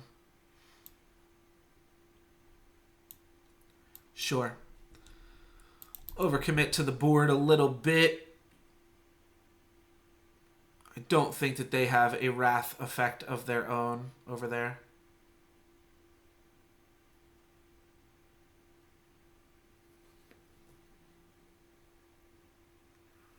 Yeah, that's awkward. That means I can't really just pump up the Reliquary Raider and start attacking. It means I'll just be trading it for the card off the top of the deck. But we do win the late game. And as evidenced by my opponent taking Copper Conduit, they want to play for the late game, and they're also a little bit afraid of our late game. That seems like a good draw, though. That means we can vanquish, and I think we're free to vanquish Sandy T here. And then if we Combray Healer Reliquary Raider, we should be able to attack and draw a card for free. Now, they might kill it now, sure. But we still got 2-for-1 value there again, because we drew a card for free off of that. And let's go ahead and cast Inspire as well. Power cards have Echo. All right, that is 1/2 of the combo, or 1/3. That's part of the combo. I don't own any Mystic Ascendants, unfortunately. So my opponent is going to be comboing quicker than we can. That is a good harsh rule, though. I want to kill that Mystic Ascendant ASAP. This telegraphs it pretty clearly. But there's no point in not A-spacing before you cast a harsh rule. Might as well.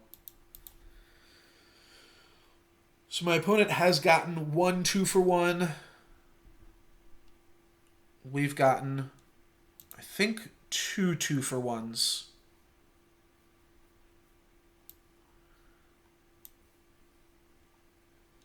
Just going to do that on Combray Healer itself.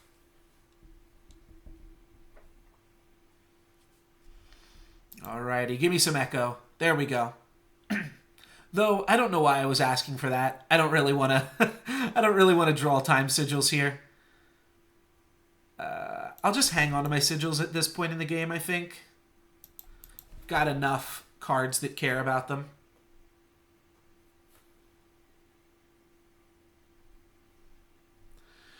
All right, Reinarch's a little bit scary because now they have 2 good attacking creatures. Desert Marshal doesn't really help that situation. Ugh. Alright, so let's go ahead and play out some creatures here then. I'll silence Sandy.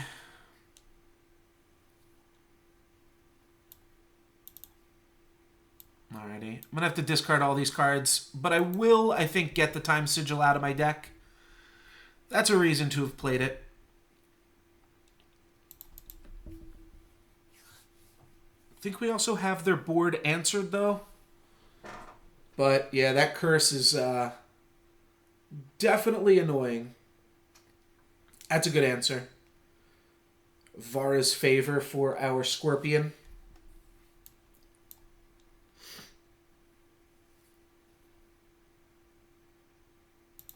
kind of like that.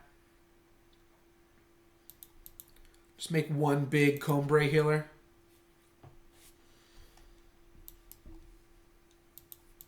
Alright, the echo of this is now pointless until we're comboing.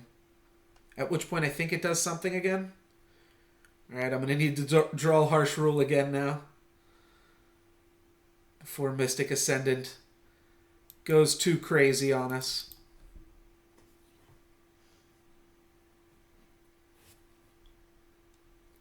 Pretty sure I just lose to this unless I can silence it or vanquish it in a few turns here. Luckily, my opponent is mostly sitting on lands in their hand that they were holding until they drew a Mystic Ascendant. Same time, that's a lot of free card draw at this point. I'm drawing 2 cards every turn now, even if they are just catching up to us in land drops. Each turn they get to exchange a land in their hand for a real card. It's going to take out, sure, Desert Marshal. We actually have the same number of sigils in play. I just have 2 Initiate of the Sands. Yeah, my opponent is definitely killing it in card advantage here.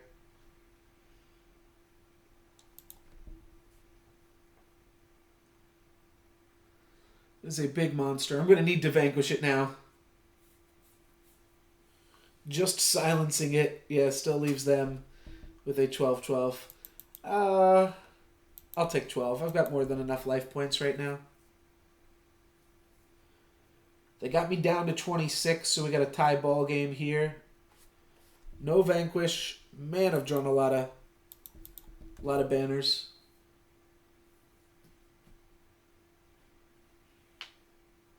This gift is really good for them.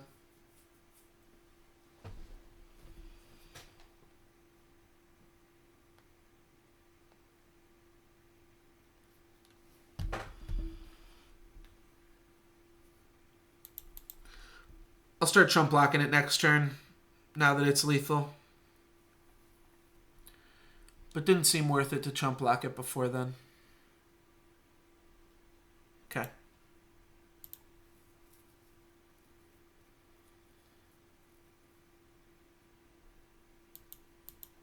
They may have been waiting to Dark Return it until... Oh shit. What does this do? Oh, jeez. They can pay 9 to get that thing back as a 17/17 with no ability. Seems worth it.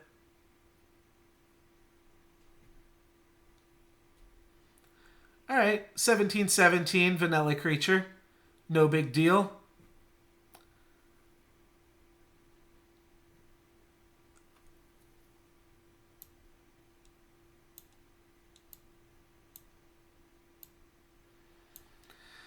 They banished my big healer as well.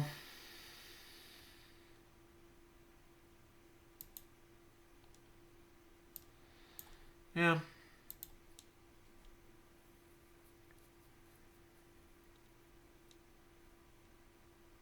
We're dead. Another Combray banner. Why not? Unlucky.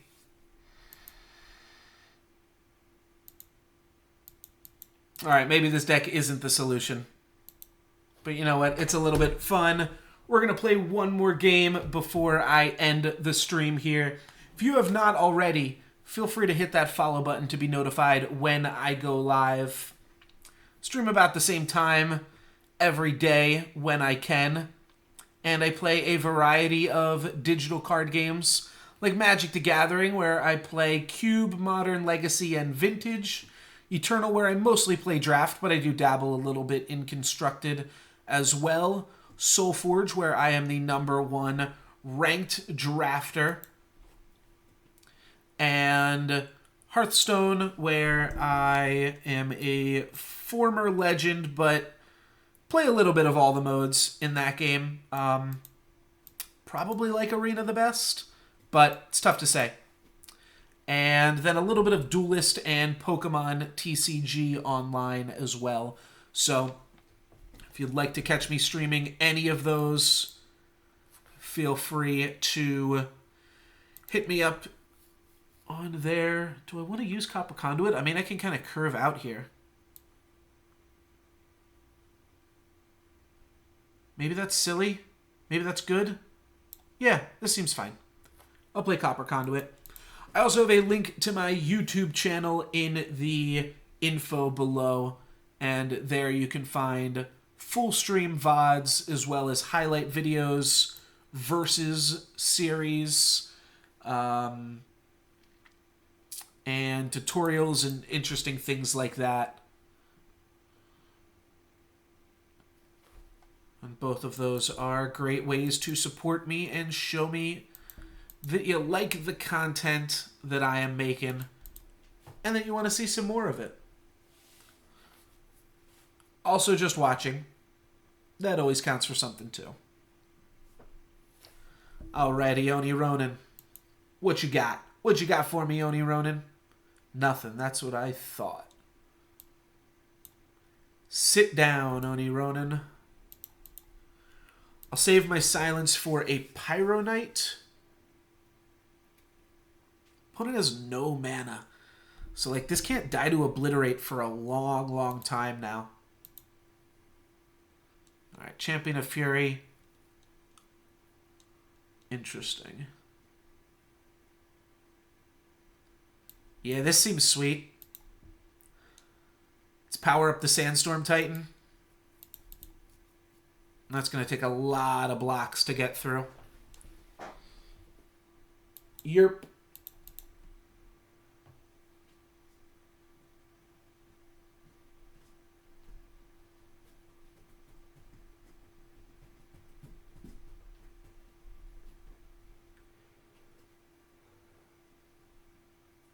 Ooh, forgot about this guy. Forgot I threw that guy in here. Bam, get a 2-2. Yeah, let's attack with Sandy. And I think what I'm going to do is I'm going to throw in the Valkyrie Enforcer. And just silence, like, Sinsari Brigand.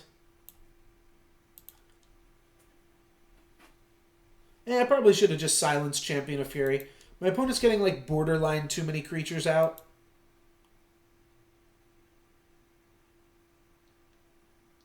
So, I do want to just make sure I have enough blockers that I'm not taking that much damage.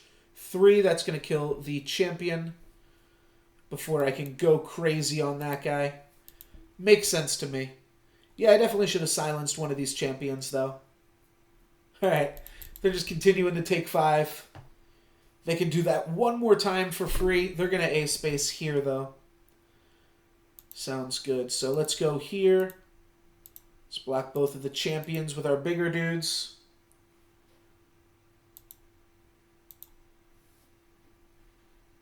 And I'm just going to take the least amount of damage as possible. Okay. So we lose all of our guys, but so do they. And we don't really take that much damage. We take 7 damage, drop down to 21. We get to crack in with Sandy T. Get to clear their Aegis creature, and next turn they won't be able to chump block Sandstorm Titan unless they draw another creature, because our Warhammer can take out the Grenadin, and then Sandstorm Titan can take out their life points. So there is Shogun's Scepter. That is going to give them an additional Oni Ronin, but Vanquish can clear that. Our item, or our weapon, can clear Oni Ronin, and then Sandstorm Titan can attack for the 5th and final time. 5 Sandstorm Titan hits. Just like we drew it up. Alright, you know what? One more. Let's play till we lose.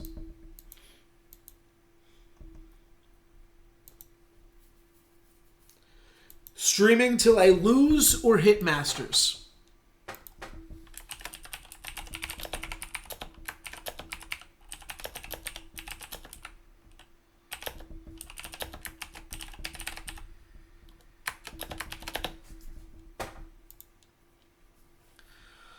This looks like a good hand to me.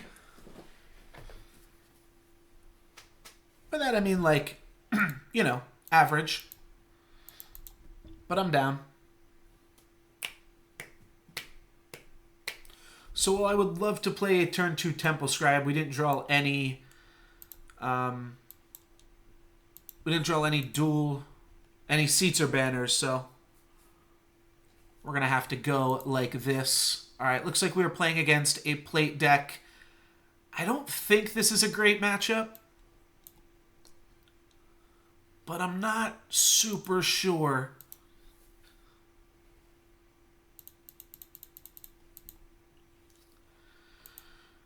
Alright, if they have a... oh, they don't. Oh, we might just lose because they didn't draw any lands. Yeah. I mean, I'll take it. Vanquish is not going to do too much for us here. Continue to get in our beats, though. Yep. Trade-off. It's a decently valued Temple Scribe. So if they draw... oh, Vanquish. That'll do it. That'll do it. Okay. Well, that's one less Vanquish for Reliquary Raider, at the very least. Yeah, Harsh Rule is so bad in this matchup. We have to, like, Harsh Rule to clear their Aegis and then Vanquish to actually finish it off. Oh, no. See ya, Reliquary Raider. We do gain 3 life off of that, or 4 life. But that is not a trade that I would be willing to make. 4 life for a Reliquary Raider. Yeah, there's a Throne Warden. So I can wait till they play a few more units and then Harsh Rule to clear all of their Aegises. But now they're just hitting their land drops. This is going to be a tricky one. And they've got a 4/5 weapon to boot. Oh, more sigils. This could be the end of it.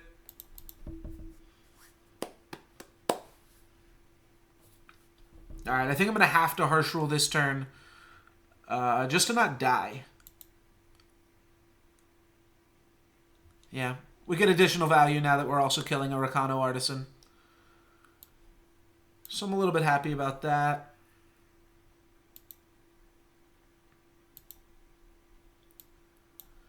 Then Combre Healer will be able to come down. I guess I should be saving my Sigil still. Combre Healer will come down, put me back up to 9, and be able to stop this weapon. They'll need a Lightning Bolt to clear my weapon. Alright, Valkyrie Enforcer is going to be a little bit tricky too. Alright, might as well play out both of these boys then. I'm dead in 3 hits of Valkyrie Enforcer. But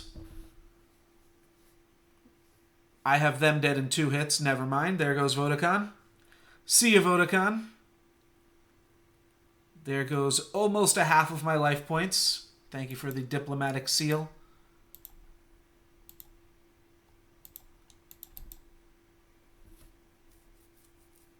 Yeah, they still can't attack through it. So we get to clear their weapon for free because they're trying to lethal me. Torch, that'll do it. Well, play till I lose or hit Masters. Looks like I have lost. So that is going to be it for me. Thank you guys very much for watching. You know what? Before we go, though, let's open up these packs. Before we end the stream, we've got one new set pack, Omens of the Past. Omens of the Pack, Mating Call, Mentor, play all copies of the student from the top 10 cards in your deck. That's pretty interesting. There's some weird synergy things that you can do with that too. Copper Conduit. Not sure in 6 packs if we're super likely to get any new legends. But we'll clear out these packs nonetheless. Alrighty, that's going to be it. One more pack here. Want to say thank you guys very much for watching. Again, if you'd like to see more of my streams, feel free to hit that follow button. And also check out my YouTube channel in the info below.